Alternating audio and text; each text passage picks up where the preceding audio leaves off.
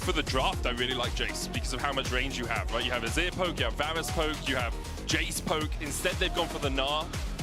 What do you think Gnar actually really gives them here as opposed to going for something like the Gragas or Jace? I think what Gnar is good at, he's an AD champion because you don't want double AP with the Azir, and he's kind of self-sufficient because when you pick a Jace, you really want to help him, but Gnar can kind of do fine. Jax will be pushing out the Gnar early because of how strong the counter-strike is in the early laning phase, so this is going to take a little bit more time for him to activate. Okay, we'll have a look at that top lane as we get on into the game. Obviously, want to pick your brain about that as much as possible, and pick my brain about good puns or something, I guess. There's Rakan there. I know you're a Rakan connoisseur. I used to be really good at Rakan, and then I left the game for a while, and now I have a negative win rate on him in, like, Master, which is... That feels bad to me these days, which is a weird thing to say. That will do it. I really like GX comp though. I think they have a really good mix of everything you kind of want in a comp. If you have like a checklist, you want to check out everything. They kind of feel all that. They have the range, they engage, the kite back. Meanwhile, Vitality, I think they're very into this long range with the Azir and the Varus, and they really want to keep GX at range. They don't want to let them get too close. It feels like when you have a composition like that that pokes so well, if you do fall behind in the early game, it can become really hard to enact your strategy because your poke doesn't actually do as much as you'd like it to do, right? Yeah. If Vitality get ahead in the early game, a couple of thousand, get towards those second items quicker, then the poke really comes online. It can be very deadly to have to play against. So we're going to get into the first game of day 2 here of Spring, though. Giant Tech's trying to bounce back from losing yesterday to Fnatic, whereas Vitality, their new look support, are taking to the Rift for the first time this split. There is a new look on the sport, and we have the Varus with the lethal tempo actually, which kind of tells me he wants to play a lot more aggressive. Because when you think about Varus with the Comet, he's playing at range, he's poking down and using his cooldowns more. But when you have lethal tempo, you really want to walk up and out-attack, because you need to leverage your attack speed to actually make damage. And we have a pause, very fast. I'm just getting you into the caster mentality, man. This is what happens. Sometimes pauses happen. It was Isma who paused, and you can see him pointing maybe at a screen, maybe at a light or something that is bothering him. And we'll have League officials investigating that as quickly as possible. Obviously, want everyone to be as comfortable as possible in their seats, ready to go.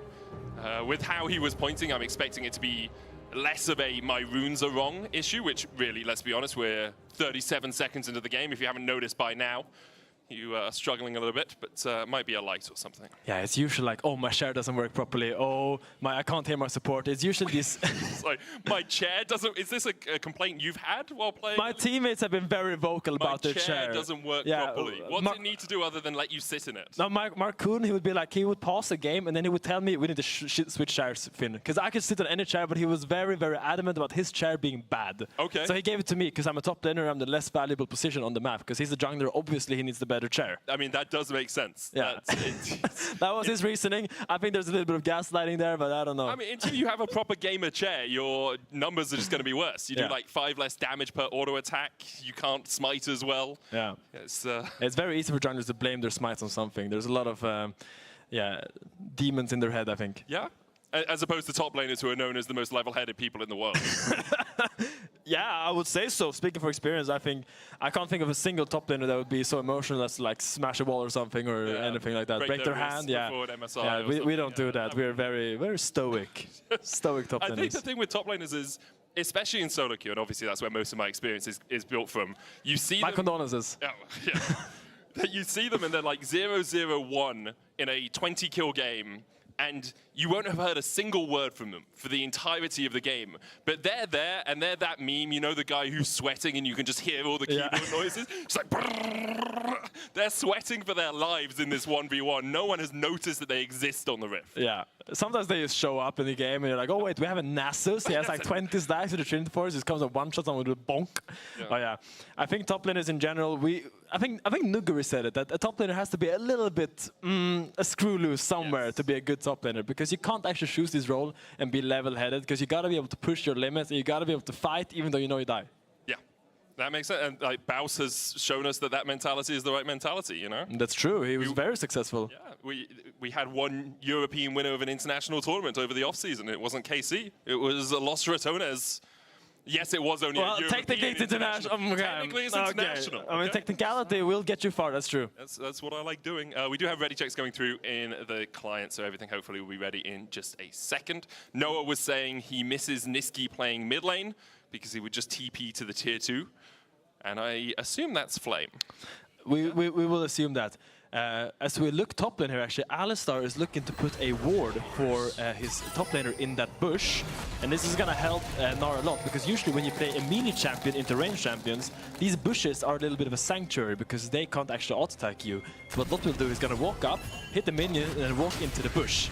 But now, that bush is already warded, and that means NACL can keep out-attacking him and keep pressuring him in the early game. So very nice by Nisqy to give that extra little bit of help to NACL, and already feeling his impact on the map. Yeah, it's when you're playing that ranged into melee matchup that you really want to have that extra ward in there. It means that NACL can use the ward in a further along bush in the lane if he wants, or even in his own pixel bush to make sure that he is defended. We did see a ward coming in from Isma to try and spot out the Razorbeaks. He'll know exactly where Linsus is starting. Lot is going to go into the second bush here, but pinged out immediately as NACL is on his way. So with that extra ward, do you think it becomes a more winning lane for the Gnar early game, or do you think it's going to be still that struggling till level 3, level 4 with the counter-strike? I mean, it might help. This is going to give him, like, in the end, maybe 2-3 more auto-attacks on the Jax, and if that's going to make a difference, it depends a lot on how they're both playing, if they're playing well. Here we see NACL actually have a double ward setup. He has the wards in both of those bushes. It makes it very easy for him to hit Lot whenever he walks up. It does for the moment, though. Our eyes are on the bot lane as Jun using that Gleaming Quill early just to get the extra sustain. Since they buffed that much more powerful for the Rakan, using the Guardian as well. Nisqy did go in with the Pulverize, but Noah and Jun just playing aggressively, forcing Kazi and Nisqy to take a little bit of a back foot. In terms of CS, relatively even between the two of them, but Noah and Jun will get that level 2 first. Yeah, and here you're going to see NACL actually look to hold this wave in front of his tower, at least the casters, because that way the Jax can't jump on him. When the wave is like this, Jax can never jump in because it's going to take a tower shot. So this is a really good wave position by NACL, and I think that comes from the early wards, being able to have a little bit more agency in the lane, which usually is Jax favored. Really good play from Vitality, put NACL in an okay position. Still struggling a little bit, as you say, because of the Jax favored side of the matchup. Lot jumps in, takes a tower shot, and that's why it's Jax favored. Immediately counter strikes when the auto attacks come in. NACL won't be able to hold this wave, doesn't have that Mega Gnar coming in, so didn't want to use his health as a resource there. Yeah, the goal usually in this matchup is to actually get to those Ninja Tabi, because then when Jax walks, jumps on... Sorry, do you mean plated steel caps? Plated steel caps, I'm so sorry. Plated steel caps. Because then when Jax walks, jumps on you, you can jump on his skull and then kind of space him with that extra movement speed and then get the trade back damage, which is really crucial. But before that, the Jax is really easy. You'll see him shine up his E and then jump, because then when he's jumping, he can instantly reactivate the E. That's what we see exactly from Lot. Good play so far from him. I would say GiantX yesterday did have a bit of a struggle of a game, and Gyoto actually, before week 1, actually came out with a quote on the GiantX socials saying it's a long split in our preparation. Before week 1 was late and not ideal. We expect to ramp up later on in the season. Obviously, we have a 7-week-long regular season here. Every team plays every other team once in a best-of-3 match, so you do have a little bit more time to ramp up than we usually would, but for GiantX, for their fans, you really want that ramp up to be as rapid as possible. Yeah, and I would think it's referring to the fact that Isma was actually playing on KC Academy in the EU Master, so he was actually busy and he couldn't actually stream with GX at the time. Doesn't mean that Isma didn't practice at all, but just not at that team level.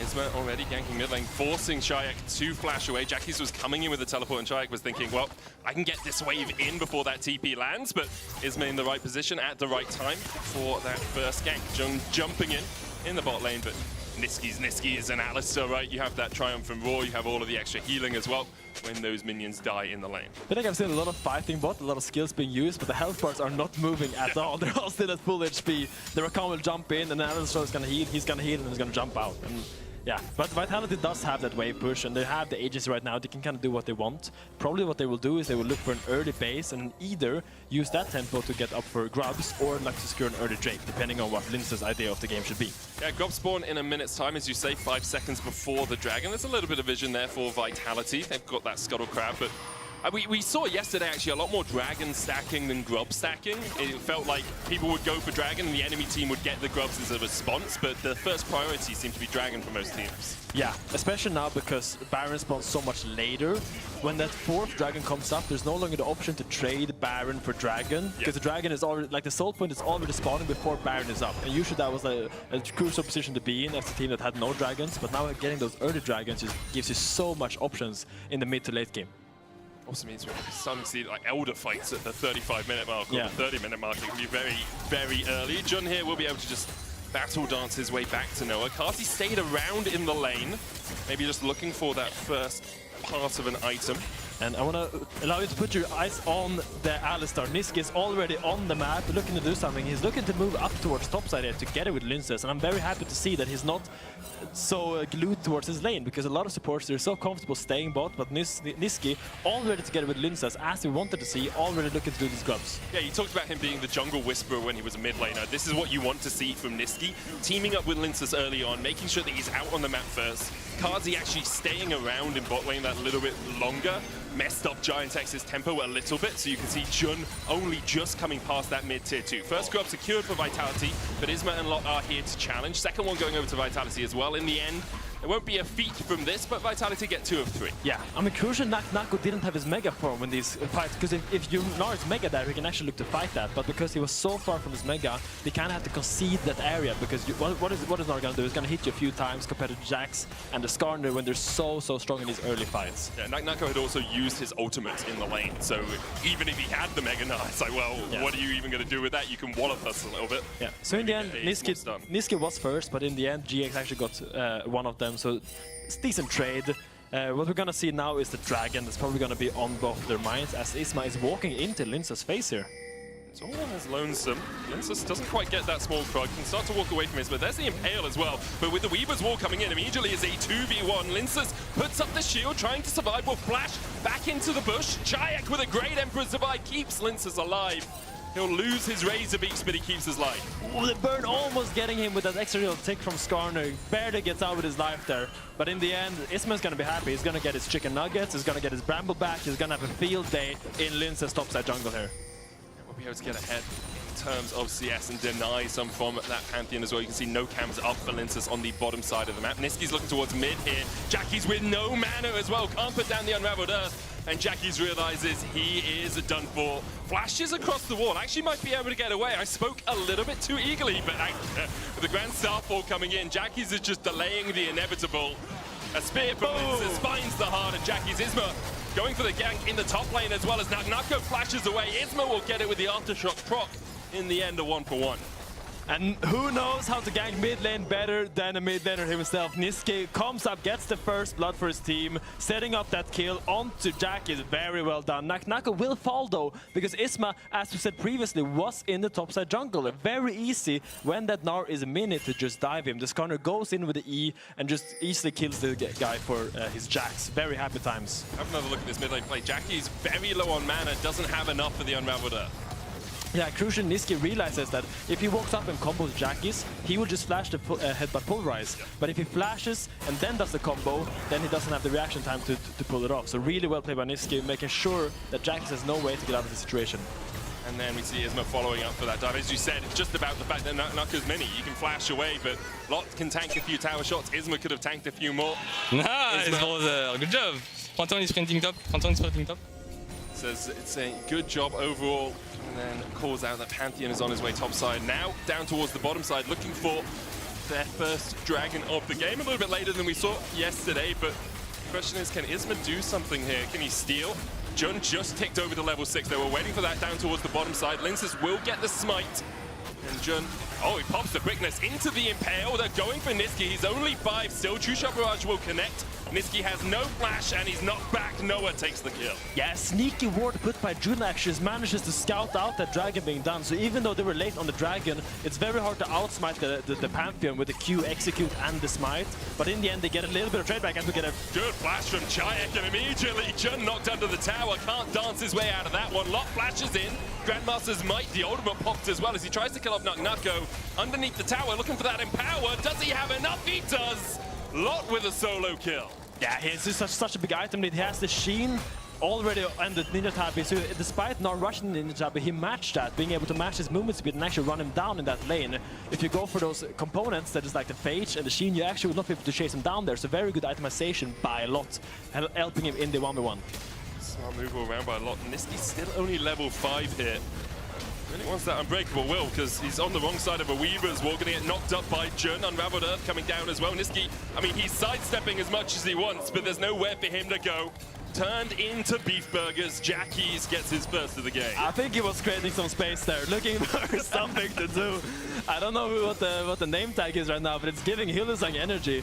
Vitality should be in their comfort zone regarding that, and here Linsas wants to get a little piece of these grubs. Looks like Isma is gonna leave him and give him a grub burger just to satisfy him. I mean, if Linsas gets both of these, that is might spawning as well for Vitality, because they got 2 of the first ones, right? So 4 grubs in total for Vitality at the cost of Niski's life. Maybe you take that. NACL's going to be able to get a plate in the top lane as well. He was looking for 2, but the Demolish not quite strong enough yet. Yeah. And crucially, GX has moved their bot lane up to the top side here to try to stop this Gnar from being able to hit his tower. And they're gonna put Shajek against Lot, trying to stop the Jax from beating up the Gnar. Flashing forward. Chain of Corruption was used as well. There's not gonna be enough damage even with the piercing arrow. Kazi can't quite get in range with a hail of arrows. Lot is a bodyguard, and you can see Kazi there just trying to get the tip of it onto Jackies, but 200 health enough for Jackies to survive. Lot can jump the wall. Yeah, and GX here, they're all looking to base because they want to secure the lane advantage, the lane assignments that they want. They want the Jax to be against the Gnar. The Jax solo kill the Gnar, and they really want to make sure that Gnar can't run away and farm against something like a Talia or the Ezreal, because then Gnar, once he gets his one item, he will actually be able to contest the Jax. But right now, the Jax really wants to leverage that item advantage. 1,000 gold lead for Giantex at the 12-minute mark. Niski still struggling to get towards that level 6, and you're seeing something that does often happen with supports when they're newer to the role, which is Niski is kind of being pulled in multiple directions and never actually being in the spot to collect experience. So he was towards the grubs, died there, then came out, went down towards the bottom side, didn't die there, but didn't really get anything there. Even now, only just in range to get that level 6 off the minions dying underneath the tower. Impale going down onto Linsas. He's going to dash forward. Niski goes onto Jun. That's not really the target that you want. Niski will get a stun. And Isma is locked up, but Isma very tanky right now. And in the end, much ado about nothing in the river, as nothing major was burnt. Yeah, Isma is kind of at that point where he can just walk in and not really be afraid of dying, so he can just start to take as much deep vision as he wants, try to take more space in Vitality's jungle, try to create some kind of deep vision setup with the wards, or just put pressure on Linsas, making sure he can't farm his camps in peace. Here, Lot looking for a trade onto NACL, but NACL, despite being down gold and despite dying earlier, is doing really well in this matchup. Yeah, he's having a really good time in terms of CS at least. And as you say, winning out on this sequence of trades. It's always a little bit difficult when you're watching as a spectator, because we were watching the bot side action. Maybe it was just one bad trade from Lot that gave NACL disadvantage. Maybe it was someone being up here for a little while. Giantex playing around the bot side with Jun and Jackies, but you can see Isma actually working his way up towards NACL. Doesn't have that Impale, is spotted on a ward. Linsas waiting around the corner, Nam into the wall. NACL should be able to walk his way away. Yeah, very ambitious by Isma to go for that. I don't really see how that ever works out. I think he was probably better off doing his camps and then setting up bot side for the Drake. But in the end, Linsas stayed around and also wasted his time, so it's a neutral kind of win for both of the teams. But in this matchup, what happens is that when the Gnar is about to go Mega, when he has like 50% towards his Mega, then it's really hard for Jax to jump onto him, because while they're fighting, he's gonna turn into Mega, knock him back, hit him with a boulder, and then smack him down. So the best time for Jax to fight with Gnar is when he just lost his Mega, or when he has very low Gnar bar, because that's when he's actually stronger. Because in the mini form, Gnar is really weak when Jax gets onto him, but in the Mega, he can kind of hold his own. That makes sense. A lot with the gap closing abilities of that leap strike as well means that he can stick on top of NACL. But right now, just collecting the wave underneath this tower, NACL with those mites to help him out. TP invested by Jackies towards the Mountain Drake. It's only the second dragon of the game, and it looks like neither team really wants to force it straight away. Niski is caught out a bit here, knocked back with the seismic shove into the knockup. It's going to pop the Unbreakable Will, and that's a big ultimate to have down, and he's still getting chased out. Does have the flash, won't burn it yet. Jun's still looking for the chase, but nice knockback onto Kazi from Jackies. In the end, it's just Niski's ultimate burn, but it really means that Vitality are unlikely to be able to play around this dragon. Yeah, crucial. Niski, if you look at the minmap here, he was walking in here while he was walking in this spot while his whole team was in here way too early, and that ends up means he gets chunked. Got caught out. Chayek caught out as well with the quickness. Will have to dash away, but that's the Emperor's Divide down as well. A little bit greedy from Vitality to step forward into that tri-bush when, I mean, Niski's on the top side, you're not contesting the Dragon anyway. Yeah, and here we see a little bit of the disconnect between Linces and Niski. Linces was doing his camp, doing his Gromp, and meanwhile Niski felt, I need to take this bush because Dragon is spawning. And they were not on the same page, and it just means Niski is getting chunked, and then they lose complete control of the area. That they do. Giant X rightfully punish them for losing that control. So far, it's about 1,000 gold lead for Giant X. 1 Drake apiece. A bit of a feat of warfare for GX as well, but no one has got those upgraded booties as of yet. Yeah, and look at now, everyone in GX is opening into the top side of Vitality, and meanwhile they are sending their Gnar bot, looking to hit this tower in peace. So here Tally is going to take over the top side, and they're going to try to make something happen here. Lot actually staying back. Shaik will get out of it, but this means now Lot has no TP, Jax has no TP, and Nars is going to hit the bot tower for free. So they really need to get something here, otherwise that was just a net negative play by GX. Makes sense. Lot putting his flash as well to try and make that play happen. Shaik was quick on the trigger to be able to get away. There's NACL hitting the tower with those mites coming in as well. Giant X investing for the Rift Herald. Vitality could challenge this. Shaik can come in from the top side, does have that Emperor's Divide. Linces jumps onto Jun, the follow-up from Niski as well, but Ismo over the wall. This is a double impale angle, can't quite land it. Unbreakable will coming out from Niski to get out of the Scorpion Stinger. And in the end, it's just those ultimates burnt. Lot is here again. Yeah, he's dropping so much bot waves here. Look, now NACL is moving up, and the Herald is so healthy. If Linces doesn't die here, that means that Vitality is actually going to be able to contest this. Right, Linces flashes away, Niski dies for it. As you say, they're still pushing towards look at that bot tower. tier 2. NACL is getting a lot out of this. He was 600 gold behind, and now basically even between those two top laners.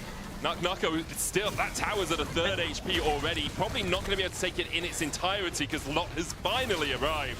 That is a massive push from the Vitality top. Yeah, I think Niski dying there is no problem at all. I think in general, as Vitality, you're really happy with this. This dance was so long by GX, and they invested so much into the top side, and they try to get so much hit, but in the end, they only get 1 kill and the Herald. And I think Lot dropped at least 3 waves for that. Yeah, and Vitality take the gold lead. As you can see, they're about 200 gold ahead. Kazi and Noah matching up in the mid lane. A bit of a flank happening from Linces and Niski. That's what we talked about. We wanted to see more, was Linces and Niski on the same page together. We've seen both sides of it kind of oscillating between good and bad so far. Definitely. We've seen it when it works, and we've seen it when it definitely doesn't work. Yeah. When Niski decides to create some space. He's created a lot of space, but I think in general, you can be quite happy because you see that he's always trying to do things. You don't see him really be passive and docile in this game. He's always... Okay, this is one thing I don't like when supports do. This is a pet peeve of mine. When supports show on mid-wave. Yeah, showing on wave, man. Yeah. It really annoys me Because every second a support is in fog of war, that breeds extra pressure onto the side laners. And every time he's showing, it's so easy for a top laner or mid laner to just walk up and get that wave. And I mean, Noah there was just like, okay, cool, I can just push up this wave easily because I see Niski running up towards his Razor Beaks. If Niski, all he has to do is take a slightly longer route through the lane to be out of vision that entire time. Sometimes you're thinking, well, the quickest way to get to where I want to go is just a straight line, but as you say, it gives off so much information to the enemy side laners, to the enemy AD carry as well in this position. Niski goes in with the combo, can't quite land it, as we see Isma working down towards this bottom side. Now NACL about to go out of Mega, so this is the good time that you talked about, Finn. We'll get the Gnar back, but Isma's here in time. Now NACL does still have the flash, will jump once. Lot's still looking for the chase, no flash for him.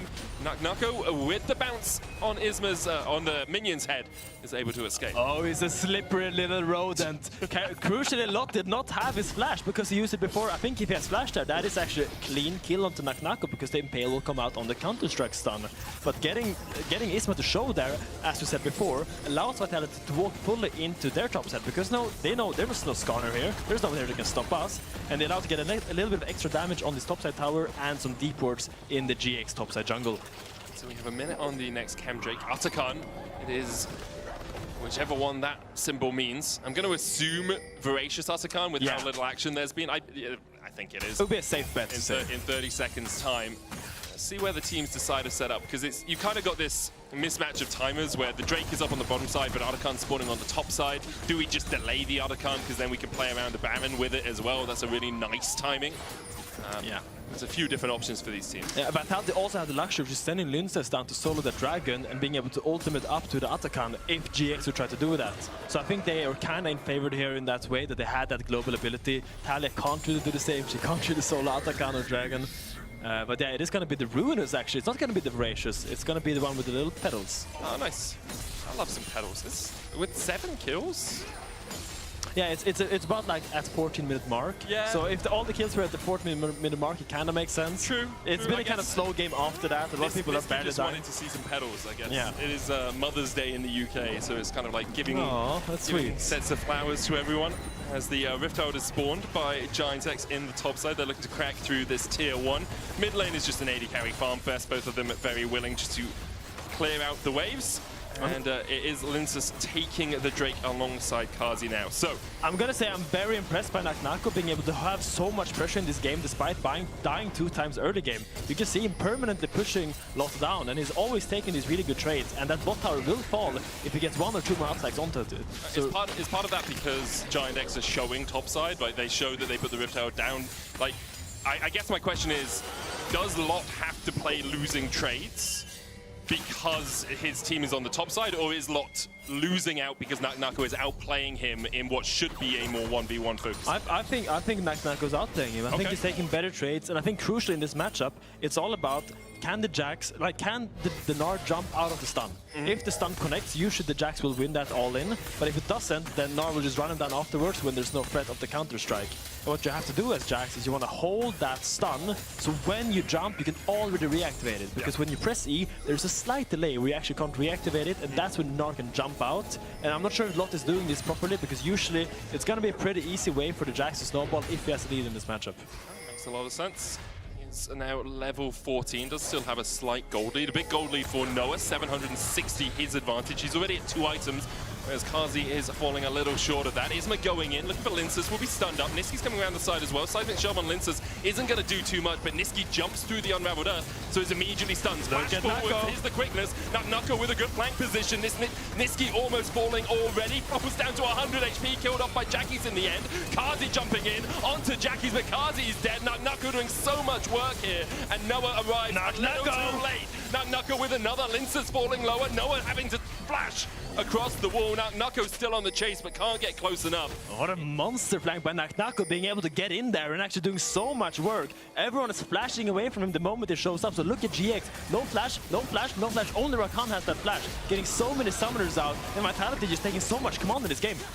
They are. They're going to be able to take the Atakan as well, as Giant X do get a mid lane tower for their troubles. The big advantage really is for Shayak. You can see 1.2k ahead of Jackies, and we'll have another look at this play. Yeah, it's not going way too deep here. When you engage with that E and you don't connect with anything, then it gets really hard to get out, because that's your only mobility ability.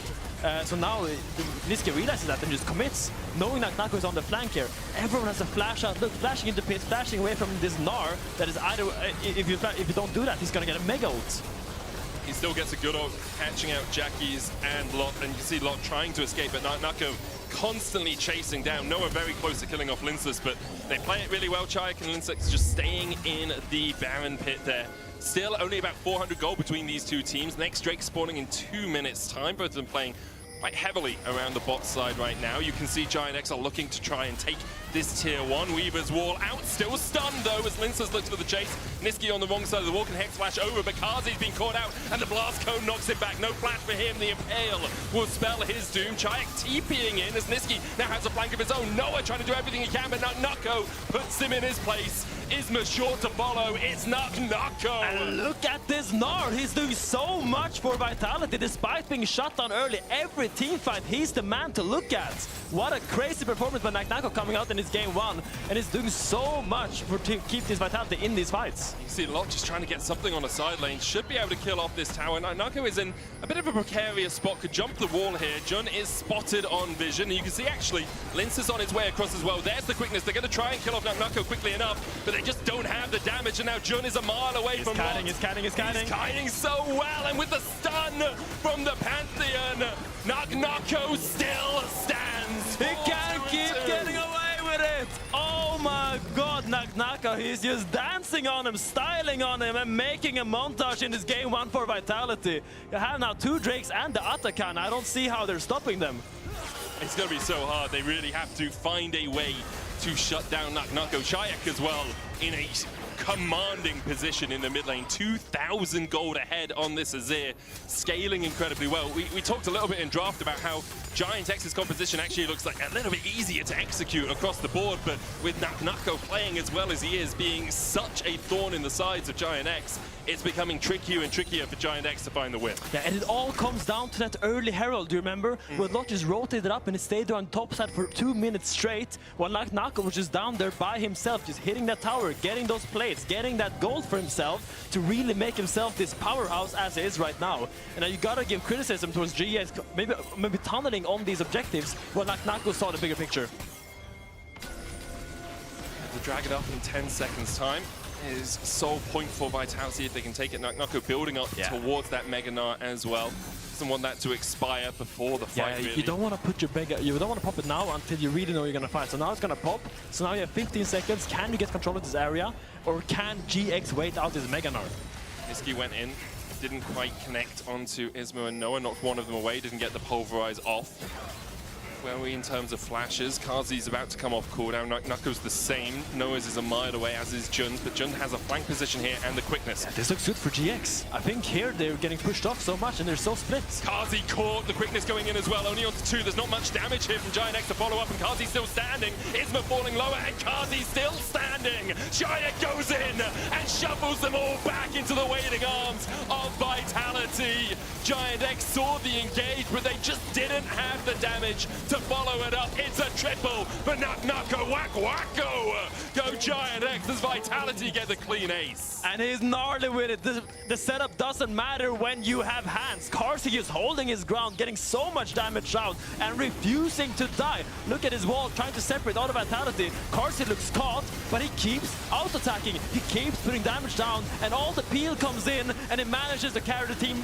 And then the shuffle comes out, and it's just beautiful by Vitality. NACL cleaning up Jack is here at the end. I thought they would give him the quarter kill, but in the end, he's just a top laner. He doesn't deserve any fame.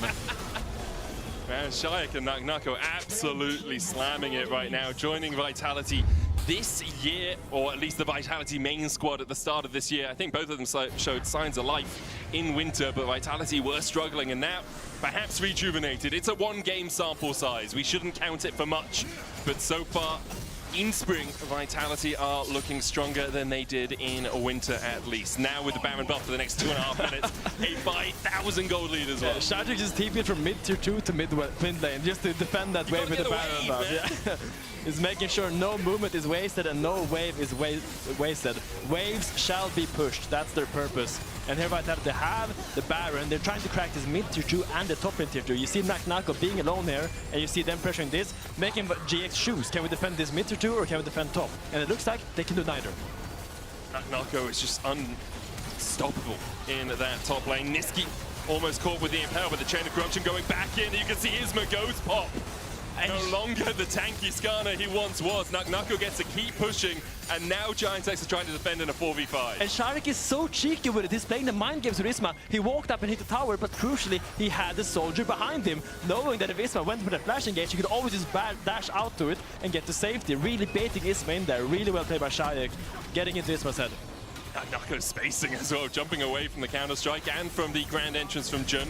Vitality playing 3 lanes as the NACL jumps in as the Mega Gnar was popped, didn't go for the ultimate, but 2 inhibitors already down from this push and a minute 30 still left on the Baron for Vitality. This game has exploded. Yeah, and Lunes has a key split push because he has that man drop. He can just play on bot lane, get that wave in while his team is pressuring the base. Look at this, all waves are crashing at the same time. Flawless execution by Vitality with this, trying to crack over this base. NACL, they're on you. Yeah, at some point Giant X have to deal with the problem that's NACL. They tried to do so, he just walks away. Vitality now have 3 waves pushing in at the same time. Quickness coming out into the grand entrance. NACL still standing through it all and beginning to win out on the 1v3. The Nexus open, Vitality off to a storming start on the back of NACL. What a great game to watch, actually. And I really enjoyed seeing Nisqy's early game, how he tried to integrate himself onto the map. You can see how it can work. You can also see how he's a little bit rough around the edges, but I really like what we saw. A lot of proactivity from Vitality and a lot of soul in that team. Yeah, we had some Nest quick and some Nest quickly running it down in that game, but as you can see, in the end, it was Vitality who were able to come out on top. Credit to Shayak as well. We talked a lot about NACL, obviously, because of how far behind he was and how he was able to get back into the game. Shayak went unkilled through that entire game. We'll hear more about him, hopefully, as Shox is standing by with Karzzy. Yes, and okay, Chayak, but I need to talk about your support as well. First game with Niski, he went 0-4 and 11. First win in the series. Of course, you still have some other games, but how did he do? I think that he was hinting me, to be fair. What? I mean, he left bot when the wave was slow pushing, and then Noah was ahead, and that, like, you know, the stats very important, so. Is it maybe because he didn't want to make the shock too big? Like, he's like, I got it into little, so he feels at home? No, to be honest, I think he did well for his first game. He wasn't so stressed, and there was just like one missed combo, I'd say, so it was pretty good. Okay, I'll let you go to your team. Of course, the rest of the series is following for Carzzy, and we'll see that in just a bit.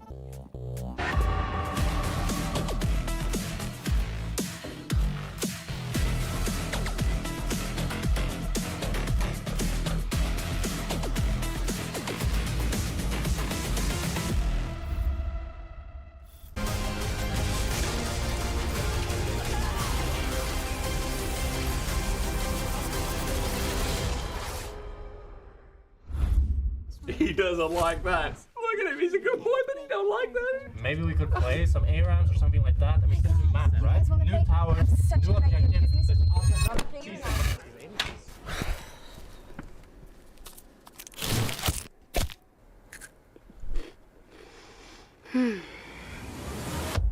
Have a break.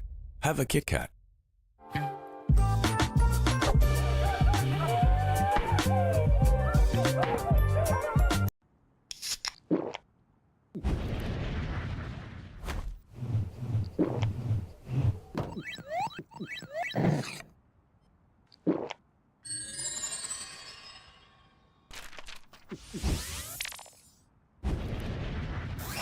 Red Bull gives you wings.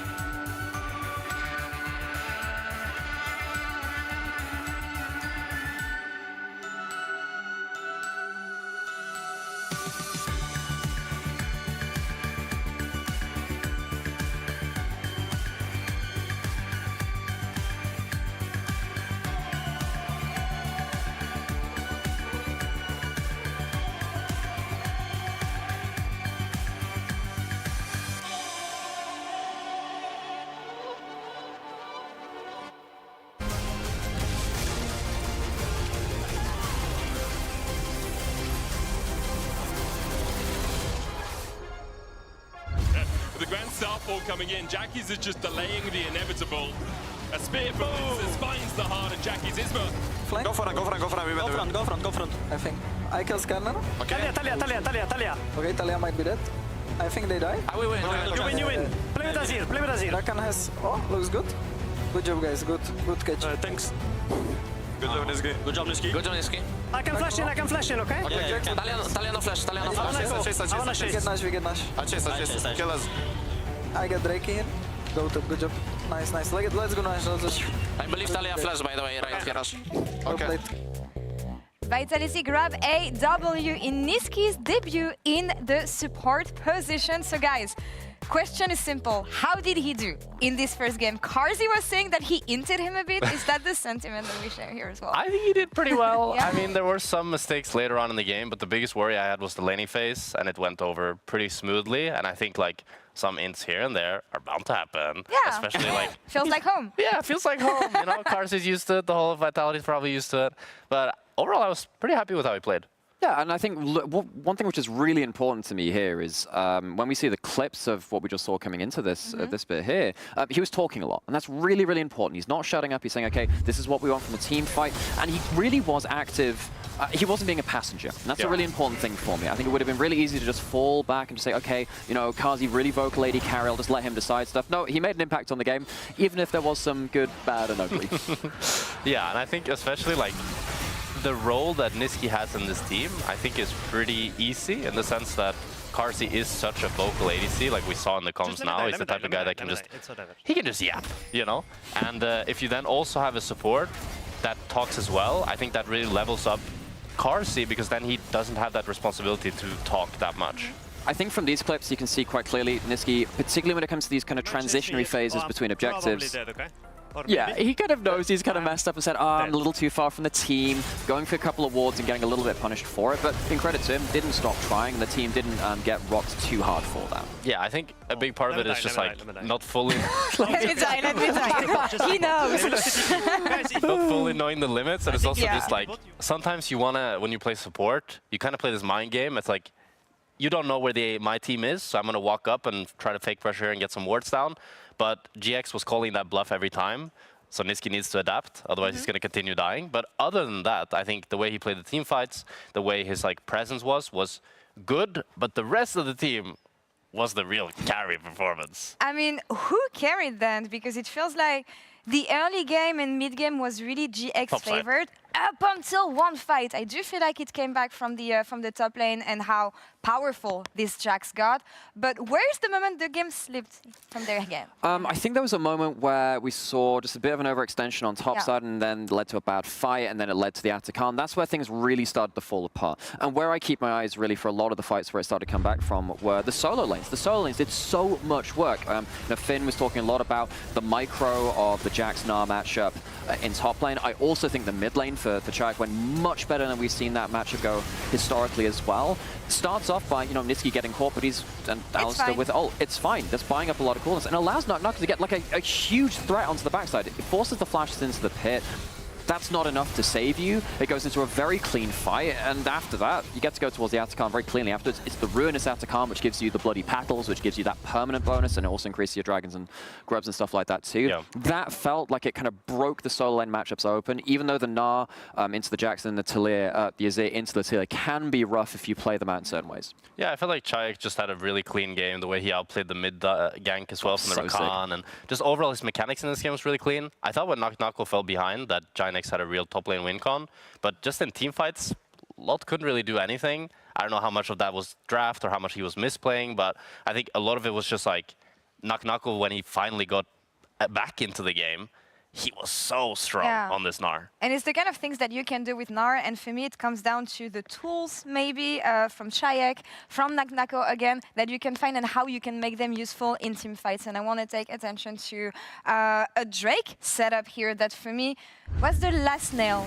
in the GX coffin, because you can see how well they can maneuver around GX players. This was really good from Vitality to realize, actually, you know, Jack is a lot. They're not making it to the fight here. And Chayek sees the split fight, gets a massive shuffle in here. After the Skarner and the Rakan have really not made their impact, it's really good kind of mid-fight decision-making to say, look, the damage isn't really going to be here on time. We can roll through this. And you know, before this game, I think Azir into Talia was 1-13 across Tier 1 play. This is an incredibly hard matchup at the pro level, at least. For Chayek to kind of get this kind of performance in a matchup, which is historically, for this year at least, been so poor, is actually very, very big. It highlights how good he did. He cannot play the champion again, though, because Fearless again, GX is going to be on the blue side here. Third consecutive loss for GX here. I don't want to turn on the alarm here, but what is going to be something they should be looking at maybe in draft on blue side to make situations better for them? I mean, for me, I think their draft was fine, but I think that teamfight showcases perfectly how much they're struggling to adapt with Isma. I feel like when they had closer, most of the time they were on the same page, but in that fight, Isma is ulting Karsi. But there's no follow-up because Jackies and Lot are in Narnia. So, like, you need to be way more on the same page because right now, League is all about getting that first initial engage, and the fight is decided based on that. I think they should keep playing like these skill matchups on mid and top, because otherwise, I don't see what they really have going for them, and just keep proactive tools on Jun and on Isma, and maybe a more carry support for Jun, maybe a Rel or something like that. That's a big thing for me, because when we looked at Giant X when they were doing well last split, a lot of it was through really good support play. Jun is a huge player for this team. Give him something he can win lane on. I don't even care if it's something like the Renata as well. He's been fantastic on that too. Give him a playmaker, give him something that can decide those team fights. That Rakan wasn't making the impact in the lane and the team fights in the way that we know he can do. Yeah, it's still the first games for this new GX team, after all. Let's see if they can find solutions finally in this best of 3. Game 2 is coming in a few minutes. Casters, take it away. Where are we taking it? Where do we want to go? We want to take it to game 3. I want to see GX bounce back and show some life, because I feel like I've seen it 3 games now from GX where they looked kind of, I'm not sure, iffy. Iffy is the word I want to use, because I feel like they're not really locked in. They're not really in their zone, and they're not really making all of these proactive decisions that I want to see from an LEC caliber team. Do you think that's lack of practice? It could be. I feel like especially they're very wonky around their objectives. They're either very late or they're really tunneled into it. I'm bringing you back to that time where the Jax rotated up for the Herald that really didn't matter at all. And I feel like they're just really... The judgment is off sometimes. Okay, I get that 100%. Obviously, Fearless draft means that things will have to change a little bit. We won't see NACL on the Gnar again. Maybe Lot can get a slightly easier matchup, or the Jax is okay into the Gnar early game. We did see him getting ahead, so maybe they can keep that rolling. Giant X yesterday against Fnatic were able to get a lead in game 2, but then struggled to close it out. Fnatic found one good team fight and won the game. They'll be wanting to rectify things for today. Giant X did decide to go on the blue side. My expectations are they will ban, I'm going to say Gwen, Neferi, and Ivan again. Oh, yeah. And if they're going to first pick an engaged jungler that is just available, Sejuani, Maokai, Vi, I mean, that is an easy bet to say, as they keep the same strategy they came into game 1 with. They banned the 2 Exodia champions on the patch and setting up for the jungle first. But crucially now, the Varus are out, so Vitality's response in the bot lane department will not be as potent. It is a bit of a weakness, though, to have to ban on blue side the 2 Exodia champions, right? Like, we have seen Gwen match up into Rumble and lose. We've seen match up into Jax and lose, so there are picks against it, but for Giant X to just be like, no, we don't play these, or we don't want to risk giving one of them over, so we'll ban 2, seems a bit odd. Yeah, so my fear is that Lot just felt a bit bad, not confident on the champion after yesterday's performance, and I think maybe, just maybe, I think GX is a team that really likes when the jungler is this kind of engaged tank jungler, as we've seen from their drafts. And when you draft around an Neferi jungle, the whole draft kind of gets focused on that, and you don't have the same freedom in your AD and mid to just pick whatever you want anymore, because you kind of have to make sure that Neferi can play her game. I think Isma's done a pretty good job, though, on carry junglers. Like, his Nocturne yesterday was solid, right? There was a couple of mistakes in it, but generally he played really well. So maybe Giant X, obviously, you play what you practice. There's no real reason to go, we're just going to do carry junglers because of one good game. Maybe they could put a little bit more faith in Isma's ability to carry. Vi is their lock, though. Wow, big surprise. Yeah, huge shock. An engaged jungler? Yeah, and I wonder what Vitality will take as the direction to respond to that, because last game all the engaged junglers were open, but they chose the Pantheon, and I wonder if that's the kind of identity they're leaning into, because here you have some options into the Vi. You could go for like a Xinshao or a Wukong if you want this kind of fighting jungle, but here in Europe it's very common to just see a Maokai as a response here.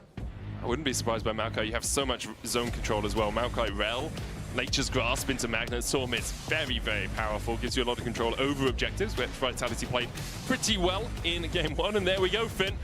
Right on both counts. Vi and Maokai, the two locks so far for these two teams alongside that Rel. Obviously, I wonder if Giant X will look towards AD carry and support here, or whether they will try and get a mid laner early for Jackies. Yeah, a lot of teams right now globally is liking to pick their top side 1, 2, 3. You just pick your top, your mid, and your jungler early to make sure you have the strongest solo laners together with the jungler, because people think the bot lane is a bit more versatile than the solo laners right now. Yep. So this is one direction GX could take it. So seeing the Aurora already, you could keep that as a flex and then pick your AD carrier, or you could just solidify your top side with a Vi, Aurora, Cassandra. Very solid, very stable lanes. Yeah, it was what we saw a lot play yesterday in game 2 against Fnatic as well. That Cassandra had a pretty good game on it overall, and as you say, Aurora very strong as she gets further into the game. Vitality looking towards this sort of roaming mid that we have seen actually rise in priority recently. The Symbiotic Souls Galio, a good example of it. Ryze does a similar thing. Talia does a similar thing, just getting around the map as much as possible. But actually it looks like they might switch things up and go Corki, likely down towards that AD carry role for Kazi alongside the Rel, and then leave their mid top for the last 2 picks. Yeah, and if you really want to, you have the option to slam that Corki mid with the AP jungle in the Maokai, so you really keep your options open here. Most likely we will see them once again give that counter pick to NACL in the R5. Or I mean, you could also just pick your top laner 4 because pick Cassandra. That also makes sense. They really have the entire freedom to do what they want here. As we see Leona ban Crucial, they have already picked their support, so they can look to put out the supports that are still in the pool.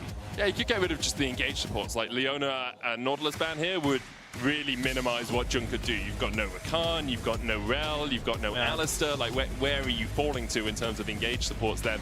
I like a Braum ban as well. Yeah, Braum ban would make sense. I think that would make sense. It's very nice to have Braum against Maokai because you can just block that first ult, put up his shield, and just be very comfortable tanking that first team. But as you said, Nautilus is also the other option that you could go for here as GX.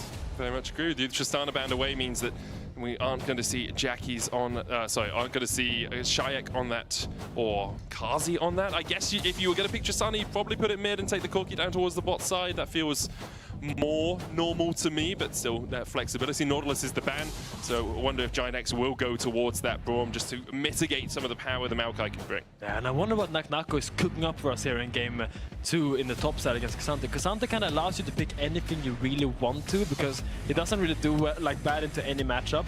And the Gnar is already taken out and the Gwen is taken out, so like the common counters are out. So this is where NACL has to delve into his mind palace and look deep. Is it Yasuo? That has to be a Yasuo AD carry, I think, and a Corki mid. I mean, you say that. Yasuo into Cassandra feels like not a great matchup for the Yasuo. I'm going to be honest. I'm not 100% sure I haven't played that matchup myself, but I mean, it's fine early game for sure, but the moment Cassandra starts getting a little bit of armor and that damage really starts coming through, like the Iceborne Gauntlet, then it becomes really hard for Yasuo to get away from him because you can chain those slows into each other and run him down wherever he is. But I mean, NACL is a big Yasuo player, so I wonder if that actually is his pick. It's possible. I'd be very excited if that does go towards the top side. As you say, more likely in Kazi's hands down towards bottom lane. The Kai'Sa locked in for Giant X. What are they going to team that up with support-wise? If you're looking at a Yasuo and a Rel, maybe you do go for something that has a bit of CC. The Nico works really well later on as well, because as people jump in, you can just pop your ultimate. It looks like it is Yasuo top into Cassandra. Galio going to be picked up most likely for Shayak in the mid lane or the Hui. But yeah, Yasuo top for NACL into Cassandra. When I first was introduced to NACL in like 2022, 2021, I remembered him as a Yasuo Yone 2-trick from solo queue. Okay. So it's very on brand for him to pick Yasuo in a matchup where it might not be optimal, but he does have a Maokai which works great with Yasuo, and it does have a Ryze that is really good at moving with Yasuo to a side lane. So his team is really setting up for him to make magic. Yeah, well, we'll see if he can, right? Because Shayak and he did make magic in game 1. They were the reasons that Vitality were able to win out that game. Now we have the Ryze again. We talked about the roaming in the mid, but that Yasuo into Cassandra is where my eyes are definitely going to be. 7 games played all time for NACL on the Yasuo. Has won 5 of those, so 5 of 7, a perfect score. Last time he played it, though, was in the LFL Summer Playoffs last year. So actually not too long ago. Yeah. Just when he was still on a Vitality B in those ERLs. Yeah, I mean, I do like the NACL pick a lot from Jun, because when you see this team come from Vitality, it's giving clear that they want to dive in. And when a team is diving in, that's when these NACL bang-a-rang mega montage ults kind of start coming through, and you get this really good angle. So my eyes are really on Jun this game.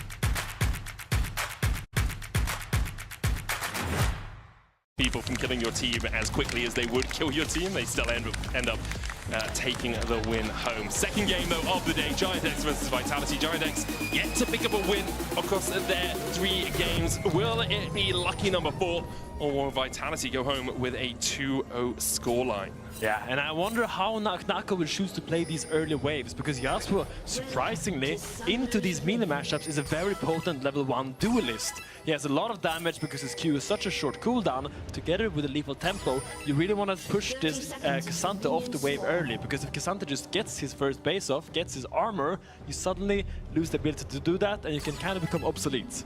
That makes sense. I think managing to keep the K'Sante down for as long as possible really is NACL's job here. As you say, as soon as he gets Iceborne Gauntlet, as soon as he gets a little bit of armor under his belt, it's going to be very hard for the Yasuo himself to deal with that. But that's why you've got people like Shayak and even Kazi with the Gatling gun getting through that armor and that magic resist later on. Linces starting on his top side, as is Isma. I don't think Linces was spotted as he hugged the wall, and he's actually going to work down towards bottom side, so it might be an early gank up towards top. Yeah, and reminding everyone that's tuning in, this is in fact Vitality Niski on support. It is still Niski on support, his second ever LEC game, and we'll see, just like we did in the last game, we'll look at how he functions together with Linces. See if they will work together, or if he's gonna be a little bit of a space crater. We'll see. Yeah, you know, it's always a little tricky on something like the Rel where you are going in. He's using the Rel tech where you start lane with the shield dismounted. Actually staying in this dismounted form for a lot of the lane can be very powerful. Also Linces, worked his way around. It's spotted on a ward. He's going to steal away these Razor Beaks. It looks like Isma is going Wolves into a red contest. Yeah, Linces being very aggressive in his early pathing, knowing that Vi, before she has level 3, is a very weak... Oh. Okay, well, he's out. Yeah. So they saw Isma coming. Didn't know the bot lane was in the bot lane. Jackie's trading effectively with Shayak in the mid lane, though. Shayak misses the overload. That's huge. Has that spell flux already, but couldn't quite get the extra damage down onto Jackie's. NACL still trading with Lot up towards the top side. Q3 from Lot here would be dangerous, which is why NACL dodges away to avoid that third and Tofo. Jun is going to land the root onto Niski, and that's half your health just gone. I will say respect the bravado on Linces to realize that, okay, I tried something, they spotted me out, I'm out of here. He's not risking the game. He just walked around, man. I mean, I think he was scared of the NACL coming and cutting off his skate. You can see the NACL in lane! I think he was terrified. Okay, also... He was caught with his pants down, okay? Technically flashing there gets you to your blue buff quicker, so the contest is going to be slower. And it also makes your flash cooldown go off earlier, so you get it back faster. Yeah, very true. He's very playing true. all the games, especially League of Legends. Trying to get his wolves here, trying to get out. The Vi actually went into his jungle and didn't really find much. I think that's a mistake on Isma's part. Isma actually looking for Linces in his jungle, finds nothing, and now he has to retreat back to his own little blue side jungle. A sad Vi. So in general, Linces now is up actually 2 camps if he can clear his whole top side jungle freely. So Linces, Isma did see Linces doing the wolves, but just decided not to challenge for the wolves. Like, he was there, he saw them happening. Yeah, it was a Voyager. Yeah, he was. Yeah, it's cinema at League of Legends. Yeah. That's absolute cinema, right? Yeah. Where people just watch things happen. Yeah, it's very European. I think part of it because Shayak had just TP'd back, or was just in the process of TPing back. So if Shayak can move first and Jackie's was still low, hadn't TP'd back into the lane, then maybe Isma would have been in for a spot of bother. As you say, overall, comes out in favor of Linces. Yeah. CS in the top lane, though, in favor of Lot, who is about 1 whole wave ahead. Yeah, and I mean, when you pick Yasuo into K'Sante, the eyes will be on you, because you need to make this pick work. This is not a normal pick. This is not really a good pick, I would say. It doesn't really make sense in the comp-wise, but he does have incredible individual mastery on Yasuo, and I want to see how far he can push that. How far, if you were playing this matchup, how far do you think you would be able to like push it? Would you be able to like dominate lane? Yeah, you're Yasuo, obviously. I don't think it's realistic to dominate lane. With all these defensive tools like Biscuits, Second Wind, Doran Shield, it's really easy for Cassandra to just walk up, eat the Yasuo Q, and just take the minion. Isma not in the better spot here. Twisted Advance, he tried to flash away and get out, but Niski and Kazi are on the chase, and Niski still has the flash. Shadowing Strike did connect over the wall, and first blood goes over to Shayak. He also gets a blue out of that, which is huge for the Rise early game. He can now EQ all over the map. Just run around doing whatever he wants. He's gonna get that Realm Warp enabled soon as well in that level 6. And he is really laughing all the way to the bank with that early kill. Yeah, really happy. He also has the tier, so that's just going to stack up even quicker towards that Seraph's Embrace. A small early lead for Vitality. Isma, once again, just a little bit punished for going into the enemy jungle, looking for those seals. Is in an okay spot, but obviously losing that flash. Not very good when he's trying to get up towards that level 6 mark and look for those big early by ultimates. Yeah, and it might look like NACL is doing great in his lane now, but he already TP'd back with just a dagger, and Lot already hasn't even TP'd back yet and has his TP still available, so he's gonna come back now. I don't think NACL actually TP'd. I think he just walked. cheated recall. Yeah, he just walked back. But in the end, Lot is very fine in this matchup, gonna get that armor that he so crucially needs, and NACL is probably gonna look for Berserker Greaves. Yeah, I think on Yasuo you really need those upgraded boots to kick things off. Like, it just increases the speed of your Q, that Steel Tempest, also gives you obviously movement speed, which is really nice on a champion like Yasuo, where you're very dependent on being able to chase people through the waves and around the map. Crucially. Also crucially, a sneaky Dragon Steal by Isma. He queued over the wall. I think Vitality had that information because they had that plan, but they kind of disrespected the fact that Vi can just go over that wall easily and just solo it. So a small win for GX here. It's a small win. Isma about half a level behind Linsus in terms of jungle clear. The Grubs are up, and with the push from NACL, it should be an easy enough take for Vitality. Niski is here, ready to fight. I don't think there's going to be a fight, I'm going to be honest. I think Vitality just get all 3 of these. With Lot underneath tower, with NACL here already, I think it is an easy enough secure for Vitality. Yeah, look at Isma. He's just got level 5. He's so behind in XP. He's so far away from his level 6. And maybe they fight afterwards, though. Maybe they want to look here, but I think this is Niski's going to be behind them. His Niski's taking the taxi. On top of Isma immediately, and Isma falls. Jackie's trying to go between worlds to escape. A lot. Almost catches onto Niski, but the flash away from Niski is just in time. So there was a fight. It wasn't what I expected out of it, I'll be honest. Lot's trying to step forward, gets back towards his lane. Yeah, ambitious attempt by GX there. I think here Isma just had to be fine with just farming up, getting your level 6. When you get that ult on the Vi, then you can actually start to be proactive. Before that, so hard to make anything happen. Jun's on his way, can't quite land the route onto Shayak there, who uses the phase rush to get away. Rise very adept at proccing that phase rush very quickly, does have the TP as well, so it doesn't really mind that this wave is being pushed in because he can just teleport back. Jackie's is still on a little bit of a cooldown. And meanwhile in the bot lane, hey guys, AD carries are farming. Isn't that exciting? Well, you could argue that it's exciting. Noah has about a 16 CS lead. He dodged the Q. This is the epitome of AD carry action. Yeah. AD carries always remind me of like wingers in football. The hair is more attractive than the plays sometimes. Yeah, I get that for sure. They have a little bit of this diva personality as well. Very diva. They think they're more important than they actually are. But the problem is they are quite important a lot of the time. Sadly, yeah. Yeah. It's a tragedy of our modern day. But here we have NACL holding the wave here in front of his tower, trying to make it really difficult for Lot to push it out. The best thing about Yasuo ult into these tanks is that it actually gives a lot of armor penetration into your kit after your ult. So before you ult, you're not going to do a lot of damage, but after that, even though he's a tank, he might still actually fall to your damage. Yeah, for 15 seconds after you use that last breath, every critical strike you have ignores 60% of the target's bonus armor. So very, very high armor penetration, especially on someone that is stacking a lot of armor like Cassante. That can do a lot. Isma, once again, looking for a little bit of an invade. Linsus is in the area. Should just be able to secure his grab. There's a blue to fight over. Niski had just recalled, but is on his way back out. Importantly, Jun about 1 minion away from hitting level 6, so that Pop Blossom going to be pretty powerful. Niski, once again, just a little bit behind in terms of XP. Yeah, he's got to be fast though. This Realm Warp is soon available for Rise to come in there and make magic. So I think here Linsus, when it comes down to the smite, I think the Maokai Q is just stronger, but it does get pushed out. And looks like Isma goes over the wall here. Pop Blossom will land onto 2. Noah diving forward as well. Immediately cease and desist on Kazi. There's 1 as Linsus falls. Shayak wasn't able to get in the fight at all because Jackie's kept him at bay. Giant X did a great job there. taking the blue, taking the kill. Jayak still looking for that damage, but can't get close enough to do too much more. Finally, GX finally get something going their way. Good invade and a good trigger finger by Isma to go in and take that fight together with Jun with the Pop Blossom doing so much damage and nuking down that Maokai before he is able to walk away with his face rush. I don't think Magnet Storm totally changes the outlook of that fight. It's NACL. Oh, just dashing back and forth, it should be fine. I don't think Magnet Storm totally changed the outlook of that fight, but it would change a little bit of it at least, right? If the Pop Blossom goes off and Nisqy jumps in with the dismount Magnet form, you actually have quite a lot of AoE happening there. So Nisqy being a little bit behind the times in terms of XP did cost Vitality, but not the end of the world for them. It's just one kill. They're still about 1,000 gold ahead.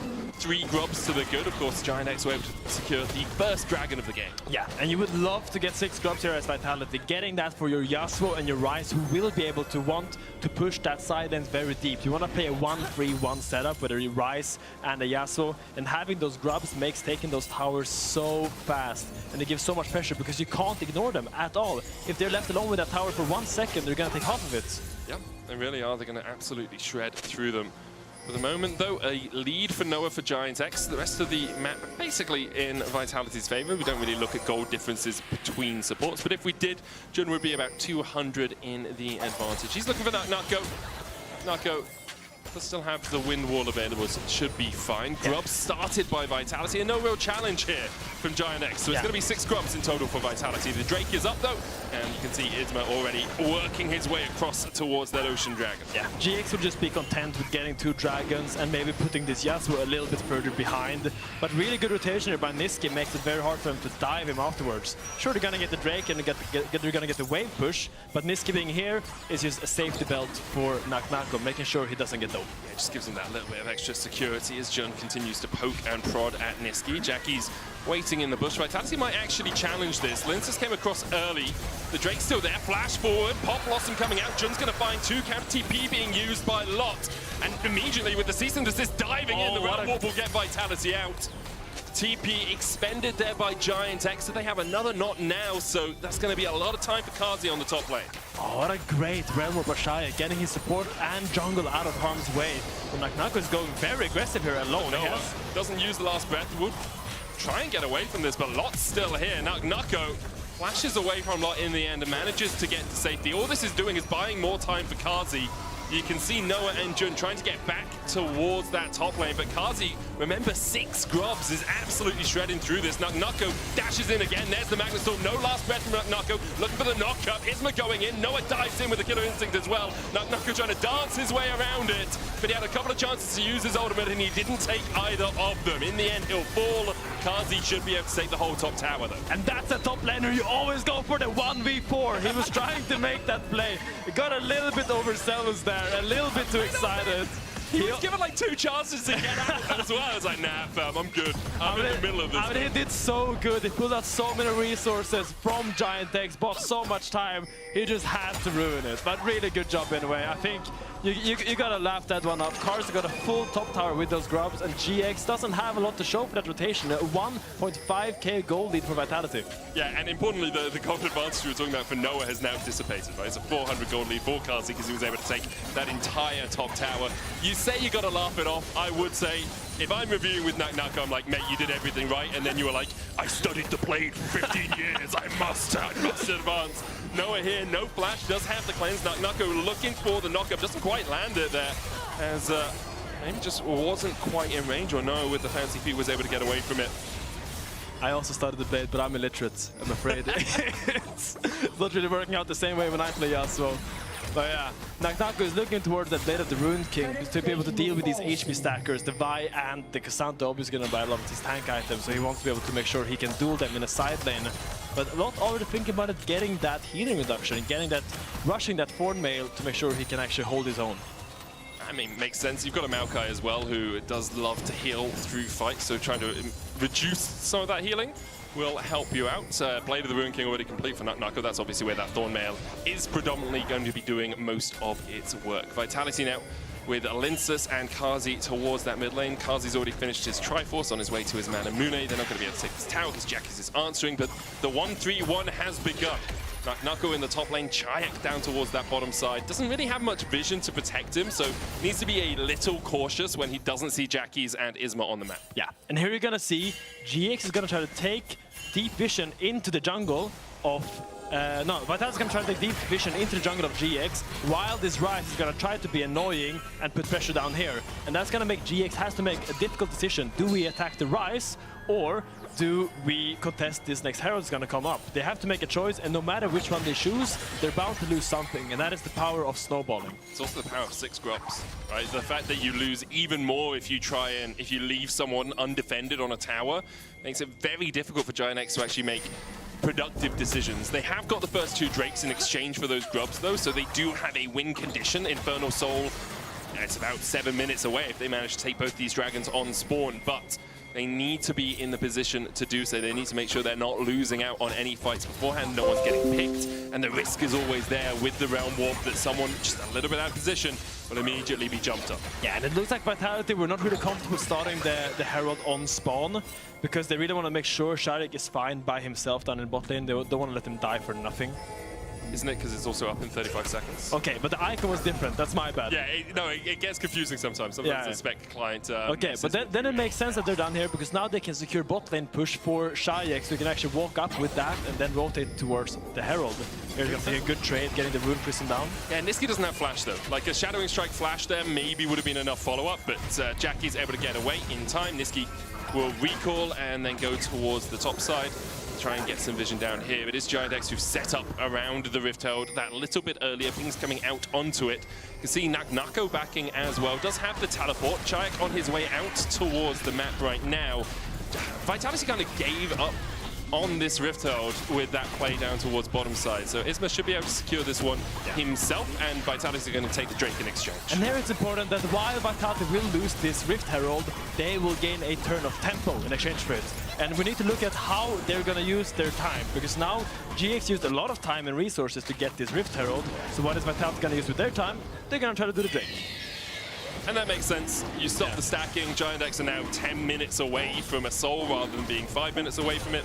In exchange for a Rift Herald, that's likely going to be a tower that goes down. We'll see where GIANTX decide to use that. Nisqy hovering Shayak, and actually GIANTX using the fact that they know Vitality are using their tempo to take that bot side dragon to just invest in the top side, bring 3 people up here. Should be able to take a tier 1. It looks like Lot is defending against NACL down on the bot lane tier 1, and Noah doing a good enough job of keeping Kazi at bay. Yeah, GX doing good macro decisions and getting back into the game, getting back into control, and now they've kind of equalized the position that Vitality had early. The 1.5k goalie that Vitality once had is now null and void, and they're kind of... Noah. Oh, flash forward. Cease and desist going in as well. There's the Magnustorm. Kazi was tanking the tower, but not for long enough. Isma is going to fall to the Ignite. He'll die to it in the end, but an incredible Pop Blossom catches too. Chayax TP'd in. Lince's flashing forward. What are you doing, man? That was a tree with a death wish. His bark, much worse than his bite. And this is what you get with Vitality. Sometimes you get the really good games, and sometimes you get this chaotic madness. It's a debatable decision by Vitality to go for that. I think it looked good for 1 second there where Karsi might actually survive, but the second where Isma doesn't die to that burn, it just becomes a disaster for Vitality, and all the players just lose their mind. Even, it's debatable if Lince should have flashed in there, that's for sure. I don't think it's debatable. I think objectively you can say this was a bad choice from Lince's. Great from Jun though. Flash forward, you have the Between Worlds coming in from Jackie's as well. That Venn diagram of pain, amazing. Lince's then is like, maybe we can kill Noah, but Jackie's does a good job of stepping in front of the overload to make sure that's not going to connect, and it was just greedy from Vitality. It felt like after they got the pressure on the mid lane tower, they were just overstepping a bit too much. And that's what we were touching on before. When you draft a NACL against these dive comps, if they dive, they have to dive through your Pop Blossom, and that's when you get these bangarang mega ults. Yeah. And that is a great ult from Jun, and really happy to see him step up and get these performances that we expect from him. Not only that one, but also one in the Vitality blue side jungle. Really good game for him so far. Really excited to see. Yeah, 0-0-5 at the moment on the Nico. Has been involved in every kill of the game for his team alongside Isma and Noah. GIANTX now with a 1.6k gold lead for themselves, and that Rift Herald coming to fruition as they will use it in the mid lane. This should be the tower. Oh, look at Niski's Niski. looking for a flank position as he works his way in. Does have the Magnet Storm and has the flash. Where you going, Niski? Finds two. It's only Ismu and Lot though. Pop Blossom going down only onto Niski. The chase comes in with the Nature's Grasp on the Windwall, keeping Niski alive. On the front line, it's Lot. Last breath is his, but Nako falls as well.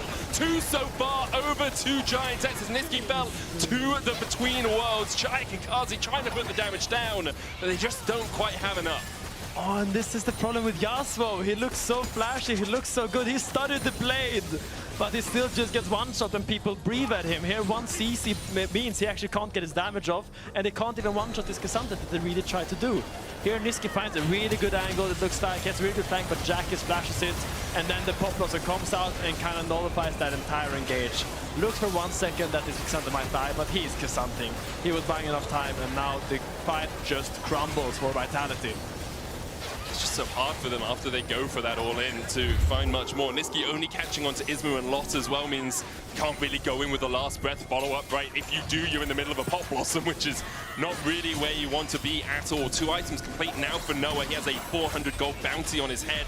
Jackie's in a similar position, almost at 2 items himself. Giant X starting to take control of the map. At 2,000, their gold lead.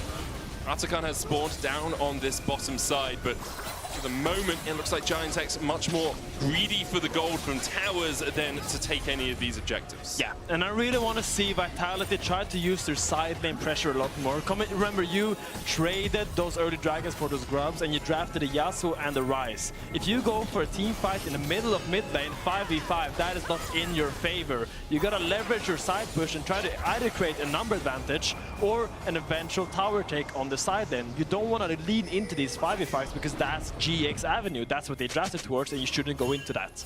It's harder to do when you are behind in the game, though. When you know the person in your lane has an extra item on you, extra half an item on you, it becomes a lot more tricky to go for that 1-3-1, especially Giant X can dive towers a lot more easily. They have effective damage and they're tanky enough that they can survive through the barrage of those turrets for a little while at least. For the moment, though, Vitality able to hold on. You can see they've actually brought Chayek down from the top lane with that wave pushing out. Niski looking for the engage. Magnet Storm, Pop Blossom, Dream-Man, knock up Chayek with the Realm Warp, gets away from Lot. Noah's already on a rampage as Jun is able to escape towards the backside. Kazi falling low as well as Noah gets another kill. Dashes away with the supercharge. Now Vitality, to remember, strong. Have to fight against the powers of Giant X. Chayek going in.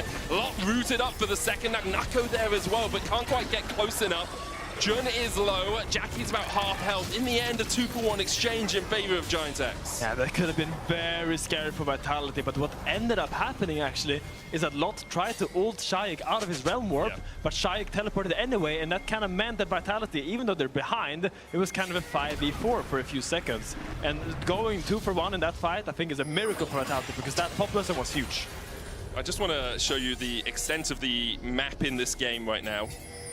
It goes from about, oh, I can't draw apparently. It goes from about here to about here. That's all the map that we really care about. Neither team gives a damn about top lane or mid lane. Mid lane you kind of go because you want to push out one wave, but that's about it. Everyone just cares. Yeah, there's like a battle royale circle there. Everything is fire around it. Especially with Drake up as well. It's Atakan and Drake. Now Nako's going to back. We'll TP back in. So he'll be back to join this party. Linsus in here. But Jun can use the clone from the shapeshifter to check things out. Isma no flash. In fact, only Noah and Jun have flashes on the side of Giant X. There's no Pop Blossom either for a couple of seconds time. It's about to come off cooldown though. Yeah, and look, all of Vitality has to funnel through this tiny little area if they want to get access into this. And that makes it really easy for GX to hold that spot because they can't go through there against a Nico and an Aurora. So they kind of have to concede this area. If we want to see Vitality contest these points, they need to go from multiple angles and preferably fight in more open areas, which is not that easy to control for just one big AoE ultimate. Yeah, there is also the option of not contesting the Atakan and the Inferno Drake. No, there was a Ring of Fire. They had to go. They had to go. I forgot it was a Ring. My mistake, guys. Right, and now we see Nako going up towards top lane. You can see Kazi in mid. Atakan available to Giant X if they want to take it, but they've already got the Drake. That puts them on Soul Point. Well played by them. Vitality struggling in this game after a couple of poor fights overall. A 2,000 gold lead for Giant X feels like a lot more. I'll be honest, Vitality really haven't been coming out on top of either of the previous plays. A lot of that comes down to, I think, this Nico pick. Like, the Nico has been so powerful alongside the Aurora at stopping Vitality doing what they want to do. Yeah. also comes down to the Yasuo pick, not really being able to do much in the team fight. But the Shayak flashing forward, Nitsky going in as well. Shayak and Nitsky on the same page. They get the shutdown. Beautifully played from the Vitality mid laner, who is yet to die this series, I will add. Went 1-0-10, I think, in the first game. Now 3-0-2 on this rise. TP coming in from NACL. Look at the flank position from Isma, though. He's going to get behind them. He's going to be spotted on a ward as he goes forward. NACL able to dodge away from the root there. 12,000 on the Atakan. Wow. And what is better than one mid laner? Two mid laners! Vitality does start off this Atakan though, and then it is a sketchy position to be in because that Atakan is shredding all your stats. And it's really hard. But the steal last breath on Isma, able to get there for the smite though, but it's secured by Linces. And Isma dies afterwards. Shayak has the false life to keep him alive. Jun dived on as well by NACL, who's looking for more. Wind wall up. Last breath for Noah. A beautiful fight for Vitality. Absolutely out of nowhere. Screw your side lanes, screw your drafts, we have hands! And a great smite by Linces and great dancing by Shayak. They do so much right, and what a great fight by them. NACL just gonna win this? He's got the false life, he dodges away through the Krugs, will heal up from them again. He's going for more. He's like, mate, you can have 200 gold if you can pry it out of my cold dead hands. We'll take the tower instead. Jackie's forced away now. Baron started for Vitality. Jackie's doesn't have the TP. Oh, this game has just absolutely flipped on its head. And GX, how do you fumble this? You had the teamfight comp, you had the goal lead, you had the dragons. It was all in your hands, and it's slipping away from your fingers. Man, this is a historic fumble from Giant X. I thought yesterday was the worst fumble they could have had, but today seems to be the same. Great catch again from Shayak. We talked about it. Flash, Spell Flux, Rune Prison, into Hylissang following Flash. Sorry, Hylissang Nitsky. Well, it was spending great there. He gets spotted out there, yeah. But I want you to look at Lot. He tries to ult out Linces so he doesn't get the smite on the Atakan. But Linces says, no, I'm gonna get back into it and I'm gonna smite fight you and I'm gonna get it because I am him. He gets in, flashes, smites it with the Bramble Smash and gets the Atakan. And here everything collapses for Giant X. Suddenly, even if you win the fight now, it doesn't matter. And they just scramble. And look at Shayak, he's dancing, he's tap dancing. And he gets out. Mid of the kill animation doesn't go up. And what an amazing fight for Vitality. He says, holy moly. I agree. I like it. He agrees. He agrees. Literally my reaction. And now Vitality just shoving forward. Remember, 6 grubs picked up earlier in the game. They will take the mid lane inhibitor tower. They're looking for more. Nature's Grass coming out. Lot's going to be rooted up by it. The twisted advance as well from Linces into the last breath for Lot.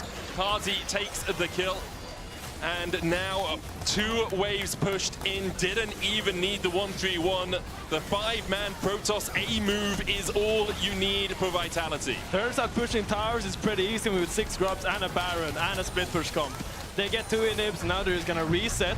They're gonna walk back out on the bot side of the map, get this dragon, get this bot push, and win the game. You know we have a circle that you can just put on the map. No, I like drawing my circles manually. It's like we also, for future reference, we have arrows that show direction. Wow. So if you want to be like, they're going to walk out here. Oh no, it reset. No, okay, you're right, yeah. I'm wrong. I'm we also have this if you want to like... If you wanna use your okay, no, let's not talk about that. We have still a fight coming up. It's sole point for Giant X, but Vitality is first in the river, which makes it really hard to face check. I think we need to see a really big pop blossom from Jun. I think that's their only hope right now. Hex Flash, Magnet Storm. It's a possibility. Drake up in 9 seconds time. He'll step forward, get a little revision in the bush there, as Vitality will have to try and battle for this mid lane wave. As you say, a big Pop Blossom could spell the end for Vitality, but Giant X are backed away. The Drake will be secured. They want to make sure these waves can't all crash at the same time. You can see the pings coming out onto them, so Jackie's is going to go deal with top. Noah's catching mid. Bot wave still a while away for Vitality. But you can't just walk through a Rel. You can't just walk through a Maokai with a Yasuo last breath to follow up. It's just so hard for GX right now. They are struggling. They're grasping for anything that can claw themselves back into this game because they need a quick pick. They need Vi or Jun to find someone because right now it's just slipping away way too fast. With NACL pushing in mid, there's going to be 2 prongs of pressure here for Vitality. They have lost that Baron buff. It's expired. Pop Blossom in. That's 3. Shayak has the stopwatch though, and the Nature's Grass coming out. Shayak should be able to survive for a long time here. Who's locked in here with whom? Shayak begins to open up, and NACL's looking for the flank position as well. Realm War forward. We're going in, baby! Immediately engaged. There's 2. Make it 3. Make it 4. put on his dancing shoes and bounce around, as in the end, he's put 6 feet in the ground. And the rookies of Vitality are insane! Shayak just holds his ground and just machine guns away. 400 CS, don't be Rise hack. He does not waver, he does not crumble, and he holds his ground towards the onslaught that is GX. Vitality in dominant fashion, 2-0. They breathe life into their spring split with an impressive start to the season. The question is, will it continue for Giants X 0-4 in 4 games? Disappointment. This game, the game 2 against Fnatic, victory was there, it was in their hands, but they just couldn't get over that final hurdle. Yeah, I mean, it's heartbreaking to see. I think GX had a really good moments these games, but I think in the end it really came down to that Atakan fight where they kind of crumbled, they kind of misexecuted despite having the better team fight comp. And you can vote for one of your players, your key player of the series. Vote NACL, Linsus, or Shayak. Like, between the 2 rookies, man, NACL and Shayak, Linsus had a good series, right? Yeah. No qualms about it, but NACL or Shayak, both of them absolutely excel. Yeah, but it's crazy that the 2... I think probably Shayak. I mean, Shayak played the Yasuo. Yeah. I mean, Shayak was great both games. I think he had a stellar performance. NACL had a crazy NAR, but in the end, anyone I'm happy with. I think it's crazy when the 2 quietest players on your teams is Niski and Karsi, the big stars, are not the ones that is popping up. It is the rookies that carry you into these successes, and really impressive once again from Vitality. I very much agree. For Giant X, they need to go back to the drawing board a little bit, or maybe even have a drawing board for a little bit of time, because they've only, like they said, they've only had a couple of weeks of practice, right? Haven't had as much time as they would like. But if you're Vitality, you're looking at this, you're like, hey guys, we got 5th regular season last time. If we can match that, maybe even crack into the top 4, like MKOI are looking beatable. Is that where you think the challenge is? MKOI, BDS, and Vitality kind of for that 4th spot? Yeah, I mean, let's see how long this honeymoon phase kind of lasts, because whenever you get a new player on your team, everything is great, everything is new. So let's see how Niski can develop as a support in this league. How was the wedding, Niski? You're in the honeymoon phase. We're going to hand it over to Shox, who's standing by with him. I will find out in this Marriott Bonvoy post-game check-in with Niski 2-0 in his first foray as a support. Incredible! So, is it honeymoon phase or what is it? Yeah, I don't know. I feel like whatever I do, we just win anyway. So, I mean, first day a bit rough, I would say for me, but when we won anyway, so I'm happy. In the end, that's all that matters. Yes, I mean, maybe it was a bit rough for you, but it wasn't for your team. And I want you to say something about the players you're playing with in terms of the ones that don't have that much experience. Oh my God, your mid laner, your top laner, the whole team. What do you want to say about them? I mean, I actually think my solo laners are really good. I mean, Nak usually looks better than this in scrims, but but yeah, I mean, he plays a lot of champions. I feel like my support champions also like work well with his champion pool on the top lane. But I feel like the biggest I would say strong point of the team is that everyone has ideas and we all look at like the same pixel. We all know what's going on. Like we don't, I don't know, there's no like silent person or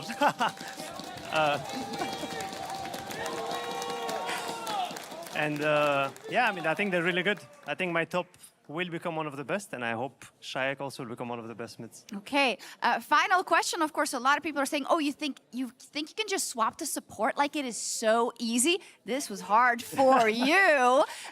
So can you say something towards that as to your first competitive experience as support?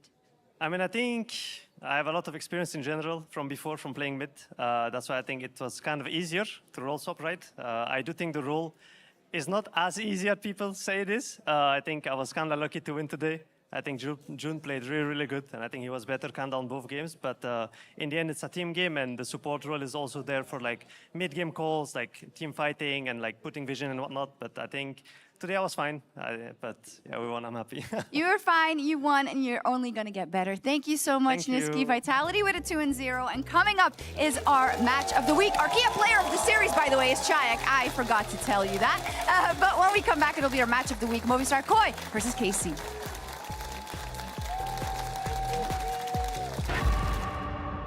Give me chaos. Never gonna settle for those boring plays, no way. Give me chaos. Never gonna feed, but we will create some space. Give me chaos. Greedy for the glory, so we're only chasing dreams. Making titles, trophies, highlights, international memes. Give me chaos.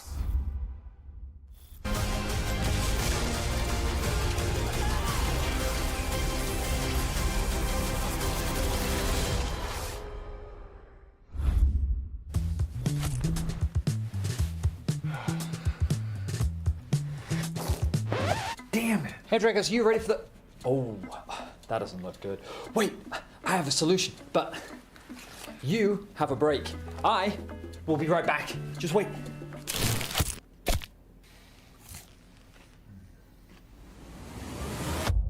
Have a break. Have a Kit Kat. See? I told you we'd figure it out. I don't think this counts. Come on, let's go.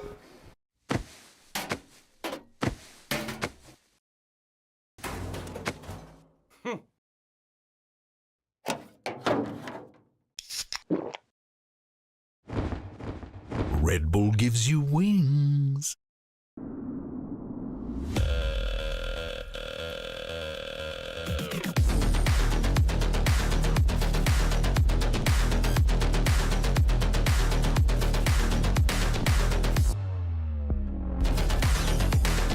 Wait, is he switching lanes?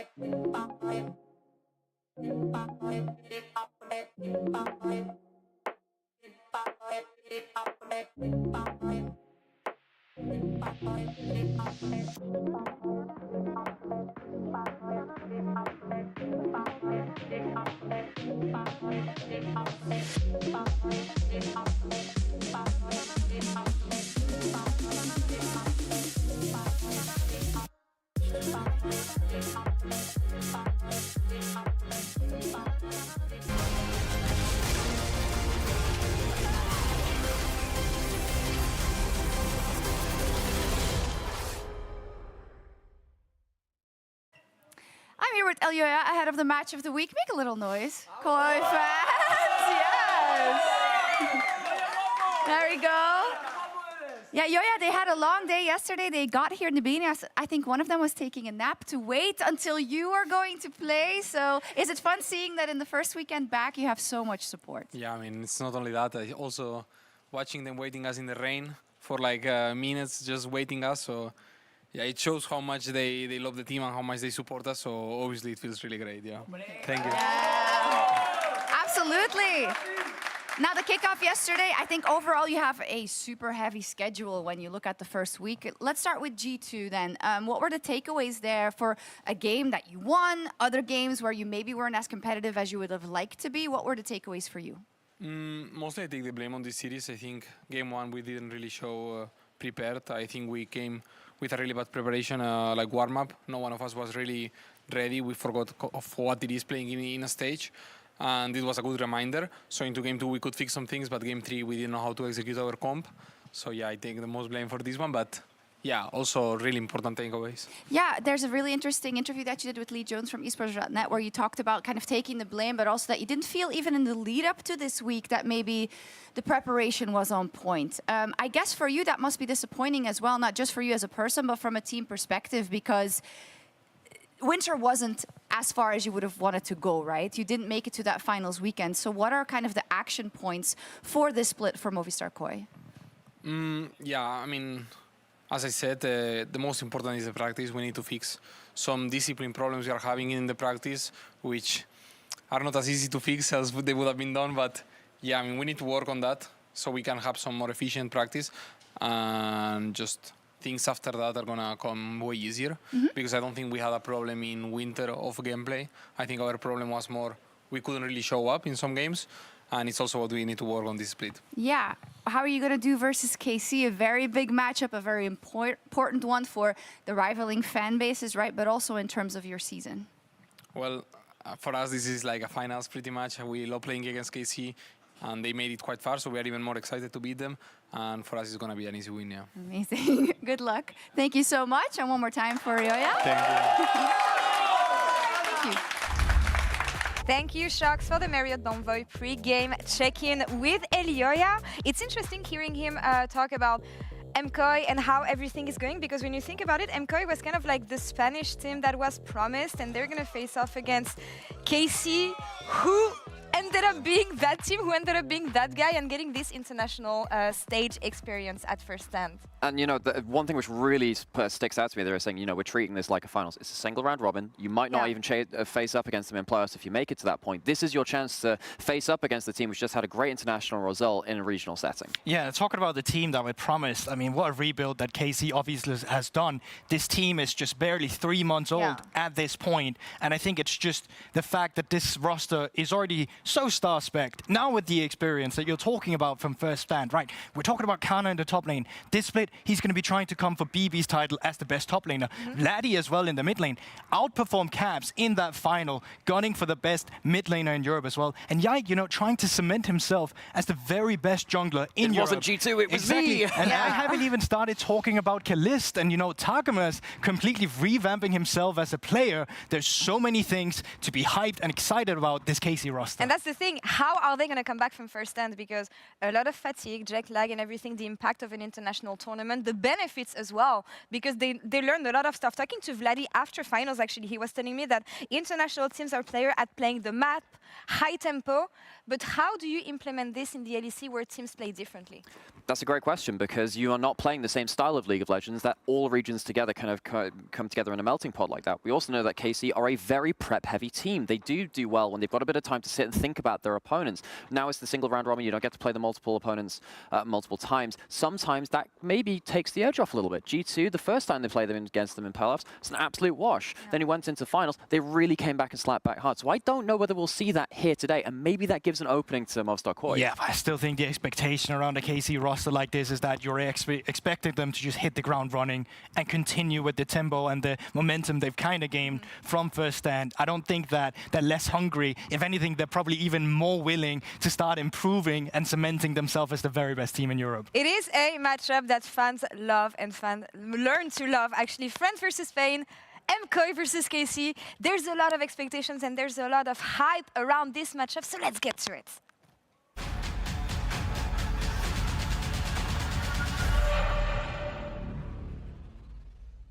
Bueno, creo que llega una nueva rivalidad a la competición, en la cual se ve respaldada por dos grandes aficiones que están dándolo todo siempre con los equipos, tanto por redes sociales como en los streamings, incluso viajando para apoyarlos. Lideradas en este caso por dos grandes figuras de la creación de contenido como son Ibai y Kameto, y referentes también en el mundo de los esports. Si a esto le sumamos también el boom que está teniendo todo el tema del co-streaming, pues yo creo que estos serían los puntos más importantes en este caso.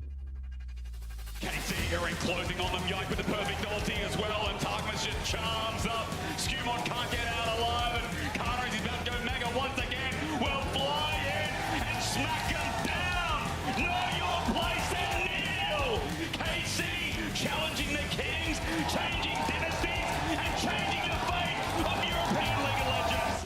¿Qué jugadores creo que van a ser clave para esta serie? Pero voy a elegir 3 nombres, en este caso de cada equipo. Por el lado de Movistar Koi me quedo con Joya, con Mirwin y con Supa. Y de la mano de Carmine Corp me quedaré con Kana, con Vladi y con Caliste en este caso. Bueno, sinceramente creo que Carmine Corp son los favoritos. Han tenido un gran desempeño en el Six Stance, en el último torneo internacional. Son los recientes campeones también de la LEC, del último split.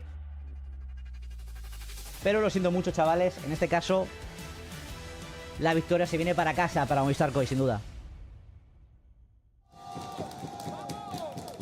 We can only hope for competition between what is a new and exciting regional, yet I shouldn't say region that I'm here in Europe. It is a country rivalry between France and Spain once again. Myself, Asterix, and Venius. Wow. Hello, my friend. The guy that was on the music video. I hope one of us gets some chaos here. I mean, I hope we all I'm do. hoping for chaos. Yeah, I mean, we've got KC, who really haven't had much of a break immediately off the back at first stand. What, a week to prepare and already back into the thick of it. Koi had to play yesterday against G2, so we'll see what they've got prepared. I'm hoping for a bit of lackluster League, at least in Game 1, so we can get some chaos on the Rift and hopefully some action-packed League of Legends to start off this series. Our match of the week, KC versus Koi, an intense rivalry between the two organizations, the co-streamers, and right now it is very much in KC's favor, given that they are the reigning champions of the LEC. I mean, their recency bias, of course, going to be there. Remembering that Koi, as you said, already faced up against G2, but it was a 2-1. The only 3-game series we've had so far at our opening of spring. And it felt like that was action-packed. Felt like that gave us a little bit of chaos and a bit of stomps amidst the wave. You'd be happy with both. For this is KC's debut since they've come back from Korea. And I like when we do this. I like when teams that come back from internationals are some of the latest to play as well, so that they can readjust. Because first stand, I mean, Betty, you went. It was a week-long event, and it was over only like a week ago. Yeah. It's back. It really has been an intense one. But let's jump into the draft. Gwen going to be taken away alongside the Vi. Callista on the side of Movistar Koi. Jace going to be removed from the top pool. Of course, we've got Kana returning to the Rift, a man who's known for his carry top laners. And now that we're in a meta of 1v1s, you have to feel like this is his playground coming into this matchup. With the Nafiri also going to be banned from KC. And again, returning from first stand, you can understand why these new champions that have made their way onto the patch are likely going to be removed from their pool in the short term. The time to adjust to them. On the top lane point as well, let's not forget that Mirwin finally gets to play the lane when he has a psychotic champion pool. That's true. We saw the sign from him yesterday, which he said sometimes you have to just play for the team. Sometimes you got to do that. We'll see what he brings out against Kana. You know, that still feels different. Like, it's not like San's a mainstay, so you'll take it where you can. Varus the first pick here, locking in, and seems like the strongest 80 carry, rather, on the patch. I mean, it's 4 wins so far here in LEC. Surprise. It is a powerhouse in the bot lane. We've seen Skarner move away from the ban table, but risen in priority when it comes to the jungle lock-in, and Koi going to pair that up with the Yone. It feels that AD mid laners are just ever present when so many of the strong carries are AP. With Rumble still being available, you imagine the Koi is looking that way towards the top side of the map, perhaps taking a page out of the Fnatic playbook. But KC have an opportunity to deny the Rumble right now. The problem is their AD champion pool in the mid lane would be a little bit limited unless they look to try and grab something now. Ooh! The question, Silas, never mind. Forget AD.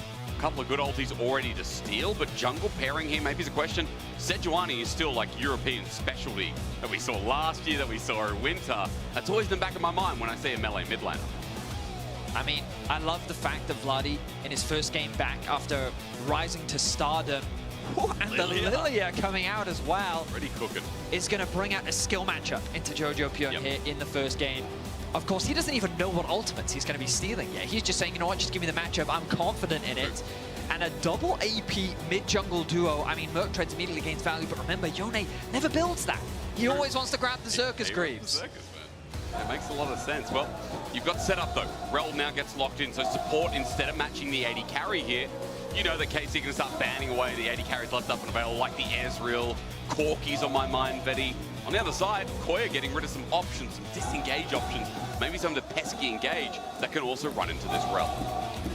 Going to remove the Ziggs, so one of the AP options in the bot lane going to be denied away from them. I like that adaptation from KC. I imagine they're going to look to remove another AD carry from the pool. You already listed through a few of them.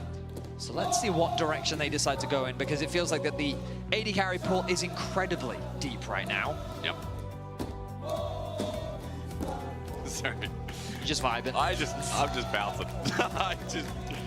You know, I do love, like, since the fan base has been growing, and especially within the LEC studio, that the vibe is getting better and better. Now, as Aurora gets taken out, and I bring you back to the perspective of the game, that's not an AD carry ban. That is a solo lane ban, and usually a top lane ban, especially when you're going up against Mirwin.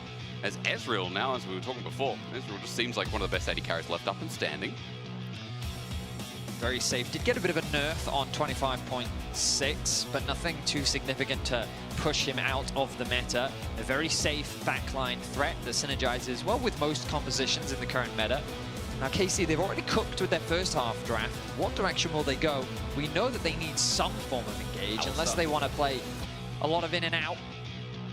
Alistair definitely makes a lot of sense. Can be a little bit tricky into the Ezreal, so they might lean more towards Leona.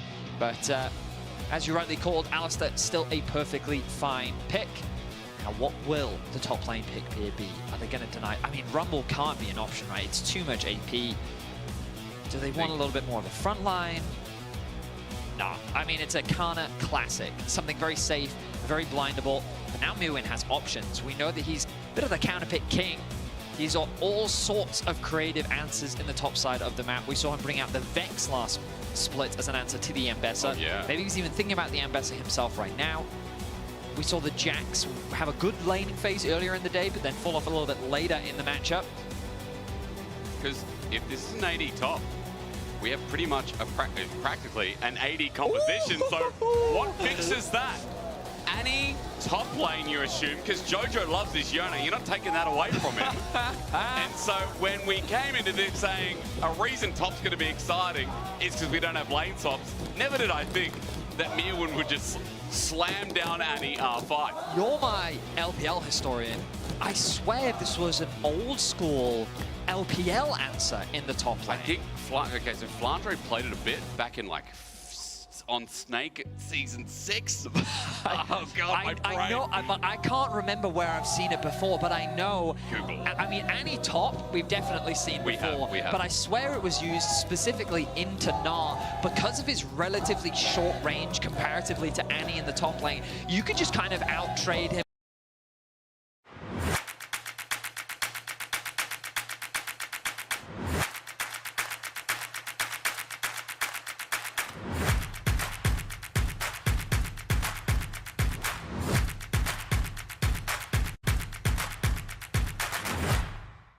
Top lane for Mirwin.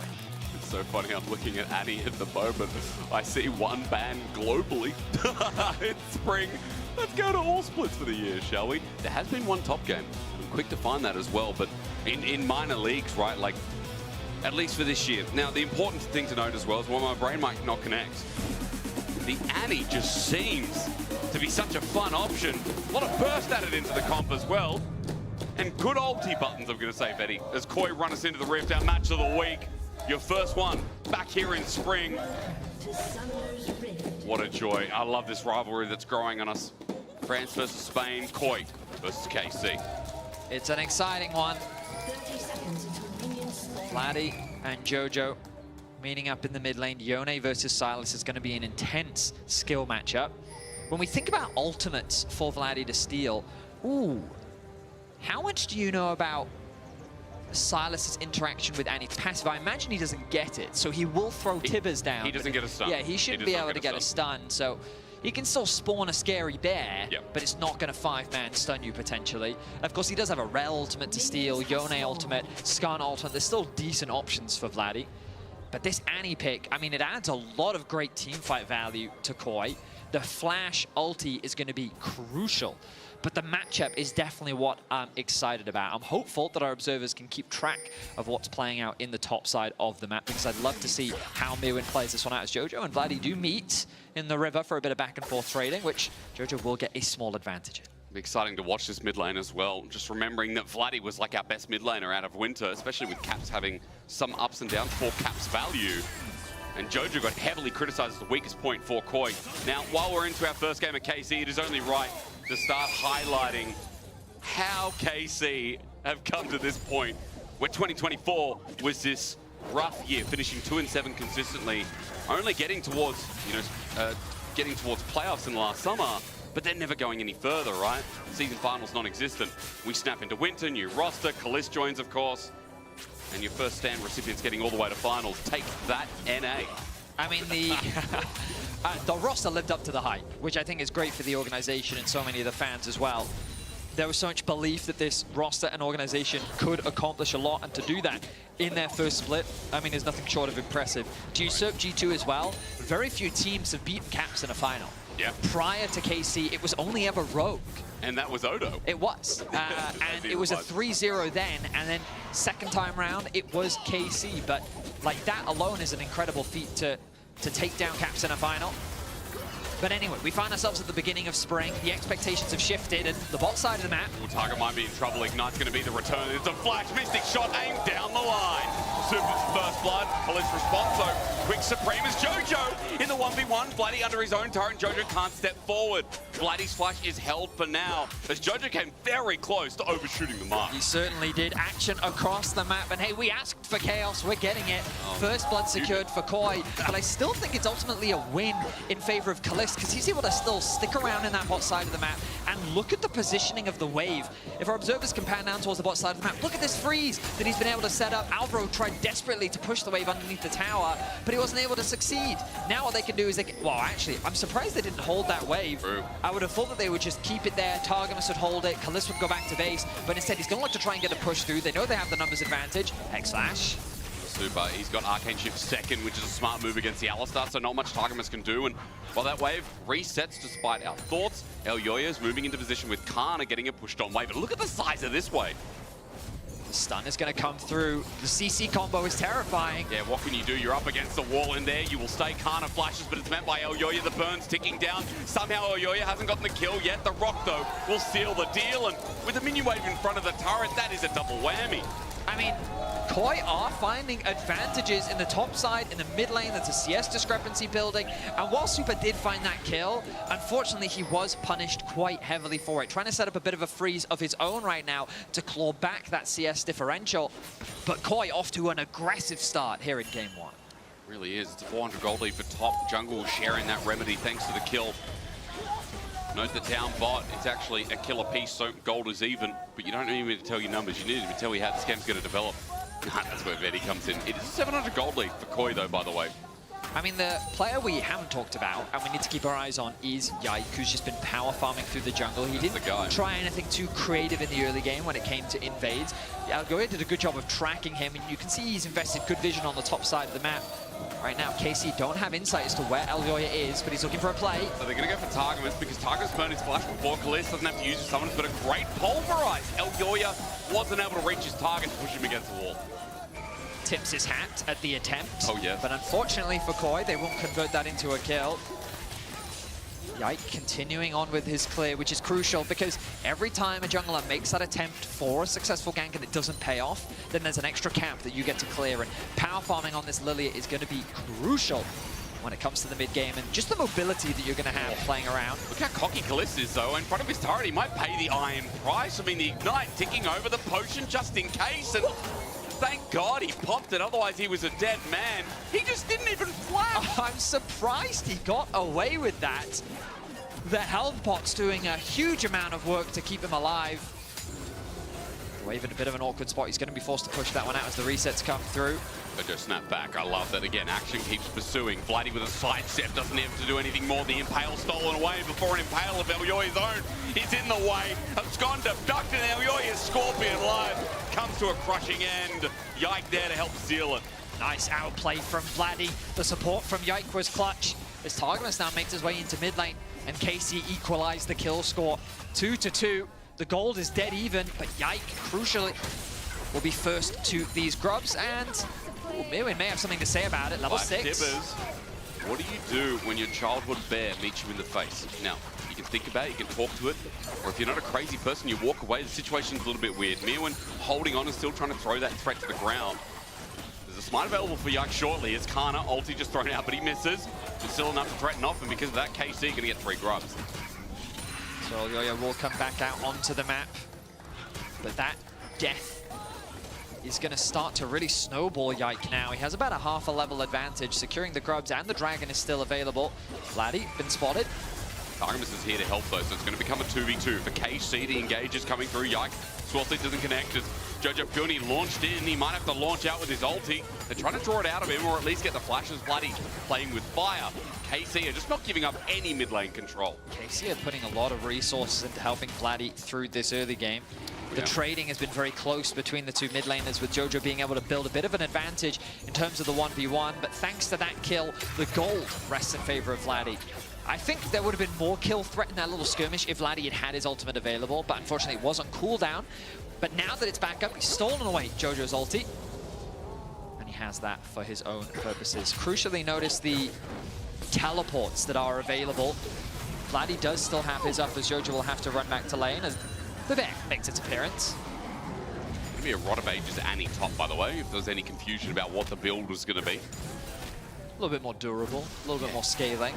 As opposed to the Shirelia's Annie with Symbiotic Souls that I could definitely see coming out in this day and age. It's a 1v1 in mid. Jojo, he pops out for the Soul Unbound, and Vladdy's just holding on to his hijacked ultimate.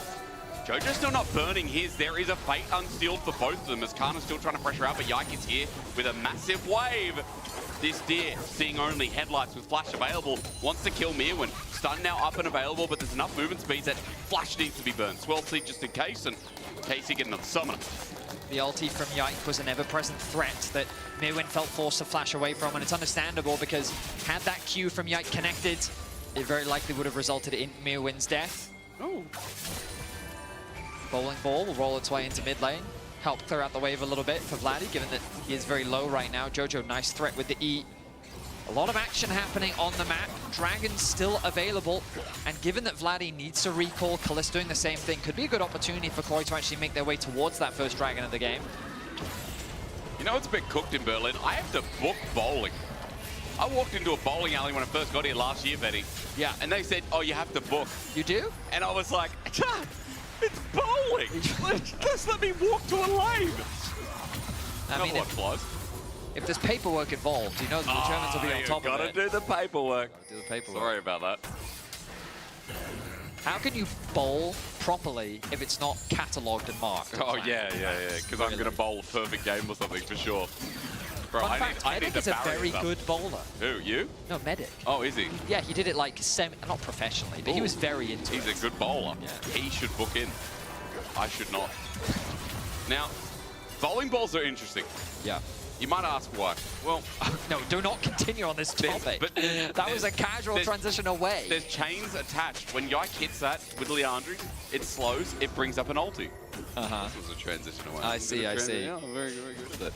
And things like that in front of Dragon and chunk outs are pretty important. As you can see here on Raptors, you never played Lilia and you don't know what E does. I'm sorry, I just don't know why you're viewing League of Legends. I feel like our audience should have played everyone by now. But then again, there are people in our audience who just see nothing. You know, they probably don't know what half the champions do.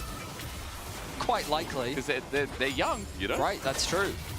Some of these champions are older than they are. I mean, there'll be a fresh spawning of the grubs in 20 seconds. I imagine KC will set their sights on it. I'm keeping my eyes on the minimap. I see Kalist making his way towards the mid lane as Koi going to start off this dragon. I think this should be an easy cross map from KC.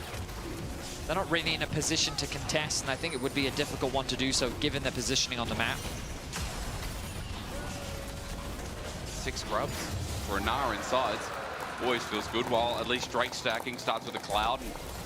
And a Hextech coming up next. Kana using this time to just get some turret plating for his own. claw back some of the gold as he engages on Targamas. A good bop away, sets up a Vladdy to maybe hit him, but in trouble as Targamas, he flashes away, no ulti, Impale Salem, but not taken. Asleep is Yike, finds someone behind the wheel as Alvaro, the fate sealed on the back, opens up a Targamas again, Vladdy has to flush away as KC, even up against their own turret, are getting threatened by Jojo. A clean re-engage from Koi to get themselves back in the game. Really well played from Jojo. Good target selection with his utilization of the ultimate to lock down Yike and then convert that into a kill onto Targamas, who they knew had no flash. He almost got another kill onto Vladdy, but he was a little short when connecting that final Q. It will result in a kill, but it will unfortunately result in the loss of the grubs. You'll notice Targamas doesn't have the level 6 yet, doesn't have the ultimate to buy time. Both Skarner ultis are flashed away from. The Rel tries to flash away, but then watch this play from Jojo. Connects the ultimate, pops the E, then uses the third proc of the Q to get the two-man knockup. Tries to land this last Q here onto Vladdy, which if he had, would have been a kill. But unfortunately, he goes the wrong way, and Vladdy's able to navigate his way to safety. A plate secured in the mid lane. Grubs falling in favor of KC. That's going to be 6 grubs now for this KC squad, but the gold largely even. And Jojo, from what we've seen so in this game as well, has been more than just even. Early laning phase has been great. He had a lot of attention from Yike, and unfortunately, at close quarters from the play at 4-5 minutes under turret from Vladdy, even things out a little bit. But what I'm trying to tell you is that it feels like Jojo's start of the season has been a bit more reinvigorating. Now, of course, against G2, questions are there, but against KC, as they yap away, you'll be shown as Vladdy goes in. Jojo runs back to his soul, and that's it for now, as Vladdy just continues trading up. Looking towards the rest of the map, Betty, nothing up in terms of objectives. 3 minutes for Dragon, 3 minutes for the Herald. We go to lanes, it's 13 minutes, 1 minute left of plating. And Koi's still trying to set up to see what they can find in picks. Typically in map states like this, you turn your attention towards the side lane out of towers, given that plates are going to be falling off soon. You potentially try and cross map with numbers advantage, send your AD carry to a lane where they can maybe get an extra plate before the plating wears off. Maybe you could even threaten a dive, like right now Vladdy isolated in the bot lane. Maybe this is an option. Of course, Targamas in the area though to cover. Alvaro, he's fishing, throws out, well, I guess it would be called a lance, but the metaphor in my head I was thinking of was spear fishing. Okay. In any case, he's not going to find anything. Targamas going to be bullied a little bit out. I just didn't think you knew anything about fishing, so that was impressive for me. I know there are various types of fishing, and when I was like 8, I went fishing. Nice. I used to catch rainbow trout in a pond. Wow. Yeah, it was really fun actually. Are they actually rainbow? Or? No, they were rainbow trout, yeah. But they're actually rainbow. I mean, when you looked at like their scales, they had like a nice color. Rainbow, like the rainbow fish, yeah. You remember the book? No. Rainbow fish. I don't read. I'm a gamer. What are we saying? Okay, sorry, bro. Sorry. It needs to have pictures in it, and then I'll read it. It did. It's a kid's book. It's a book for 2-year-old. Well, okay. I'm going to buy Venius a book after the series. That's kind of you. When you're heading towards Dragon, you guys can start looking up what rainbow fish is. Go to Child's book that might look a little better than the fight that's going to ensue on second Dragon. Let's see what the setup looks like. Reset here from Koi. First item for the Yone, the Blade of the Ruined King, the absolute god tier item. Yes, it is. Some big first items for Koi. Oh, Tibbers. Mirwin's taking no damage, by the way. I think Kana quickly realized that. Oh, my lord. Sword boots give Annie so much value early. Yeah. And with only the Merc Treads, I'm afraid, Kana, that's not enough. I mean, he's still alive, which is the good news. It's just in terms of the trade, Mirwin's always going to win out on those short bursts. Things should get a little bit easier for Kana once he gets that Trinity Force and some durability under his belt. Okay, a bit of supportal combat over vision. Oh no! I might send this. No Tibbers. This kill angle? Oh, actually might be. Ulti back. Oh no. Okay, he wants to just disengage, get the wave. Yep. Dragon spawning in 25 seconds. He wants this desperately. El Yoyo fishing for a play himself. Kalista at half HP. He's already being chunked out a little bit here on the poke virus. And KC will have mid-prio for the time being. Super gets tagged out, but KC waiting to pull the triggers as Vladdy and Jojo pulling it out. There's a fate sealed onto one target. If Vladdy gets away from this, it's a big ulti not to have for the fight. Yeah, I mean, that's a lot used. And Alvaro Targamas behind enemy lines. Elyoya running away, but he's caught something. I didn't know cows could swim. Targamas still alive with the unbreakable will as the Scorpion's being run into him, but trample out with a long chain lad.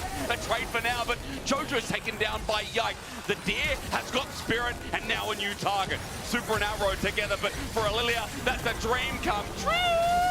Down for the Quadra, and down for KC's exceptional fight. Yike is popping off. A fight like this, where it's scattered in multiple skirmishes, allows the mobility of Lilia to just run away with the fight. 6-4 in kills, the advantage starting to grow. KC gonna get their third objective and their first strength of the game. Yike is gigantic now as well.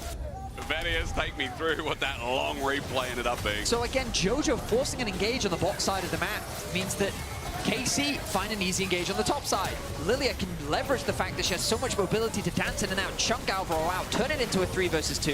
Vladdy then TP's up to the fight, creating a 2 versus 4. Super's forced to E over the wall to get involved in the fight. The heal from Vladdy's W, proving so valuable, keeping him alive a little bit longer to force Jojo to overcommit to trade the kill.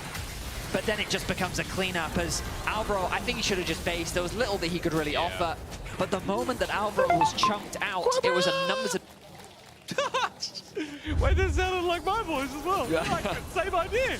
Oh, yike though. Oh, it's hunting season for Koi. It is indeed. I tell you what, Venison might take time, but the gliding away has been good. Not one but two is Freeman again. Carter's just doing it again. His Na always finds the wall, and Yike always finds the kill. Koi will no longer be fishing. I think the rod's broken as Khan's got a new target, Elyoya, right in front of him, and nothing that this Scorpion can do.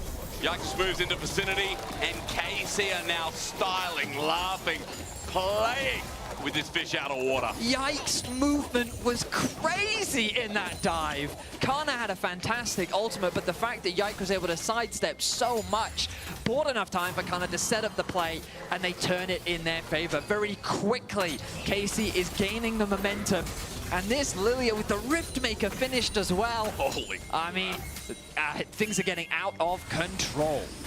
Indeed they are. The lead is 2,300 in the jungle alone, 3,500 between KC and Koi at 18 minutes. All it took was that big play, because Koi were finding, you know, stability cross-map and stability with Jojo. But all it took, again, was one singular play. Now for KC, looking to continue pushing mid. You can see Vladdy up in top. Dragon's been up for a while, but Targamas has got something in river. There's a one-man lilting lullaby onto the Scorpion. It's going to set up with Chains of Corruption as well. The damage is disgusting. I mean, beautiful setup with the CC as well. Keeping Elyoya locked down for as long as possible. They feed another kill over to Yike. Dominating now on the Lilia. Jojo might be in some danger here. Trapped underneath this tower. Super goes for a 1v1. He does indeed. Kallista's low on mana. How much does it matter here against the lethality bar as he kites away? Super gets poked out, and another arrow to fly through as Vladdy just takes a free kill. Doesn't press anything, but his rocket pelters. Vladdy, now that he's here, wants to go for a little bit more. Minwin's going to get tanked up and sent in, and Yike, you can see, is once again looking for another ankle, but lilting lullaby fate sealed is blocked by Vladdy getting into melee range. Chain Lash won't connect in part 2, but it's enough to force Koi away. Every single play is going KC's up. It certainly is. Largely being driven by Yike, but Koi rather are getting a bit desperate. The way in which they try to force these picks. King. The fact that they tried their best to get something back and they only got punished for it means that this lead from KC continues to grow. Herald's going to be converted.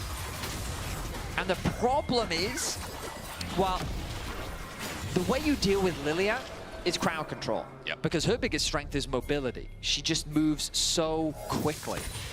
But when you have things like Annie, a good flash ulti can lock her down and mitigate that. Ultimately, she's very squishy as a champion. True.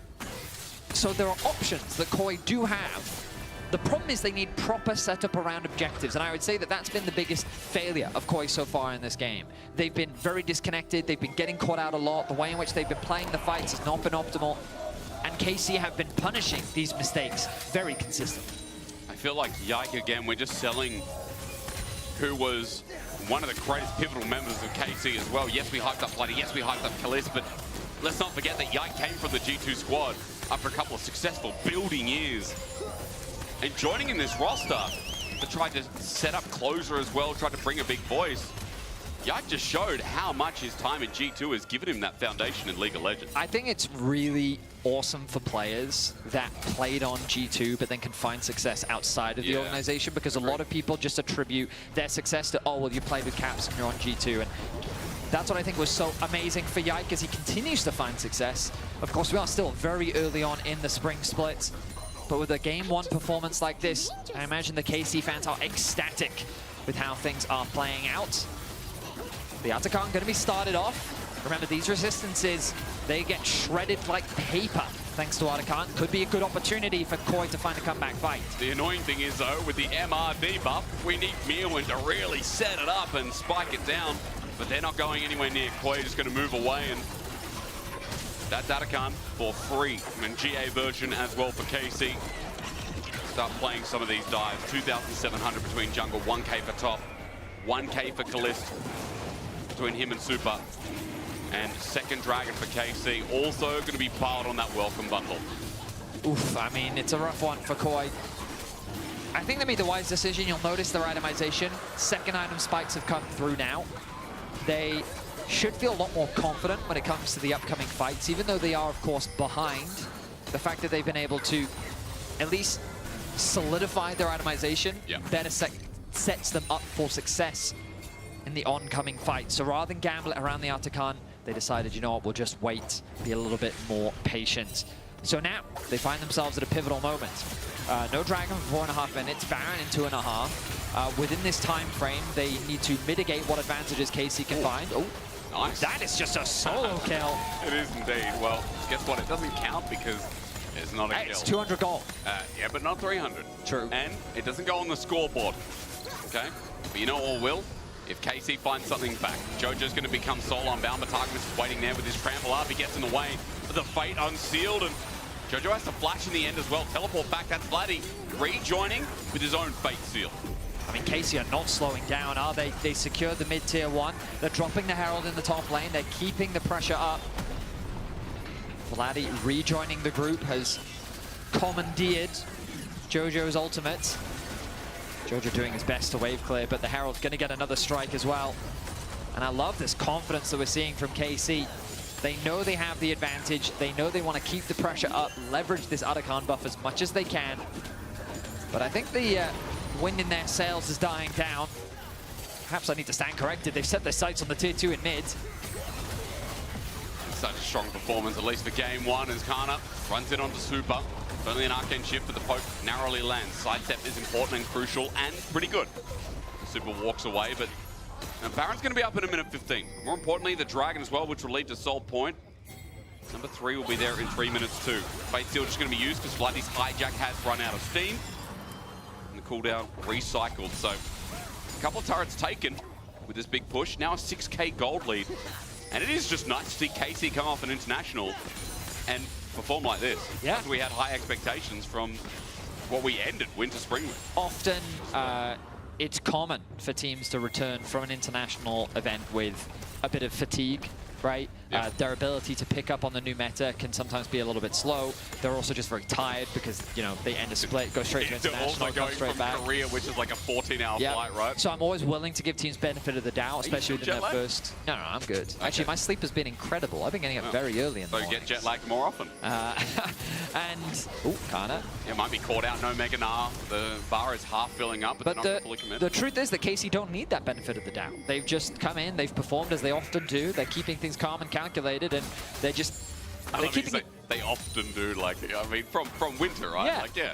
And they're keeping it simple in the sense that they're just punishing the mistakes of Koi. They haven't really felt the need to overforce anything. Every single play that Koi has tried to make, they've just done their best to shut it down, and it has worked beautifully. Yike now, level 15. He's the same level as his top laner. Yep. He has 3 items completed. This Lilia is what we in the... Misery business. Talk about Kalist losing his Edge of Night, but Elyoy gets nowhere near him. Meanwhile, losing Lullaby catches 2 by the toe, and now Alvaro not going to get bowled over, but Yike steps up to do a little bit more damage as he runs away. The Ignite's going to be enough to tick and send him far as Jojo at half HP with a poke from Kalist. KC, the B comes out. And even Vladdy fighting top turret will go on to Mirwin. I mean, this is a solo kill territory. And he sends out Tibbers, but Tibbers in response. But you're going to get your hands up before Vladdy ends up dying. One Tibbers now, two onto the Rift. Gets a little bit angry, and Super's going to get the bear. Beware. Boy runs to the base, and they have to heal on up as their inhibitor on top is exposed. I mean, you can see that KC is really just having fun with it at this point. Yeah. Vladdy trying to outplay in the 2 versus 1, comes close to making it a 1-for-1 trade.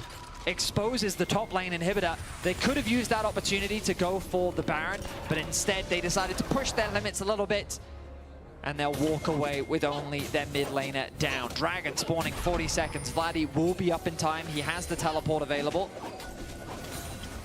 Eldoya looking for a flank, but who exactly is going to get collapsed on here?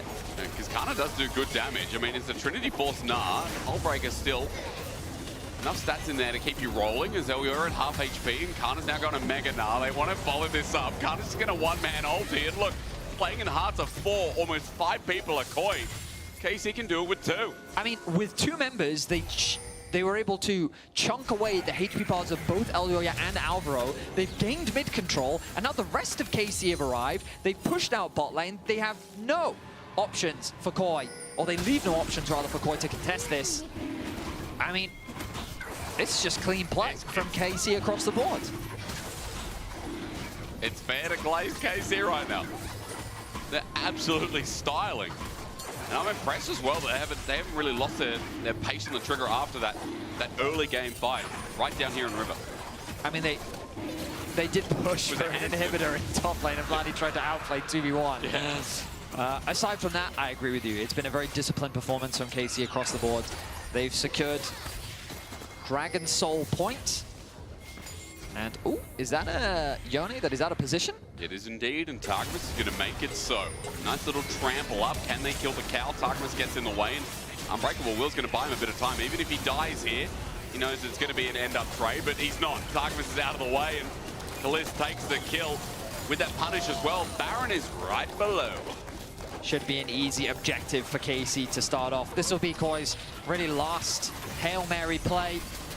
Perhaps Eldoya can get a steal if he can. There are options, but I don't think KC's going to make it very easy for them. Eldoya pulls something out of the hat.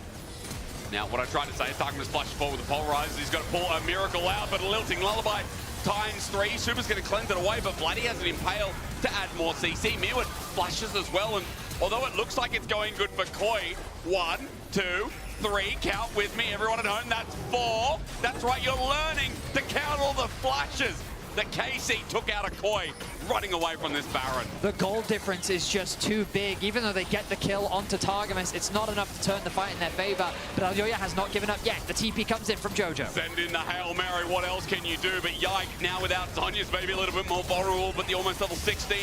Lilia sits on the Baron and waits for his moment. On to Jojo, the burn is enough with Gliz poking and ranging. Mirwin lucky to be outside of that enhanced quiver. Blue team has indeed taken Baron. That's 9K, that's Baron, and that's KC looking to put the nail in the coffin of game number 1. Mirwin gets out if only just Targamas had his unit, but not his collision. Vladdy has found Super, and it's not going to end here. That's an electrocution as Vladdy finds kill number 3. I mean, what else is there really to say other than KC near perfection in their execution of that Baron? They did not give any room for Koi to even risk a smite steal. A good use of the ultimate from Kalist to lock down Jojo as well. Targamas pushing deeper into Koi's half of the map, giving more camps to Yike. I mean, look at this Lilia now, getting close to level 17. It's game, set, and match, and now Koi needs to be thinking about game 2. The goal difference is too big, and with the Baron, KC are looking to get their first win of spring. First game win and open up this series in a bang in what has been, you know, a kind of fun draft. Like, I know I was at least talking about things like Sejuani, you know, standard junglers. We've been seeing things like Sinzao, Vi when it's not banned away, but like, the Lilia is such a bold move.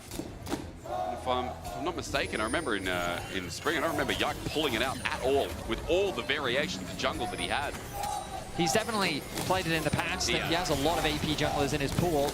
But I think as an answer into the Skarner, it's a good one. Yeah. Just the fact that you can dance around his range and...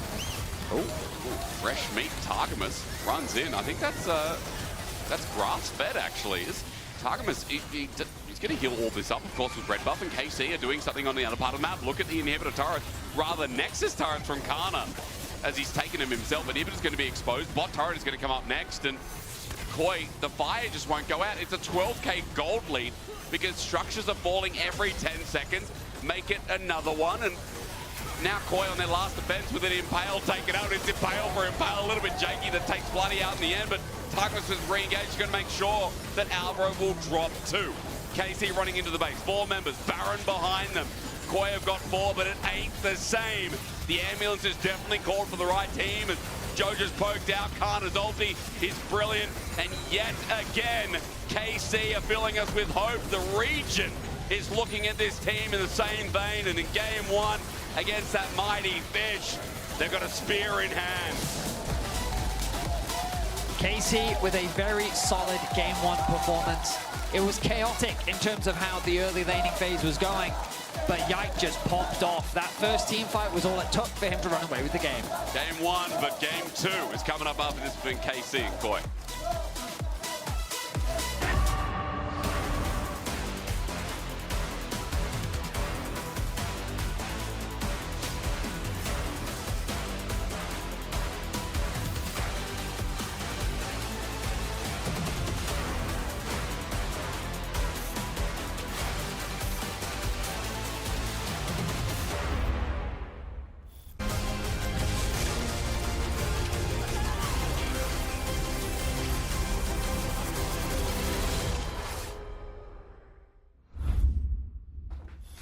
Needs a map.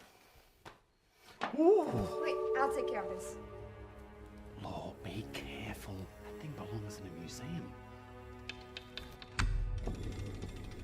What is this? Wow, that escalated quickly. What do we do now? Let's have a break.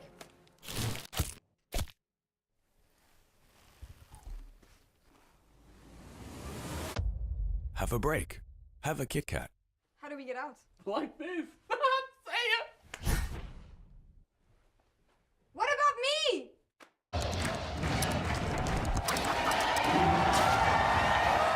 Red Bull gives you wings. Welcome to Marriott Bonvoy. Where can we take you? From Berlin to the finals, Marriott Bonvoy will be your check-in at every checkpoint.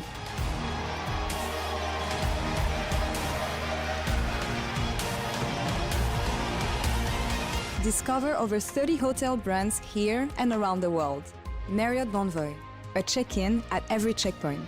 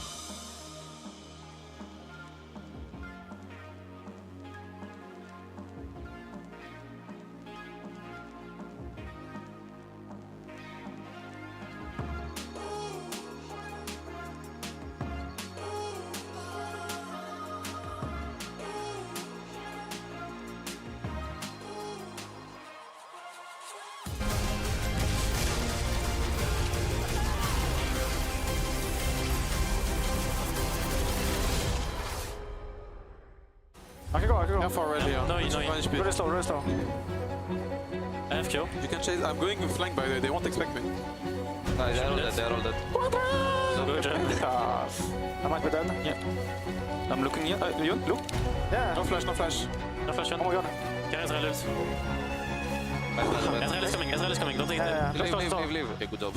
Oh my god, I got so by the way. Good job. Welcome back to the desk, everyone, as KC takes game 1 here against MKOI. And I would like to talk about the draft first here. And especially Anitop, I know that it didn't work out the way they expected, but I know that Mirvin has been cooking this one since winter, guys. Mirvin has been cooking, but for me, the most exciting part about this draft are the KC draft with Silas and Lilia. One of the big criticisms of Yike in first stand was on carries, he didn't look the best. And I feel like for the same with Vladdy, he could play the ranged mage champions so well, but he couldn't really play these melee champions. But I feel like they're taking that first stand experience and they're saying, how can we level up in Europe? And it's great to see. Yeah, especially because, you know, it's not just the fact that you couldn't play the Silas back then, it's the fact that you kind of got dumpstered by Silas when you're watching Zeka. We brought back Zeka. Yeah, but it's like, you know... We have Zeka at home.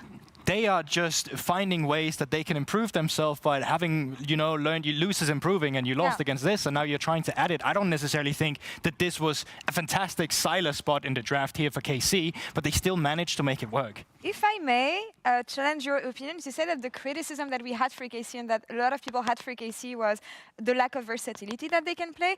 Lilia and Yike is a love story as old as time. He's not only a tree enjoyer, he's the friend of the forest, and he showed it here again. Honestly, unkillable, Lilia, and I feel like people forgot how impactful this player can be, especially on this kind of champions.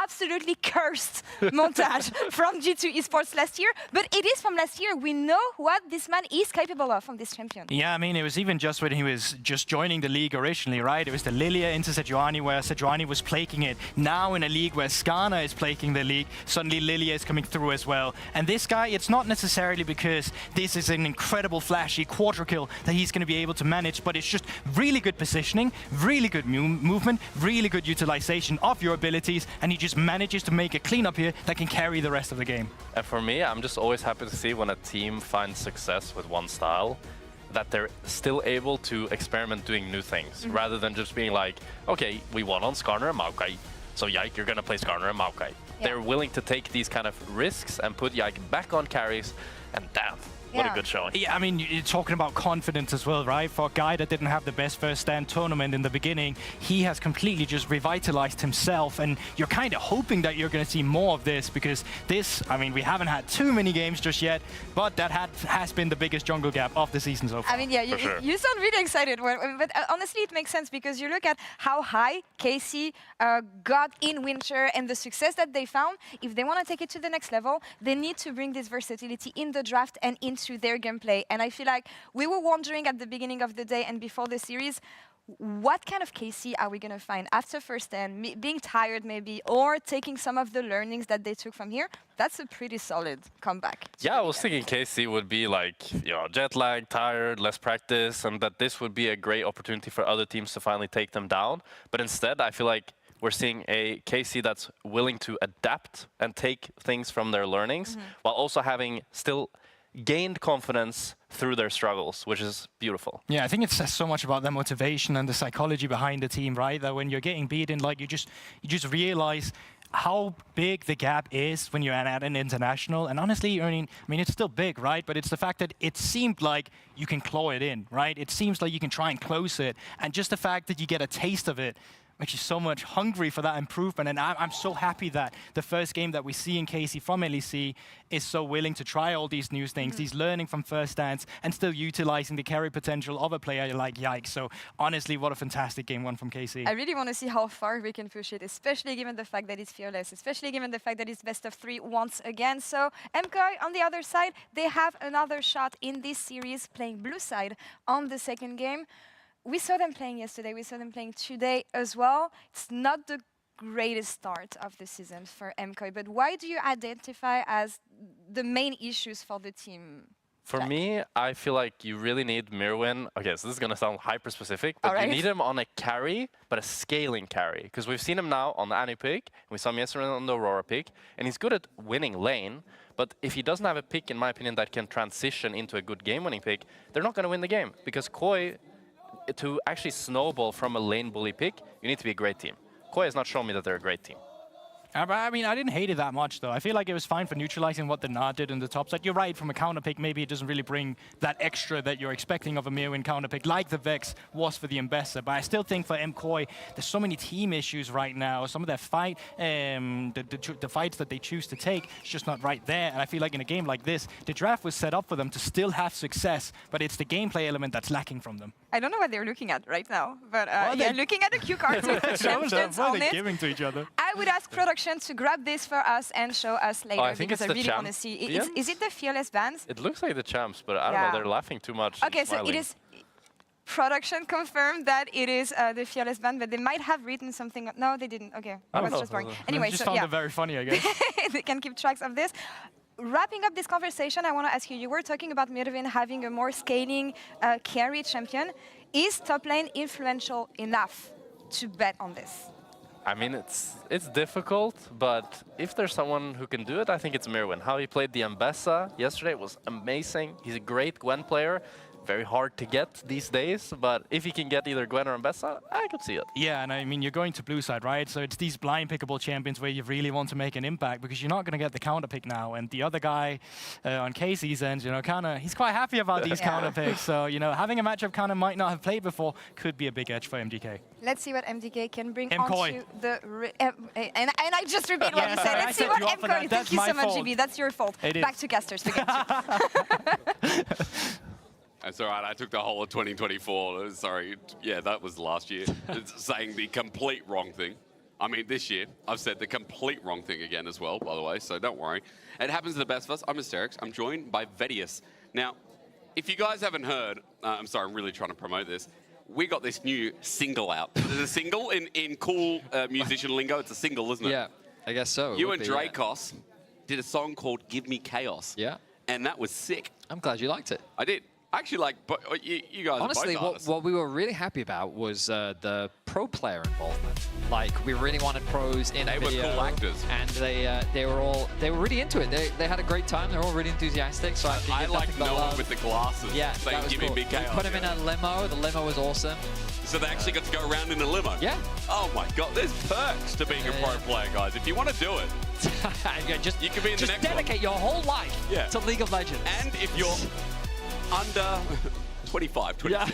If you're starting then, if you're like my age, almost 30. Hey, well, Faker's 29 this year. Yeah, but he didn't start this year, you know. He kind of worked up to that to be. All right, let's quickly catch us up through the draft, Hysteric. You can see there's picks and bans. That's what happens. So the 3 bans on top of each team is where they go. Aurora, while not always nice to watch gameplay-wise, is really S tier right now. I mean, good jungle pairings, you know. Nocturne works well with it. I still think the champion is bait, personally. Yeah, I can agree with you. Was really unimpressed with the champion at first stand.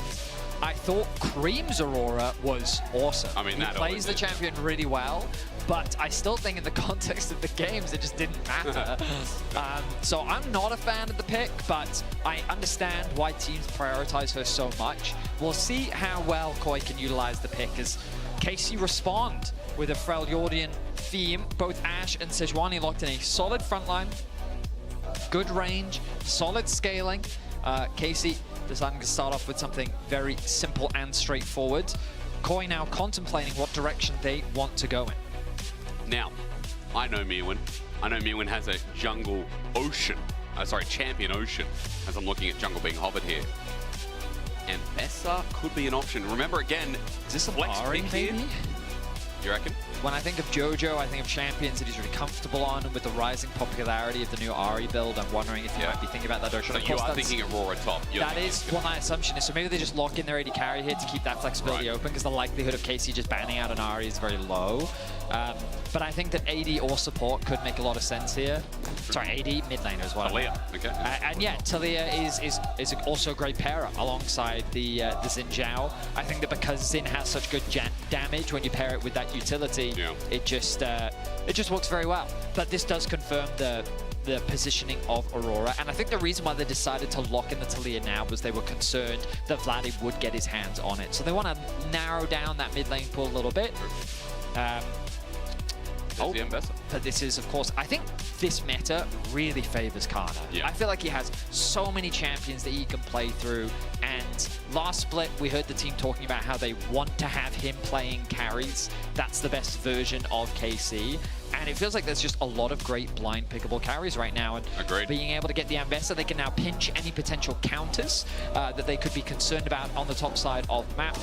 Vex, I think, should be one of the... Oh, I say that, but of course, Aurora, they already know that the Aurora but you see that and you see mid like I do, especially watching LPL. You know, the other crazy thing about Ambessa right now is that, like, yeah, you can play it into a lot of lanes, because the only lanes I've seen Ambessa truly suffer under is the Renekton lane, the Volibear lane. Those two, I think, are like some of the best options into Ambessa that we have. That Vex lane looked horrible. Okay, yeah, sorry, the Vex is so niche that I'm like, I'm not going to present that. I should, though. Disingenuous after we watch Mere Winners. Look, regardless, you don't have to do too much thinking. We do the thinking for you. That's what casting's all about. We think so that you can sit at home with your pina colada or your mojito and watch some League of Legends. Which is obviously the two beverages of choice that you would League of Legends fans love cocktails.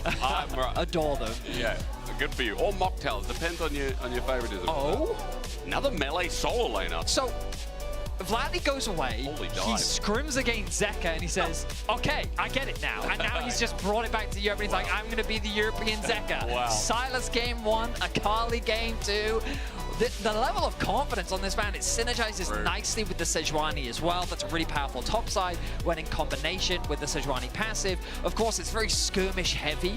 The thing you have to be cautious of in this matchup is that the W from Talia is a very difficult thing to have to play around.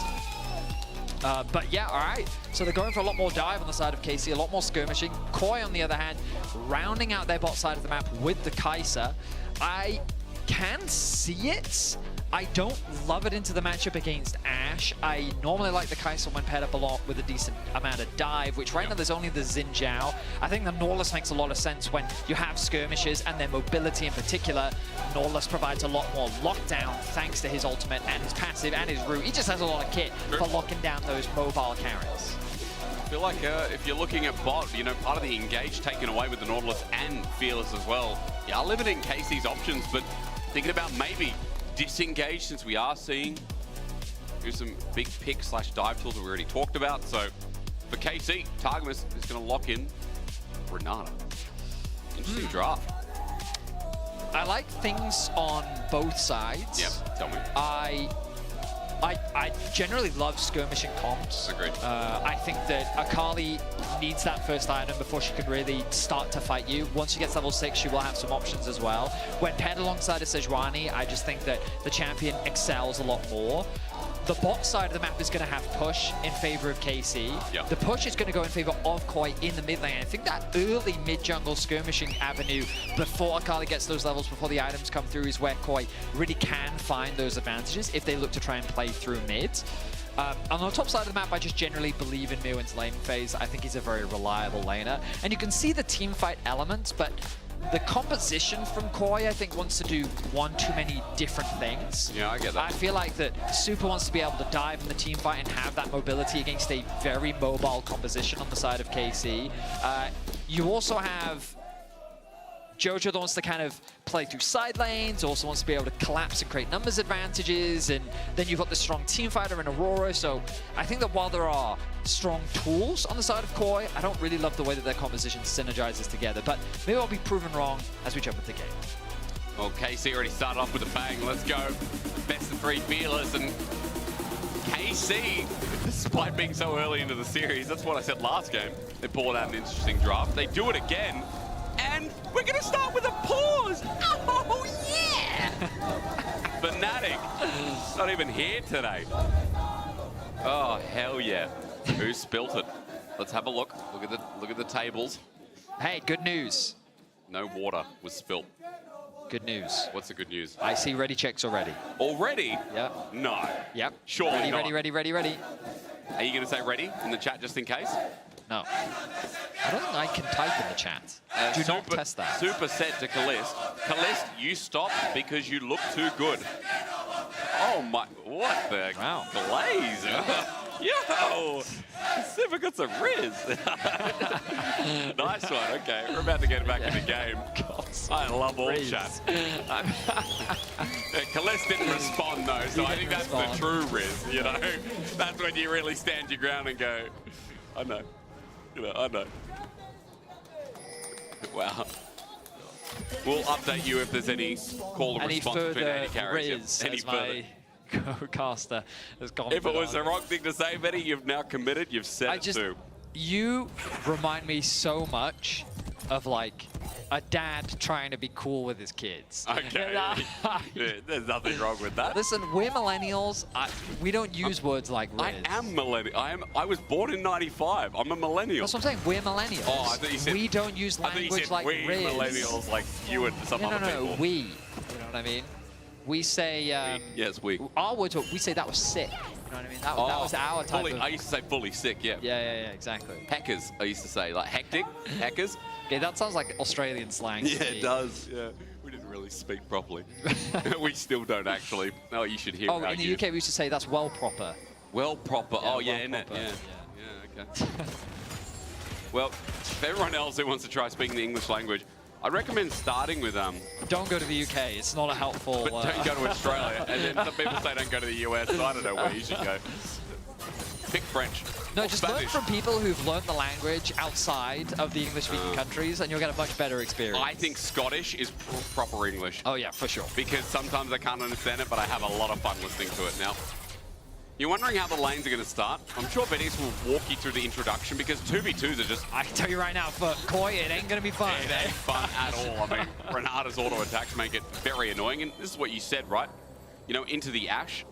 I don't feel like it was ever going to be pretty. But if we look at the minimap, it's not all bad for Koi. If we turn our attention over towards mid lane, Akali cannot gain priority in the early laning phase. It is not a fun matchup, and you will just consistently get bullied. Just like last game. Jojo looking to exert that pressure as much as possible. Meanwhile, on the top side of the map, it's a similar situation.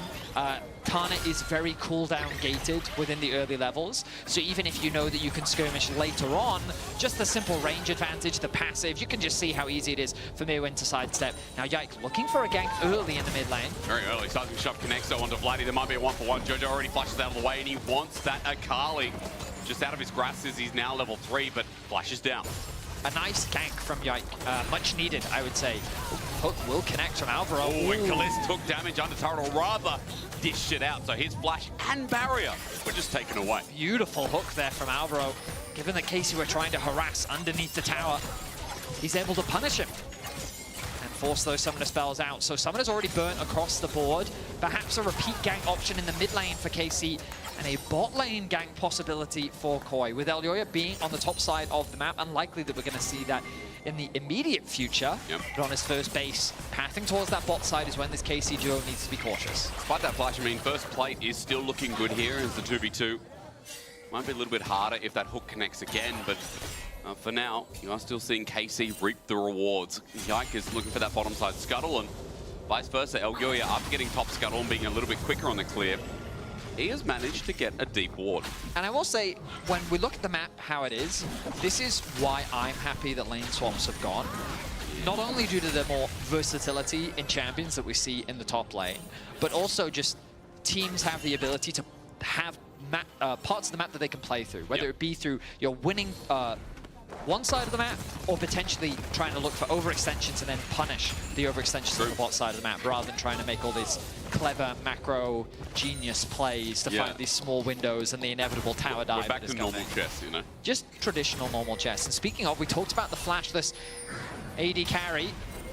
Hook will connect. Alvaro rides the wall. Kalista's in trouble. Remember, no summoners available. Targamas helps out with a small shield, but Elyoya can be hand shook and taken back. All they can do is send out some damage. But for Koi, they're going to wave to push in and a low health Ashe. It's a valuable play still from Elyoya, simply due to the fact that they delay the recalls from Kalista and Targamas. They have time to push out this bot wave. They actually keep them around in the bot lane, which means that Super can get a nice back off. And even though he'll still be down in CS, it's a good opportunity. Now, I don't love that they cancelled their bases. This would have been a great back timer. Instead, they're now going to be... Are they going to stick around for another wave? Ooh. I think they are. I mean, KC... So now everyone's overextending, and this is where things get a little bit... I mean, it gets very dangerous for Koi, because you have to be cautious of the possibility of a Yike gank. Oh, I stand corrected, actually. Super did go back to base. It was just the icon. My apologies. Alvaro just going to be holding the wave. Don't apologize, it's okay. Yeah, sometimes we make mistakes, videos. It's all right. You're human just like everyone else, aren't you? Am I? Yeah, I mean, sometimes we just see a face who is a singer, songwriter, rapper, artist, you know, food aficionado. That just sounds like I've got a lot of free time. Writer. What else do you do? Gamer, caster, host, analyst. Wow, very generous of you. Jeez, Benny. I feel like you can also do all of those things. I don't know, bro. I've never rapped in my... I did rap back you once. That was fun. And, you know, I got better. I got 100% better in the second one, but we didn't get past that. Rapping is hard. Now, you have to think. That's the problem, you know?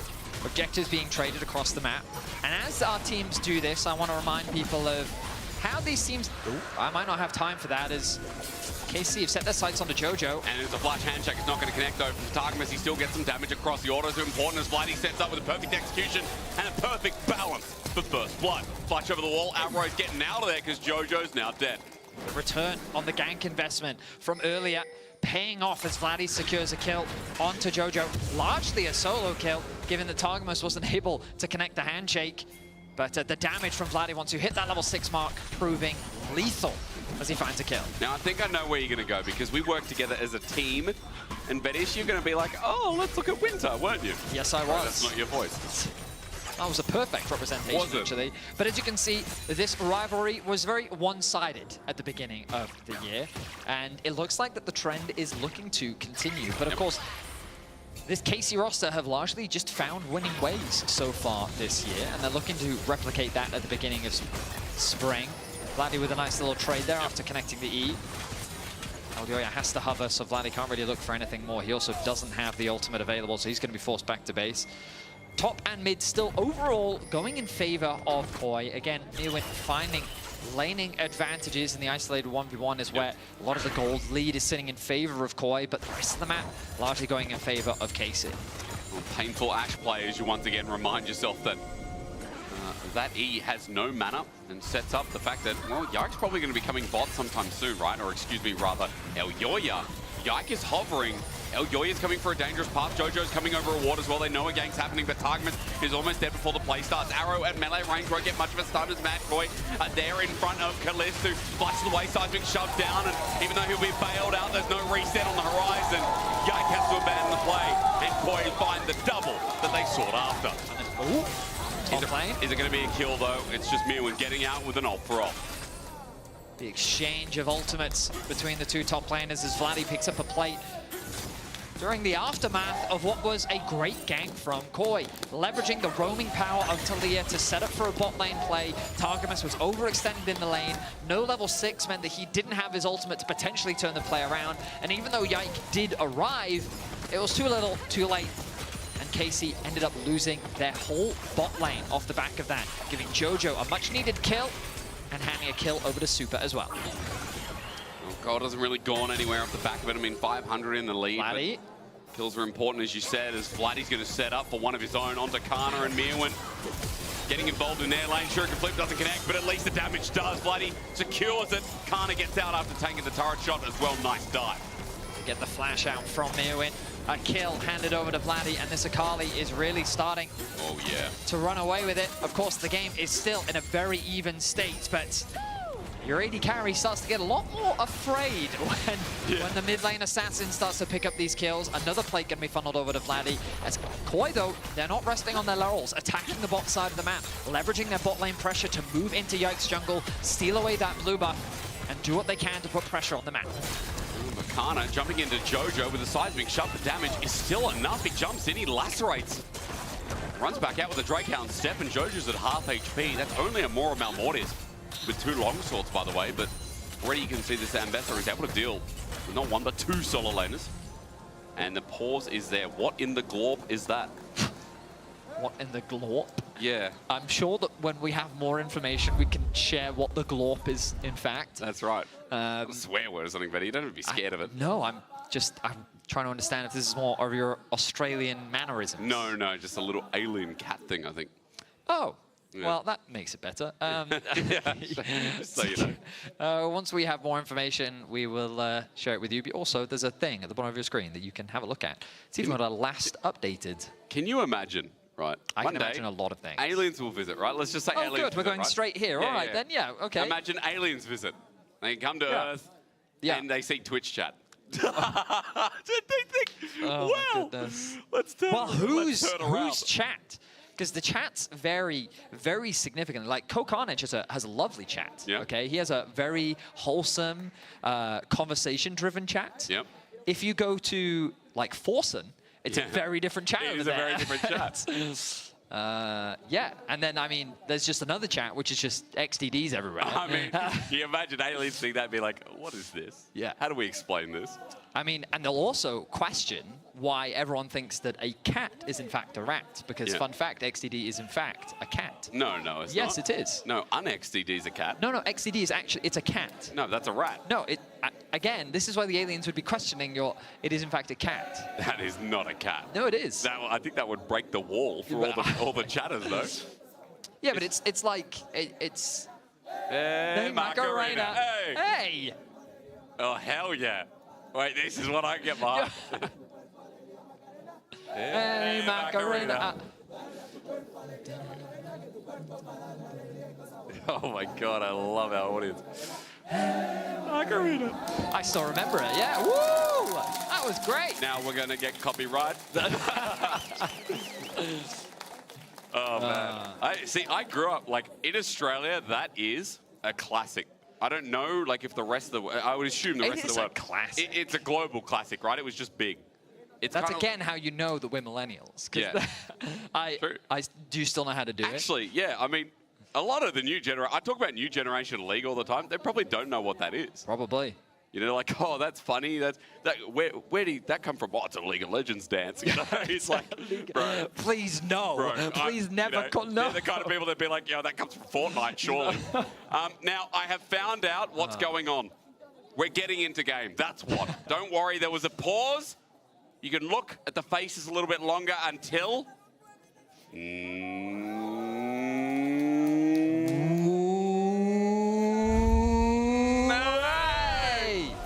Hell yeah. Now, it doesn't matter what the issue was. There was a driver issue, driver schmiver. It doesn't matter. We're into the game again. It's just calming, you know? Like, some people have therapists. Some people go to yoga. Other people play League of Legends. You need a filter, okay? Grubs spawning in 15 seconds. I thought League of Legends was my filter. 50 seconds until the dragon. We can already see the resets coming through. Callista's made his way up from the bottom side of the map to be ready to contest these grubs. Looks like KC have no interest in handing over all 6 to their opposition. Vladdy going to be making his way to go and catch the bot wave. Has the TP should any fight kick off. And it looks like, given the positioning of Alioy, it's going to be a difficult contest. They're likely just going to set their sights on the dragon, which is going to be respawning shortly after. Pings have come down. I'm actually, the luxury of getting to see the chat is Casey is aware that the dragon is spawning. That's good. The question is, do they want to try and contest it? Well, grubs are eventually going to be taken here, and that'll give Yike the time to start walking down. But dragon spawns now.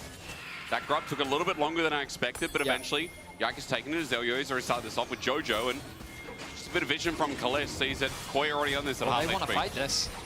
They have the Ash Arrow. All the ultis are up.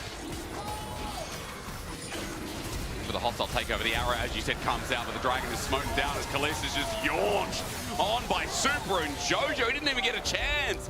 The dive, the burst, the pick worked out nice for Koi. Is now running after more members of Targamas.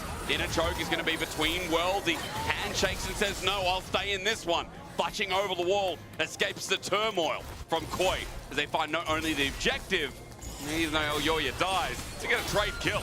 Yeah, so there are pros and cons for both sides here. Of course, the big win for Koi is that they're able to secure the dragon.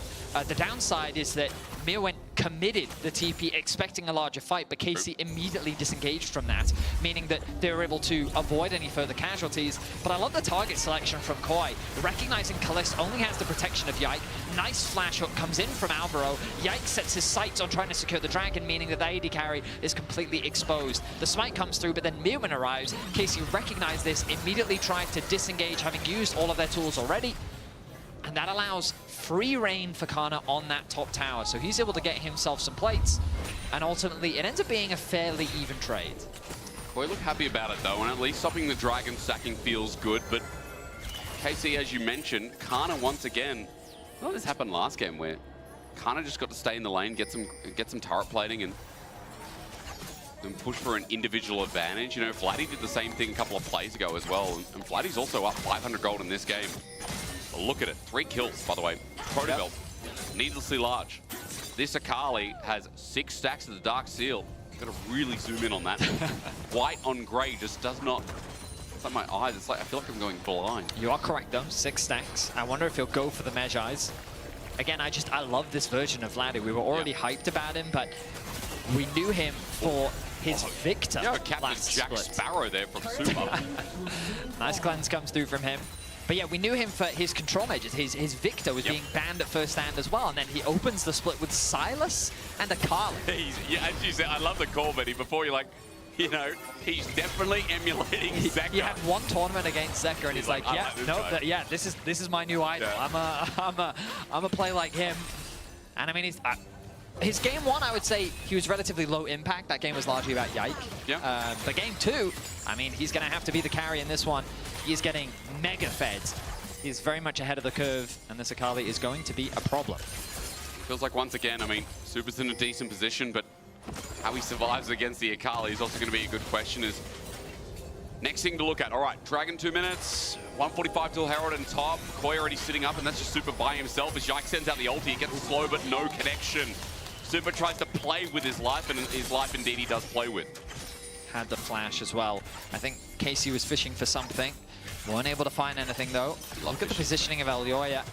He has his sights set on Kalist. Happy B emote comes through though as he looks for a reset. And neither team really going to convert that into anything. So you can see both teams always looking for plays wherever they can find them. I really feel like I overused the word fishing. We have both today. We have loved fishing really today. Really need to reel it in. Oh, yeah, good one. Good one. Thank you.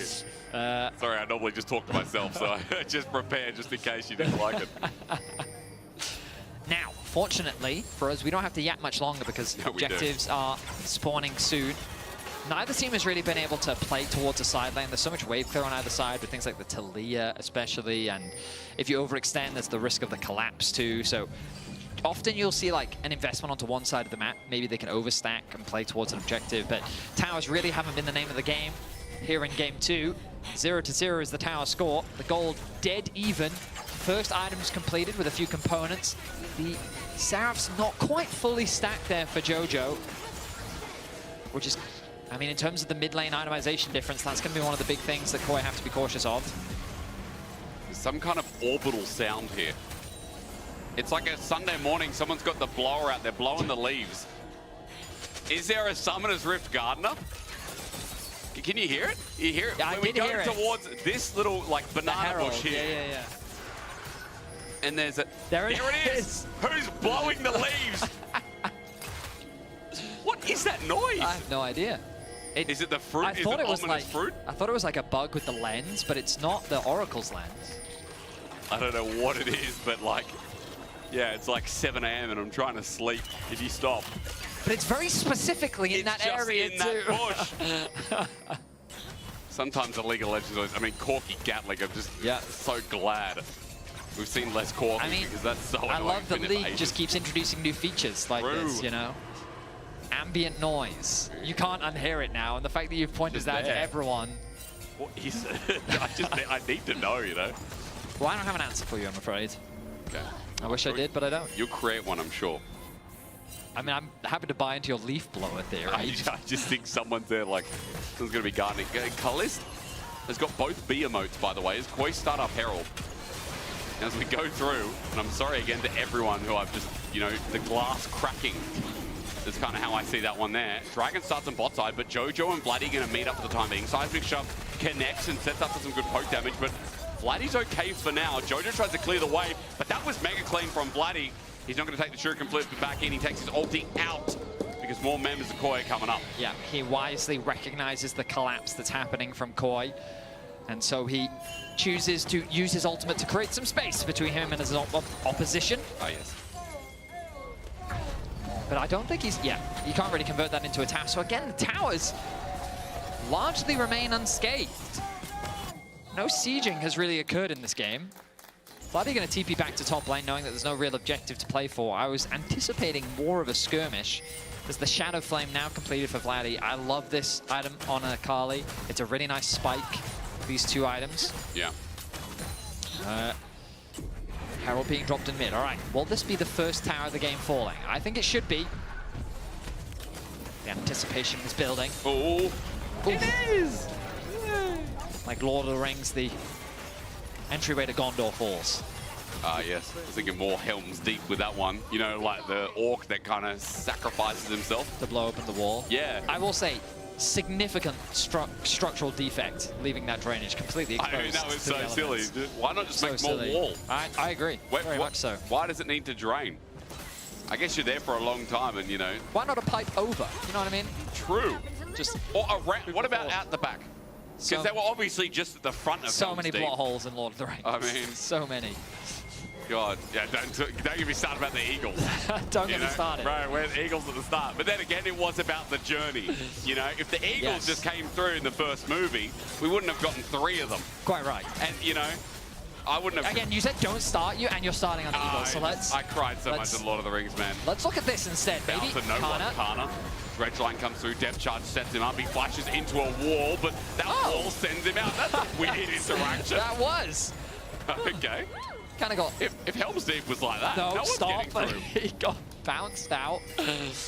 Jojo gonna push in one more wave on the bot side of the map. We had an exciting early game, which has tapered off as trades have happened across the board. Top lane tower ended up falling. 2-1 in towers in favor of Koi for the time being. I was about to use the word fishing again, but they're scouring. It's Yike is scouring for information. They're collecting. What other hobbies do you do? Oh my goodness, why are you so determined to go off topic? Because I just think, when you're talking about fishing, I just think, what else can you do? Netting. You know, like catching crabs and lobsters and stuff. Atakan, oh, especially loud. Midwin's on awards. Is indeed. He's going to get spotted out. His hand shook, and now Glacial Fish it down into a prison. Midwin is dead. In front of Atakan, good for KC. Yeah, that's a massive pick. Easily opens up the Atakan. And the Flowers going to be giving a massive experience advantage in favor of KC. Koi not really in a position to contest this. They're not even going to try the look to cross map. They push in mid-wave. They can consider stealing away the blue buff. Looks like that's going to be the game plan for now. Oh, actually, maybe they're looking for a play onto Kana. He's out of position here. It's a nice ulti from Kana, though, to get out before he gets in. And now, with Lacerate, he gets some distance as Sterix Gage comes in and try to get him under Tara, but no cigar. Super has to ulti in, but Kana's still healthy enough. Q's out. He's going to get bailed out, but still dead. And we're going to make sure of that one. Well, Koi's die eventually works out, but KC on the run. Teleport defensively. Koi are going to have 5 members. KC still thinking about it. Can we? Can't we? Betty, what do you think? I think that it's a very difficult play to force. In fact, KC may be the ones overextending. Maybe they are. Vladdy's the first port of engage. He's seismic shoved. He's kept in place. He's bailed out, but no execution. Yike as well. As Quiet punished the over-aggression. KC thought, oh yeah, we'll give it a crack, but you're not Dagda. Indeed, KC falling at the whim, blown apart. A massive mistake from our first stand finalist. It's an ace for Koi. Just like that, they've blown the game wide open. It felt like after getting that pick, getting the Atakan on the top side, it was KC's game to lose, but a single ace has now flipped the game on its head. Kana, caught out of position, utilizes the ultimate to try and create space between him and Koi. The shielding comes through from Targamas to keep him alive, but then Super I mean, he uses the ultimate to find that pick. I don't think he had enough damage. Kana thought that he could get a kill, and he makes a misplay. Ends up losing his life. Now, at this point, KC don't realize that it's a 5 versus 3. They don't have their AD carry available, and they've already lost their top laner. The value of Norless against Akali is the chain CC that you have, and without being able to utilize that mobility, he gets locked down and converted into kills. Now, this dive surprised me, but again, with all 5 members, it's an easy one to execute. And Koi, now with a 3.5k gold leads, Dragon is available, easy to pick up for themselves. And another pick potentially. Vladi just flashes away. He's got that ulti, sure can flip always. Arrow flies through. KC have started this Dragon, but they cannot complete it. Koi are in position.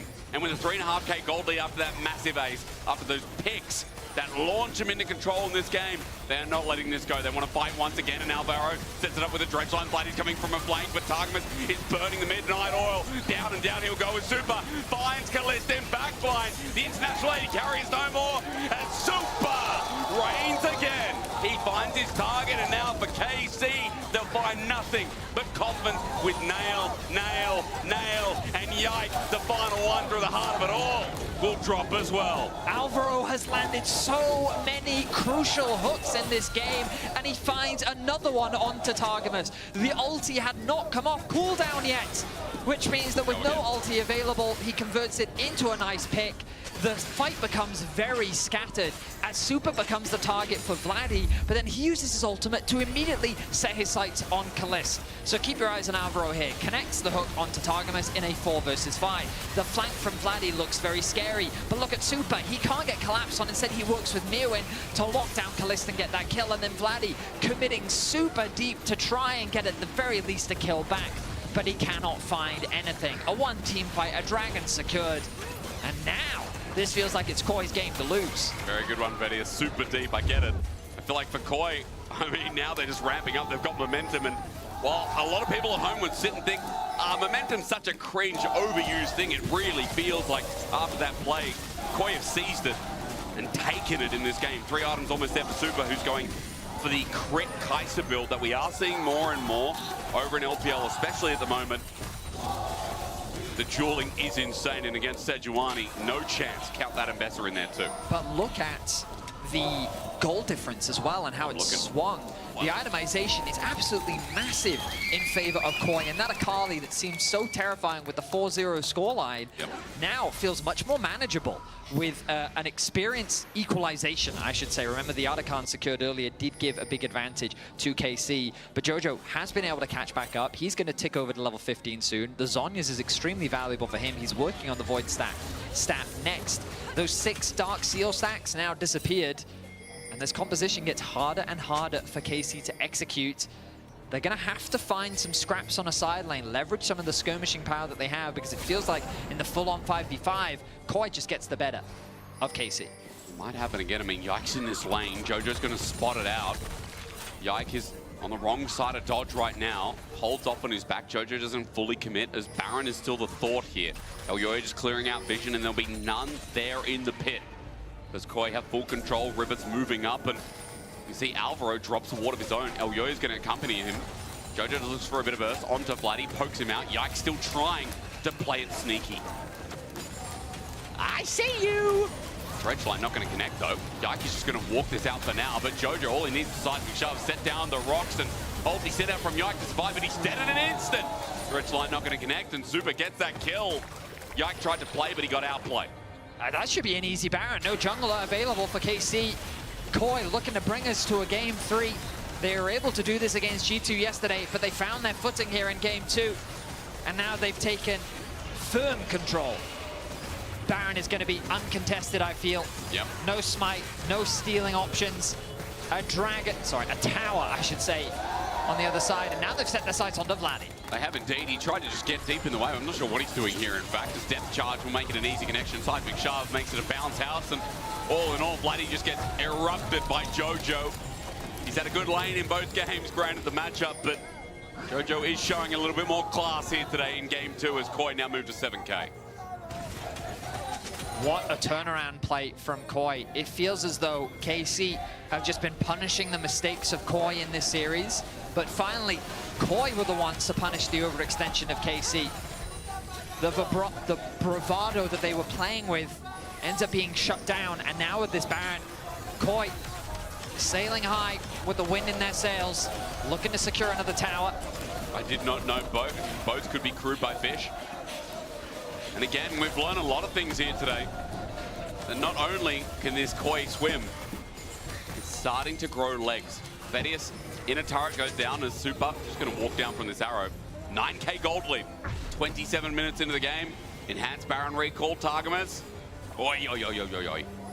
TP invested, but they're not going to find a pick. That was I guess TP just takes 10 years now. There's no 10p, there's no TP. There's no 10p either.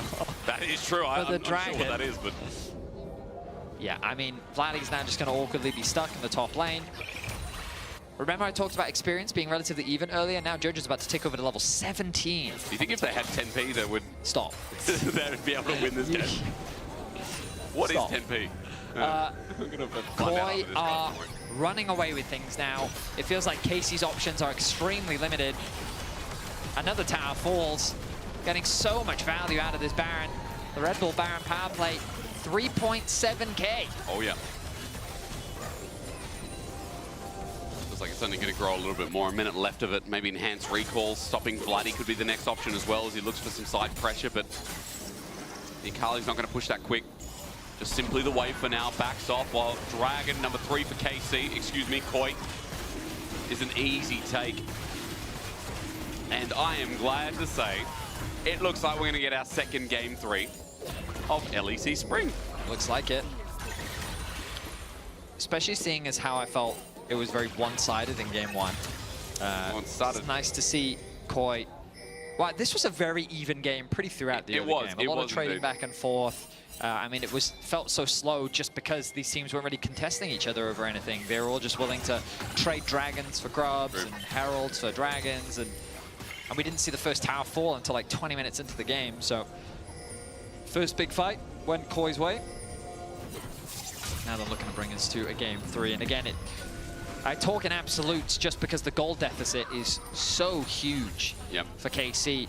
Just in terms of raw itemization, we're kind of at a point in the game where Koi, even if they don't have an optimal fight, they likely can just get away with it due to the wallet advantage that they have. Well, bigger wallets are proven to be heavier. If you knew anything about gravity, that would... Gravity? Wait, physics. Sorry, I don't know science well. Heavier wallets are more expensive and heavier and hold more things. It's an expression. Yeah, it is. I've got more money, so I'm going to slap you with it. That's what it means. I'm sure when Atlas started talking about heavy wallets, he definitely started talking about all the cash in it. Right. And the coins, especially the coins. If people with a bag of coins, that's going to hurt. Let's see how El Yoya, how many euros in his pocket is. It's just a simple takeaway from Yike because he doesn't want to give any more jungle camps to El Yoya, and he tries to speed this away as quickly as possible. Let's just note, another Baron's up in 2 minutes. Koi, you're going to see how they can get into the base with a 10k gold lead. What are you thinking about, Veddy? Well, I'm thinking about how Koi actually end this game, because it feels like that they should just be able to do it. And I'm not really sure why they're not, because you could just group up mid and bot and just siege. I would argue that they don't necessarily need the Baron, and I don't think that KC have enough wave clear to necessarily stop them if they really wanted to. That is a good point. Because, like, again, Ashe is really the only wave clear that they have. Yep. Akali's not very good at clearing waves. So, I don't know, I guess Koi is just taking their time. Why not? I guess. But you're right. Because Baron's spawning in a minute 20, which is fine. The only problem with waiting for Baron is that you just give KC another potential way back into the game. Yeah. If Yike steals it, then the game very much changes. And Yike is the king of steals these days, I will say. Ooh, he might be dead. He might indeed. He has to flash out of the way. It's an Arctic Assault. That Baron time is still a ways off, but now that flash makes it less likely that Yike can do exactly what we just talked about. Yep, that's good. Good control of Koi over the top side jungle, reminding KC that they're really not allowed to leave their base. Mid can be pushed in. It looks like Jojo wants to go and answer that bot wave. TPs are available across the boards. Ash Arrow will likely be back up in time for the Baron. But yeah, it looks like Koi really taking their time with this one. Want to make sure that they can close this one out cleanly. Level 18 now for Jojo as well. very scary Koi. KC are going to have to find some miracle pick to be able to turn this game around. Look at how fed Super is as well. 4 fully completed items. That is one scary Kai'Sa. You're about to find out how. Oh, Yoya thinking about an engage. Yaki's just going to face check for now. What else can you do as Koi hang around the wings, try to use vision to their merit? You can see in bot, I mean, Kana at least getting pushed in the sideways as objective bounties are available. But Yike, as he tries to drag midway, is playing with fire himself. He runs into Mew, and I'm not sure if he knew he was in there, but Arrow buys him some time, and Yike is going to run for his life. But yes, he is indeed dead. Baron is up, and that's going to be a freebie. I mean, it wasn't already. That was very questionable. All right, well, the outcome of that is that will be an uncontested Baron for Koi. I guess you consider KC securing that bot tier 2 is at the very least something. But now with this Baron, that should be enough to allow for MKoi to begin their siege and look to try and end this game. Surely 10k and Baron. Sure. That's enough of a lead. You got Majai's on Jojo. They just gotta spike the ball down. Been in air for whoever knows long. Nah. However long. However, who knows long. That's it. Oh, that's it. Words are hard. This is why I can't learn another language. I haven't even mastered the first one. That's what you get when you live upside down. Now. Oh, they're going to get Dragon as well. All right. Okay, why not? You know what? Yeah, get it. Let's have a fight. Well, I'd love a fight. No more passive League of Legends. Let's get it. All right, Mirwin on the flank, sees Kana, Kana sees Mirwin. That's done and dusted. 4v4 through the river as Vladdy finds an angle onto Super. Remember, they're 10k gold down, and Super shows it to Targamas. Jumping in, Vladdy does a good job, and Kana's ulti's not too bad itself, but maybe it is just a wallet dip in the end. It would look good if they were even, but KC way too far behind. All Hail Marys thrown out, and now game 3, we're well on the way. I mean, Super just makes it so difficult for Vladdy to find any assassination attempt. The moment that Vladdy found the flank, Super dotted to the other side of the team fight, creating so much space between him and Vladdy, allowing him to get that kill onto Kalista. They lock down Vladdy, get the kill onto him, and they're looking to bring us to game 3. And we're starting to get an answer. We ask, can fish climb walls? Well, if they are blue, they sure as well can try. We're going to a game 3 after one massive team fight. That was the slow burner. But Koi got the fight in them here. They try and get revenge for winter playoffs. Koi will find their first win of the year against this iteration of KC, and it was a much needed one. Single round robin, best of 3. These matchups against the top teams are important when it comes to fighting for playoffs, and so a win for both sides is going to be important as we get closer to game 3. Well, a game 3 we are, though, and a best of 3 fearless. This is what comes out of the hat here as we throw to Shox, who's standing by somewhere. Where's the camera going to take us? Right here with Movistar Koi, people who have been cheering so loudly, and luckily they get a game 3. I'm here with, what's your name? Adrian. Adrian. And Xavi. Adrian and Xavi, I'll start with you, Adrian. I mean, you are here with so many people. You were waiting for a long time yesterday. Can you tell me why you felt it was so important to be here with all this strength for your team, specifically in week 1 of the LEC? Well, I think for the team it's really important to have us here. I think we are cheering up a lot of. Well, our strength is really big. In the question is telling us that, so I think it's important for the guys. Yes, absolutely. And it's working, very much so. Now, when it comes to the team, and maybe Jojo and the integration, he hasn't had the easiest time, right? But I know a lot of you are wearing a Jojo Pyun t-shirt. So what do you want to say kind of about him and to make it work with the team? No, it's basically Jojo Pyun for us. It's really important. We know that it's our mid lane. It's really a hard her position, and we're trying to push him all the time that we can do it for him, stay with him, cheer for her, and it's so difficult her position, and I try to do all together, support for him, and keep pushing with him. Yes, absolutely, the positive energy, I love it. One more game to go. As we go to break, shall we do the Macarena? Shall we? Okay, 1, 2, 3. 3, 2, 1. Para tu perdonería, Macarena, he vuelto para la alegría. Hey, Macarena! Let's go to break! Never gonna settle for those boring plays, no way. Give me chaos. Never gonna feed, but we will create some space. Give me chaos. Greedy for the glory, so we're only chasing dreams. Making titles, trophies, highlights, international memes. Give me chaos.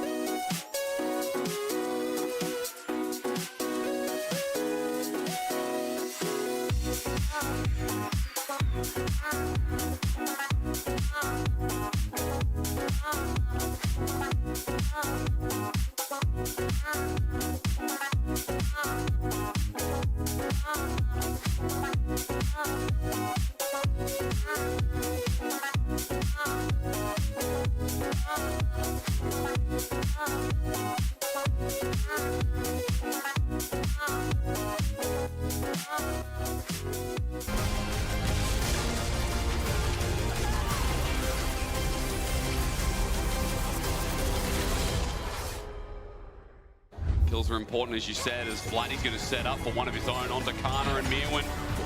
Getting involved in their lane. Shuriken Flip doesn't connect, but at least the damage does. Vlad. Keep going, keep going. Good job. I push. Left, left, left, left, left. I'm ulting. Look, I have stopwatch, okay? I will dive. I have stopwatch. Ahí está, gata. I call you. Ash. Chuparla. Pasos de mierda. Vámonos. Look, I call you. You win. You win. Go full on mesa. Nice. I have block up. Go mid.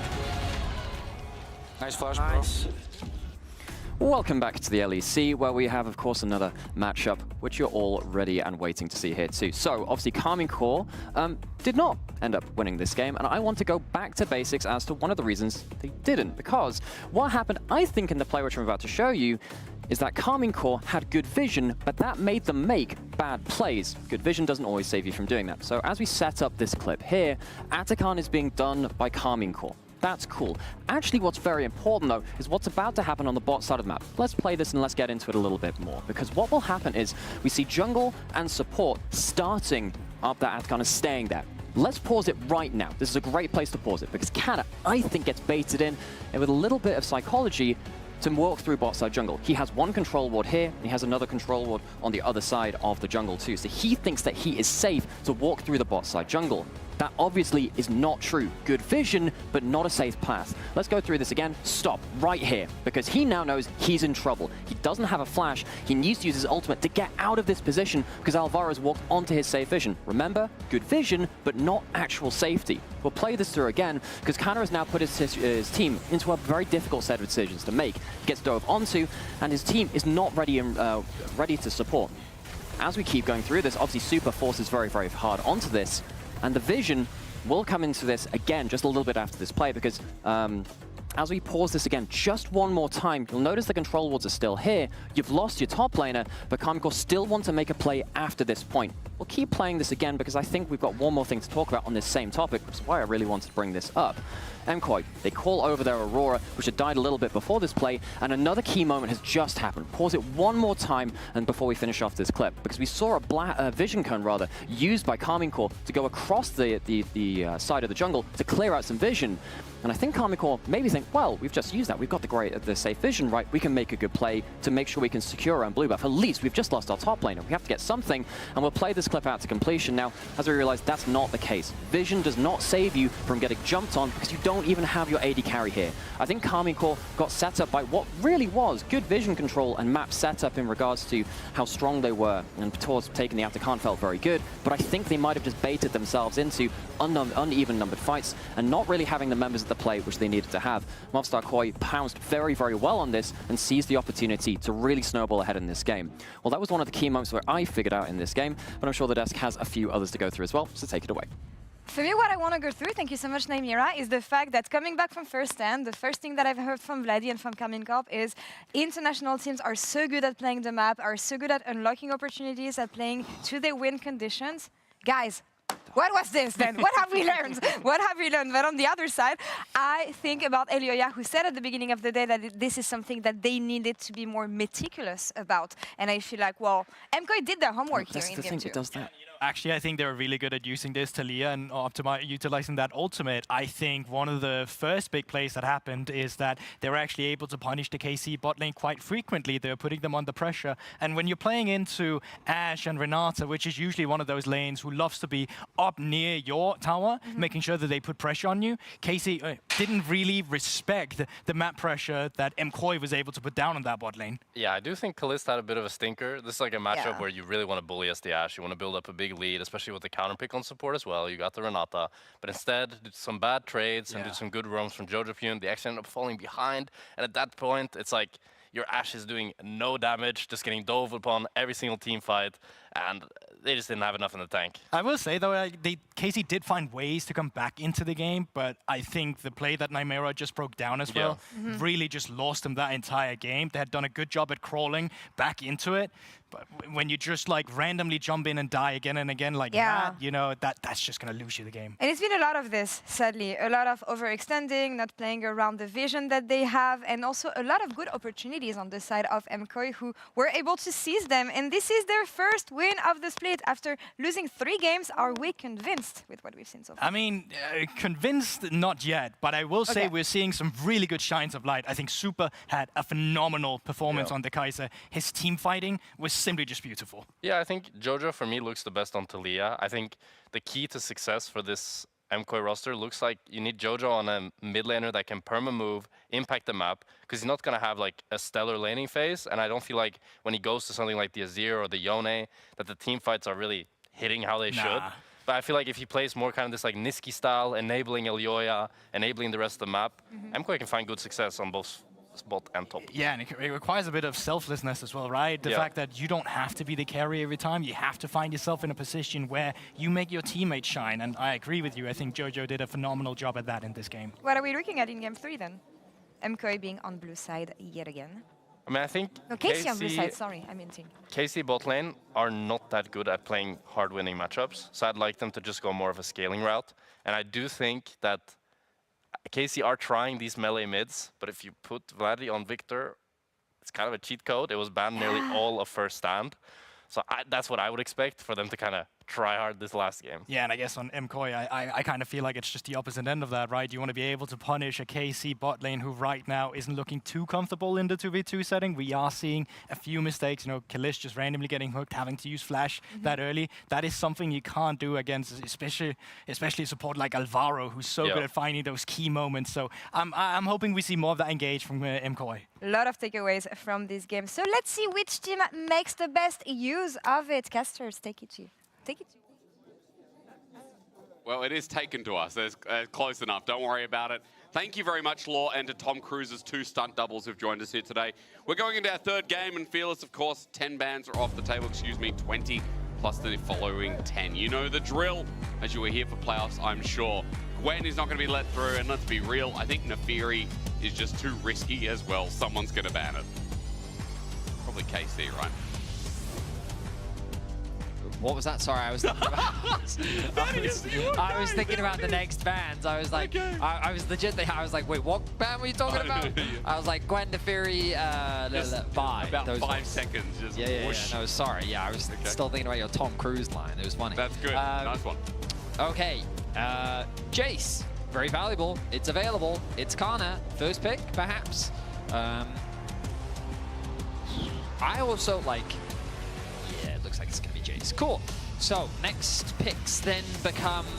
Ooh, it depends how much you value bot lane versus jungle. Do you take away the Nidalee pick that is often paired up with the Jace that we know Yike can play? Ooh, I don't know. I'm just gonna send that there.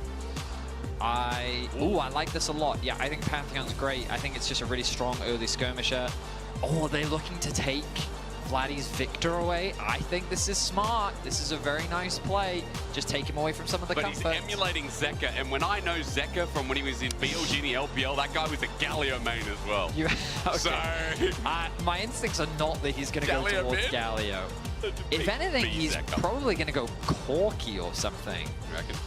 Yeah, I mean, they might think about something like a Zyra. Oh, an early MF. That is surprising to me.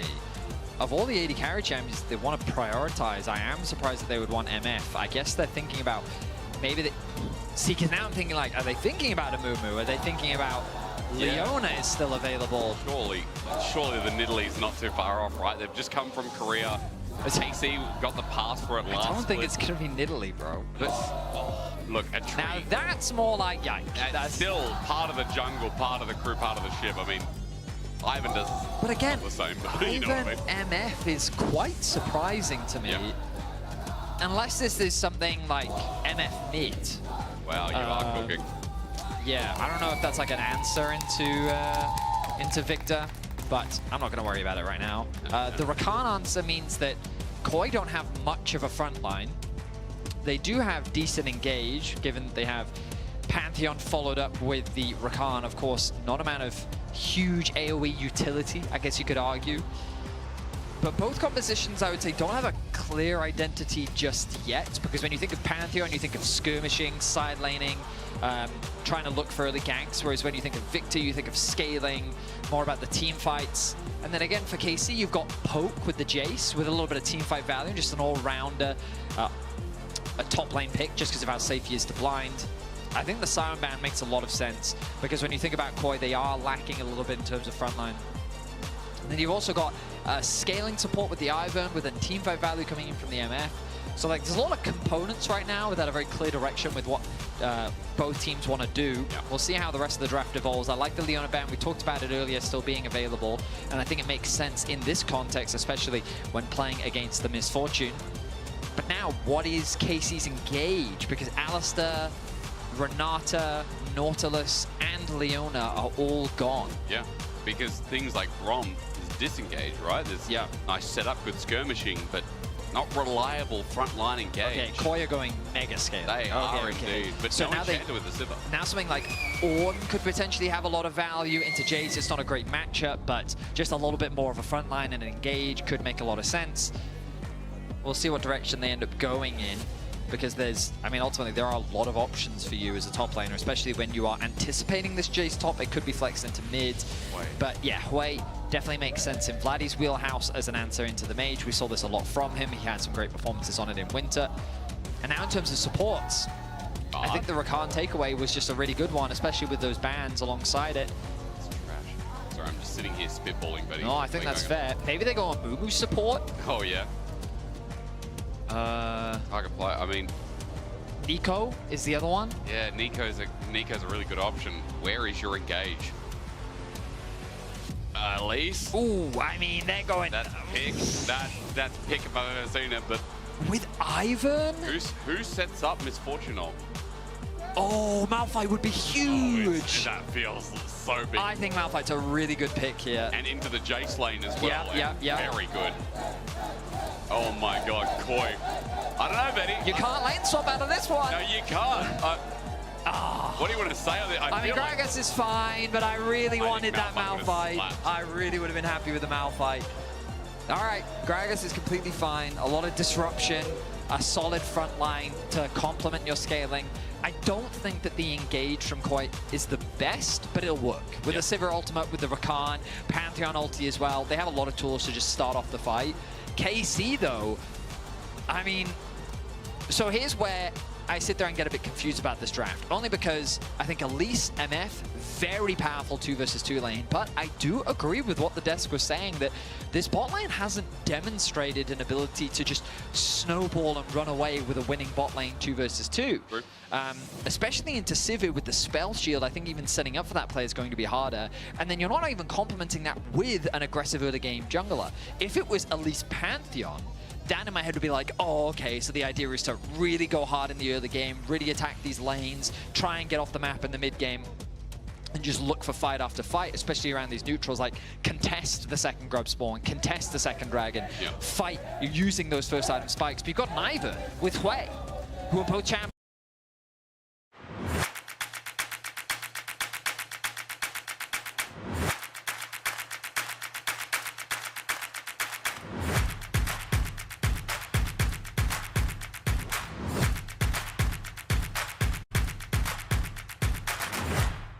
Versus Koi in your second day final game. The LEC is back, and now you can spam in the chat. Got a lot of songs. Were you in that car? You were in the car dancing to that. Yeah, do you want to know the fun thing about that car? What? Is it was on a rig. We weren't actually driving. No, don't say that. You're ruining it for me. Yeah. I really thought, like, I can't remember. I don't know if Medic was driving while doing that. No, it was Dracos. And Dracos was really happy because he didn't have a license. So he was driving a car, but he... Glad you said the rig thing first, not the license thing first, because then Dracos getting in trouble. Now, it was fun. If you like LEC songs, no, I've already done it enough, but there's a whole barrel of them. I have barrel. a repeat. Nice transition. Yeah. Top lane. No, I am a man of transition. I'm a little sad about that Malphite now. I really am I was really eager to see a Malphite lock. What does Misfortune and Jace Misfortune would have been so sad. Useless, yeah. Like, oh, you ult, I ult. Like, But even so, I mean, look, for KC, poke elements. You talk about, Yike on this Ivan. What's it going to enhance in this game as much as something that has like a Tristana mid or an on-hit AD carry bot? KC, the 2v2, we need to see it excel successfully. And already you can see trying to get that level 2 is going to be the first part of it. Ignite and Electrocute. Targamas is going to be all in. And I'm hoping we get Symbiotic Soul from him as well, especially since that movement speed buff and it being, I think, some of the strongest shoes right now, so that Elise can perma-roam and deal with the Pantheon that's going to have a bit of pro. Well, for the time being, that bot lane is looking to gain control very quickly. First 2 waves, you can see how they posture in the lane, constantly looking for trades. Nice utilization of the Q from Kalist, and this is exactly the type of start that you want. Forcing the health bot out from Super already, getting the level 2. Ivan looking to path towards the bot side of the map. Of course, starts top side, moves bot side, goes back to top side, picks up all those camps. And the great thing about Ivan is, because you clear your camps so quickly, you have a lot of downtime. Just kind of running around the map, a lot of opportunities to threaten things like dives. And while you don't have a huge amount of setup, if that Q does connect, when you synergize that with the Elise, a lot of single target CC coming from the KC squad means that should be easy to get the kill, assuming that that CC lands. They got an insane ping. Way mixed into that as well from downtown with Jace. Like, any CC connects, and KC, one target is going to have its meal of it. Super good attempt at the spell shield, gets some health back, but then poked out by Electrocute from Targamas. So for KC, let's kind of just put this forward, Betty. I mean, I would assume that Victor would have early lane, but I know that Hui, once he gets an item, once he gets his mana sustain, I mean, really annoying. They're both kind of just waiting for certain threshold points. Yeah, okay. And then yeah, they'll just become wave clear bots. But early on, Victor is really annoying just because of how difficult it is to trade back against his E. Kana now the target, but the movement speed from his acceleration gate will take him to safety. And he is now happy camper, just still having to be cautious as both junglers going to meet in the top side river. Ewan now zones out, the wave pushing, and Kana just wants to reset it, get it into turret as soon as possible, and Ewan's going to get tanked out and grasped out. And that's nice from Kana. So the wave pushes in. The poke landing as well means that Kana has options here. I mean, Kana is a very good chase player, and just watching him play this lane is a really good example as to why. Muin, though, still doing a good job in farm. They're practically dead even. The 14 gold lead that Kana has is the 1 CS that he has as an advantage over his lane opponent. Muin going to TP back to TP back to lane. Will likely lose about 2 minions. But now Targamas on the road. Looking for the cocoon, lands it, and just jumps in. Good little spider bite as roll repels out, and Jojopun is bursted. He's got TP himself, as Vladdy's already used it to come back. So this wave going to quickly be pushed underneath the tower. Might lose a bit of farm off the back of this, but Jojo's been doing really well in the 1v1 matchup. Already built a very healthy lead with how aggressively he's been trading. He's going to come back. Betty, I was going to say, TP takes about 10 years. Lucky it's a cannon minion, though. Yep. Due to the TP changes that happened at the beginning of this year.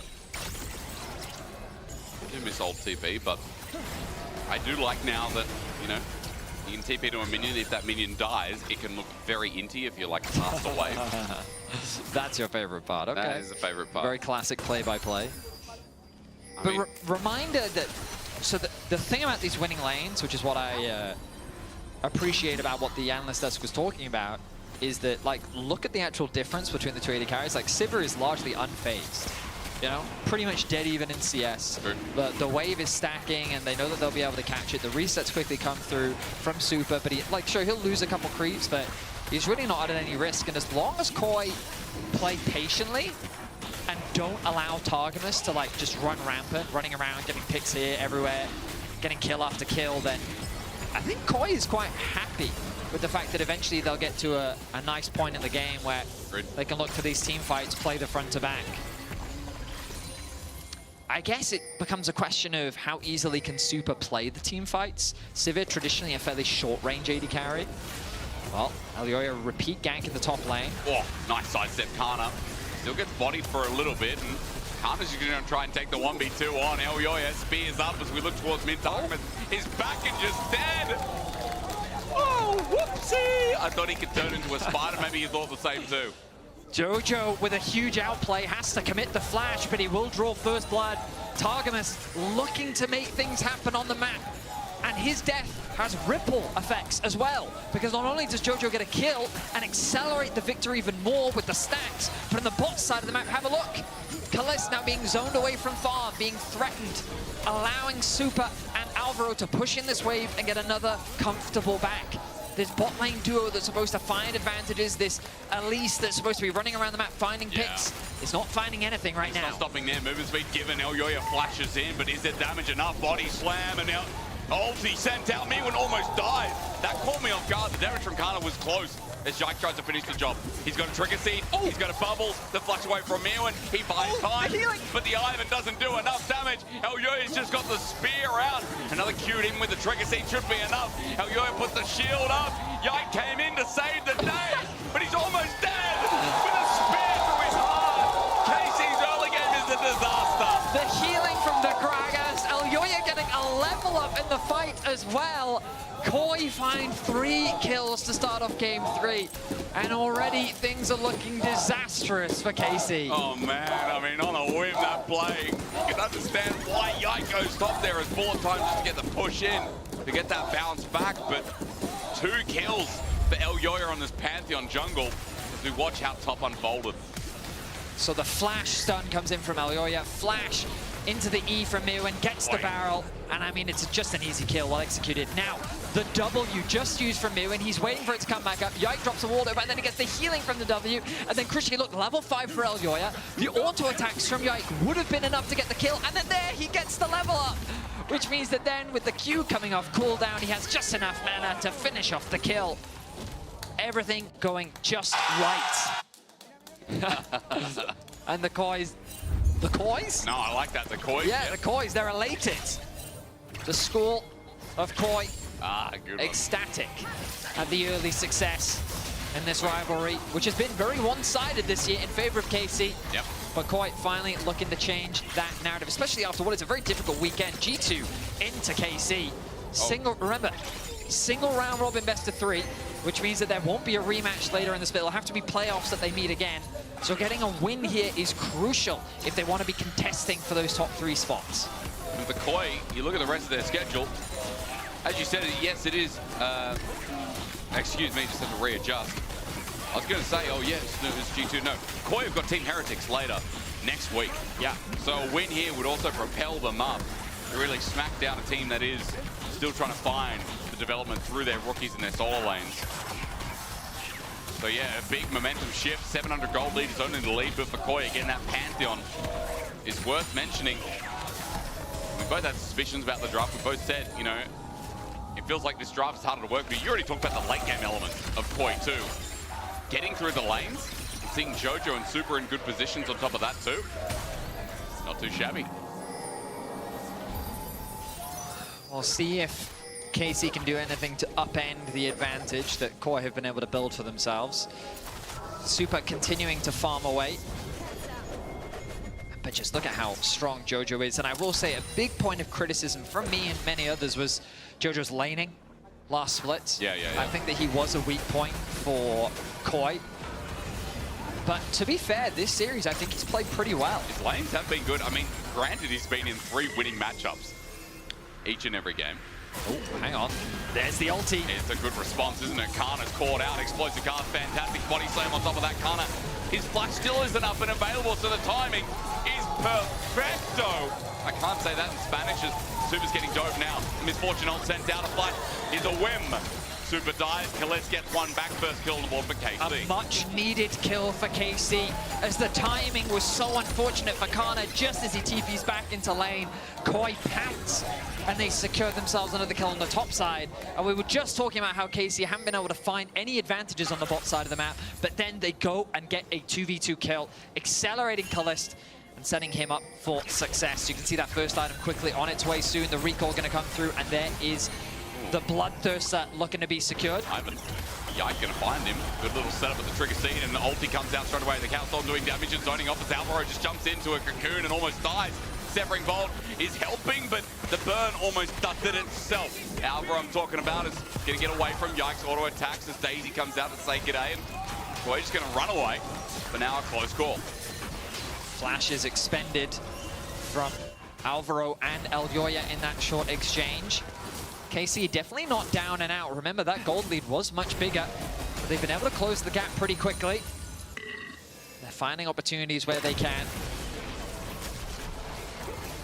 And now we set up for the Dragon, being started off by KC. This will be their second of the game. Their third objective of the game as well. Even though Koi have been finding kills, the early game control has largely gone in favor of KC. Surprising, isn't it? I mean, Elyoya's just been in every lane, it feels like. Has he? He's been in top mainly. It does feel like top has been the rinse and repeat. Because you know what, Mirwin? I feel like you've been left isolated for a long time. How about I throw a couple of ganks your way? That is nice. I think Kana this series has had a lot of solo lane pressure consistently, and it's time that it shifted. Now, 2 Dragons, as you mentioned. Grubs respawning in a minute 15. Already pings are going down. You see Elyoya setting up for maybe something in top yet again. Well, KC are getting the push in bot. But Yike is actually clearing his bot side for now as well. So he's going to have to target his Raptor camp. See where he goes from there. Redemption also picked up, by the way. But first items, it's pretty common right now. As Kana's, he's fallen behind a little bit. He's only got a tunneler, that's about it. Doing his best, considering the amount of pressure that's been thrown up towards the top side of the map. And the timing on that TP is just We've all been there. You just come back to lane and you immediately die. That's it's a rough one for sure. Yeah, we've all been there. We've all been. Yeah. You especially. Like, there's actual footage of this, of you doing that. I've watched it, actually. That's because I play volleyball, okay? Sometimes you got to in. This is how it works out.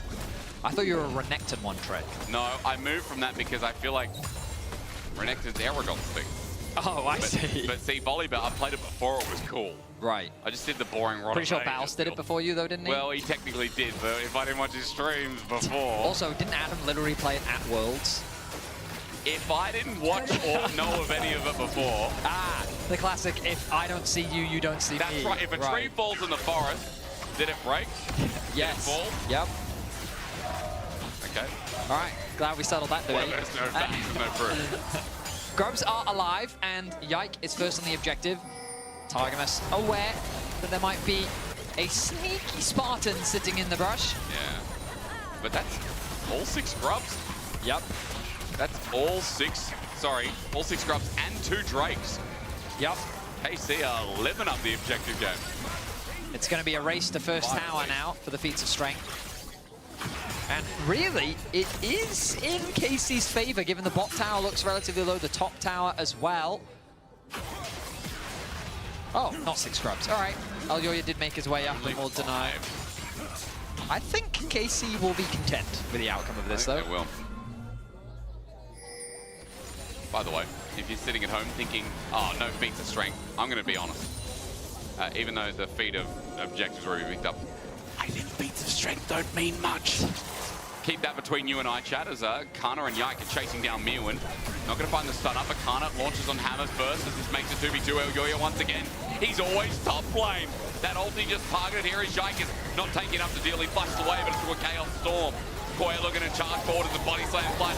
His Q onto Kana with no mana. Mirwin dies, but with his dying breath, autos down. Targamas will take the shutdown. And it's a 2-for-1 in top, while meanwhile through mid, Kalist has to flash away on the hunt. Also popped as Koya just not slowing down in this game. Koi, knowing that their skirmish power is just that much stronger, trying to force these fights on the map. But remember, it was initiated by KC.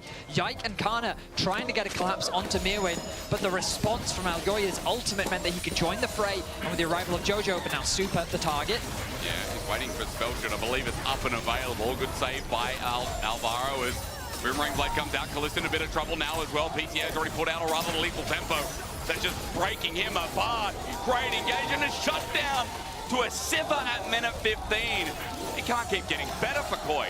I mean, Kalist was winning out in the straight-up 1v1, but then the knock-up came through from Alvaro. Super created some distance, and he was able to connect the Q to secure another kill. The gold was even just a second ago, but scraps across the rift have resulted in Koi building a 1.7k gold lead, and with the Dragon spawning in 40 seconds, they have to set their sights on this objective. I mean, again, feels like Kana's just going to trade off and get what he can. Gold for KC needed in this early game to mitigate. Oh, the feats, though. But the 0-3, yeah, whose feat is it going to be? Because even though, yes, feats go down, Koi bring their own version of their shoes, and Kana's in a lot of trouble. Chaos Storm comes down again. The Redemption not going to heal him up enough, and he's just sent packing. Elyoya kill number 3, and that's 4 deaths for Kana. It's a good strategy. Just target Kana. Really trying to limit what he's able to do on this Jace pick, which he is so well known for. Hang on.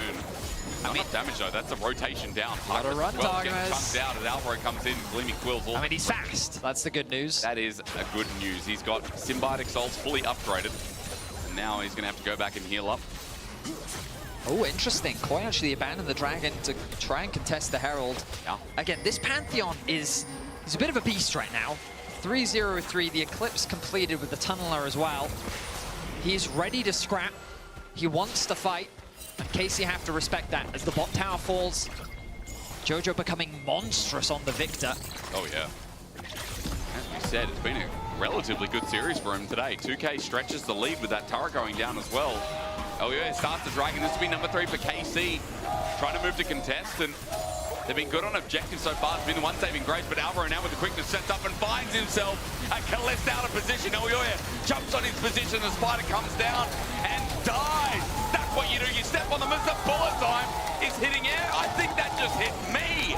Kana running for his life. Jojo's found him though, and in front of the dragon with the slow. Kana will not be re-entering. Elyoya set that play up beautifully, and Koi, a momentum-based team, is what you can take off this series. They are just winning scrap after scrap, fight after fight, and they're going to get their first dragon of the game. They're likely going to convert it into a tower as well. As you said, turret equals 3.5k. Dragon sacking denied. And then our match of the week, KC here, got caught out with Kalist with a great engage from Alvaro. Alvaro locks onto his target, finds the knockup, and the follow-up there from Elyoya, the chain CC onto Kalist. Forced out of the fight immediately, and while they didn't get that kill, it was enough to set up for the rest of the kills that they converted into 2. And again, this is where we're starting to see like this Elise plus this Ivan. It's just a weird combination. They're not able to find picks in the straight up 5v5. This Elise, what she offers is so limited in contrast to Alvaro, whose target selection continues to be fantastic. He's also had a great series overall, and he's working with Elyoya fantastically. He's looking to replicate that right now as they get control over the topside river, setting up for the Herald.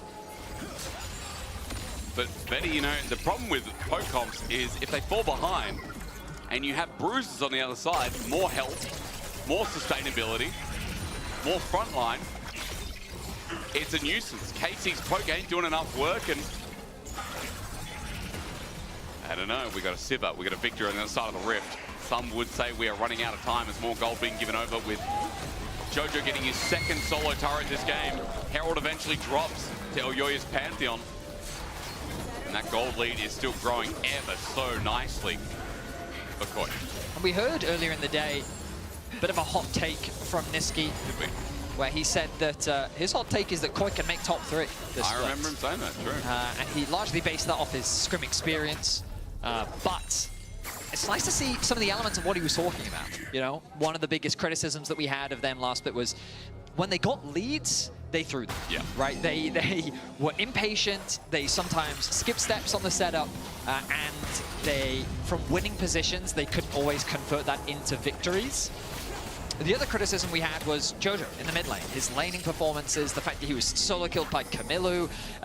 There were all sorts of individual mistakes that I feel like we're already seeing significant improvements on. Yeah. So even though they had a difficult series against G2 yesterday, they still pushed them to 3 games. They're doing the same thing here again, and you can see the best of 3 format really benefiting Core. Can indeed, with some of that versatility as we watch top laners battle it out, but look at the positioning. Yike and Targamas trying to bait in, but on the hunt, it's going to give Alvaro some movement speed with quickness, following up, but a Pantheon to fly, and Elyoya looking for someone to die. It's flooded with Chaos Storm, erupting his body. An electronic feast for Koi, running down 11-2, 21 minutes in the game, and KC aren't safe. Bullet time clears the wave and buys some time, but Herald's there in front, and it's going to be an easy charge. I'm loving the aggression from Koi. Flash from Jojo, flash from Super, all to try and get themselves more kills. The gold lead continues to balloon. 5.6k the advantage now as they secure a tier 2 turret. And on the bot side of the map, KC, I mean, there's really not much that they can get. I mean, this top lane is going to keep 1v1ing explosive health. Nice little barrel chain from Mirwin. I think they're just going to bop away. I feel like Mirwin's winning this. I think Kana knows it. I was going to say, you know, our finals MVP from KC in this game, and you can say through the lanes, getting checked a little bit by Jojo, who's, again, having a good end of series. I mean, it's a numbers advantage here. The flash of the wall from Super, the flash commitment from Jojo as well.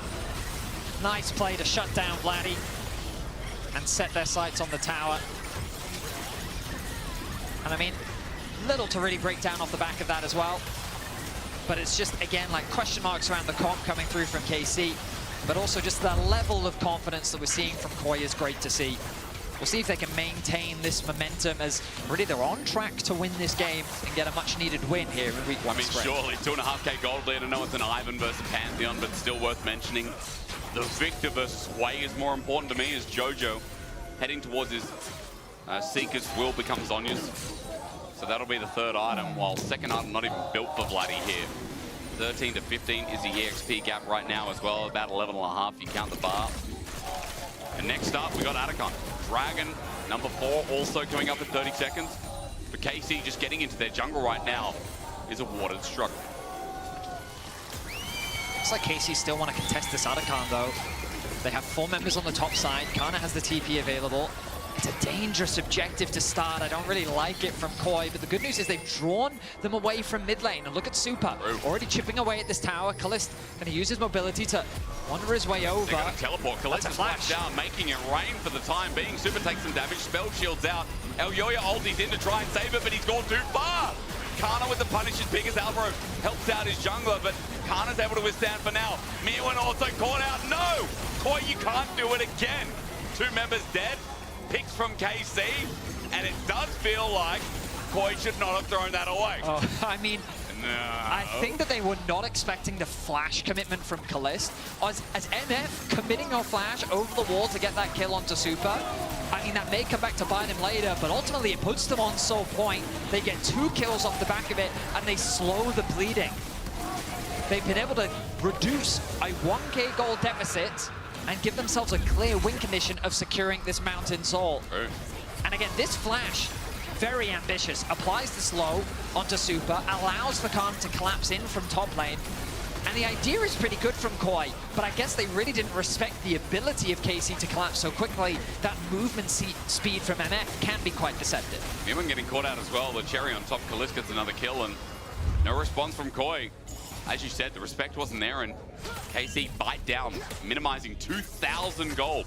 That was the difference before the play. And as you said, with that Dragon now leading in 4 minutes 30 to a soul for KC, a little bit more breathing room, maybe a little bit more wiggle room as well. You have to start thinking seriously about what KC have to offer as we get towards this mid to late game. As Koi going in deep, Kalista's found him. Onto Elyoya, Yike is there.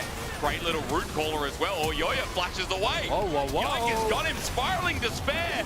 And right now the Koi fan will also be going down that spiral. A shutdown. Atakan's there. Koi are throwing away this lead. They're going for Otacon. Baron is alive. I wonder if they're going to be ambitious and go for both objectives. Targamas going to try and keep Miwin away. The mid tower will fall. You'll notice the Jojo pushing in the bot wave as well. He has teleport available. Super thinking about what he can do, maybe just getting the push in and then leaving. Early back from Bloody while Atakan's still going to be taken down. GA version given over to KC.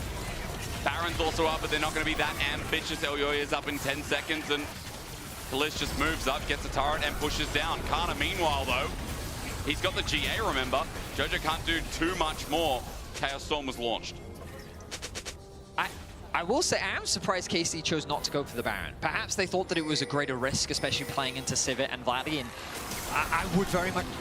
Vladdy, I'm so used to seeing Vladdy on Victor. I mean Jojo's Victor. Okay.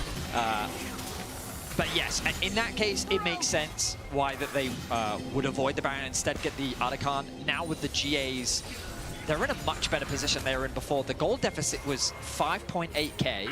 They've clawed that back to 3.6k. A lot of that deficit sitting in jungle and mid lane. But really, you just have to keep your eyes on the itemization. You can see a full item advantage in favor of Jojo over his counterpart mid laner. The jungle difference doesn't really that much because Yike is more of a support than anything else. So once he completes this next item, he's basically full build anyway. Everything else after that is just kind of a luxury item. But the AD carries is where we're really starting to see the difference. And Infinity Edge is so close for Kalist.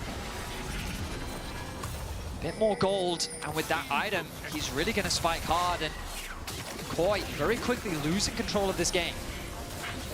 Again, doesn't feel like they should. Still 4k in the lead. It's not like they've lost everything, and it's still a 3-item Victor, 3-item Sivir as well. One big team fight, and we're back. Looking at Koi in an honorable light once again, but KC getting cheeky with their GA still up and available. Now, we don't have an Atacon timer for you, but I can mention that it looks like it's 3/4 off a cooldown, so maybe another minute to go max before that disappears. And around Baron, that would just be the icing on top, because Dragon's up in 1:30, but a lot of wiggle room again when you have Soul Point and Baron's up at the same time. You can threaten one, you can look at the other. Either way, team has to respect. Yeah, I will say, I did cast the curse them a bit when we talked about how it's nice to see them having improved their ability to convert winning mid games into end games, and then you they did say throw that. their mid game. So okay, Koi haven't fixed all their problems, which is fine. But We'll see if they can look to close this one out. As you rightly said, their advantage is still significant. KC can't afford to rest on their laurels. What are laurels? I don't know, it's just an expression. It's just like your legs or something, right? So many words in the English language that I know what they mean, but I couldn't properly define them for you. I thought laurel was the name. It is. You know? I also, you know, laurels just also sounds like a funny word. So I just always wondered, you know. We didn't have to go down that rabbit hole, you know, but... Thank you. I'm grateful for that. Thank you over that. Dragon in 35 seconds. Laurel's a good name for a dragon. Vladdy is very close to level 16 as well. A nice level for him. Getting that 3rd point in the ultimate. The Cyrilda's Grudge finished for Kana as well. Getting a bit of a change on this patch. Mega big is the Dawn Core as well for Yike. 3rd up. Alvaro. It's a great engage though. Ignore that. KC have blown apart. JoJo's Chaos Storm takes the Rift and Super takes Vladdy. Yike running for his life as Elio flew in, but Koya back. 2 kills are big, and that solved conversation out the window. Ruthless efficiency from Alvaro as his ultimate connects onto the 2 carries and executes them without room to breathe. Neither flash was used because they were not given the opportunity. The Dragon Soul will be denied, and the Baron is now in the eyes of Koi. Alvaro's Rakan looking clean this game. Say what you want to say about the down points of Koi, but everything else has been stellar. Holding the Dragon for now as Elyoya needs to move into position. I mean, an attempt to steal. Yike has a way in. Minwin tries to body slam. Yike has flash available, but no steal. Smite secured. 2 dragons for Koi. And we are back to rooting the roost. Okay, so a bit too much time on the Dragon, which means no Baron, but look at this engage. Flash into double charm, double knockup. The cleanse not going to help you when you're in the air like that. And then the burst comes through from the 2 carries. Alvaro really has had a great performance in this series. His Nautilus in game 2 was fantastic. His Rakan looking to do the same. As Koi now playing with more confidence, knowing that they're back in a winning position once more. Plenty of time until the threat of the soul on the side of KC, and JoJo, look at this angle. He is indeed playing it, but he's right into a bullet time as set up with the Chaos Storm zones off Vladdy. JoJo trying to get into his Alvaro once again, but he's interrupted. Great little root caller. KC are kiting back, and I'm worried here, but Minwin brings my ward to naught. Yike survives for now. Hang on a minute, Elio is down, and JoJo's caught out as well. Yike's dead. In goes Alvaro again, but the poke's still there. KC are playing it back. A messy fight. Koi, what are you doing? KC just took every donation possible as Khalif walks back from Super, the only left alive from the Weird Fish. KC outplays them in the team fight as Super is the last one standing. A heavy overcommitment from JoJo. Elyoya really not being given purchase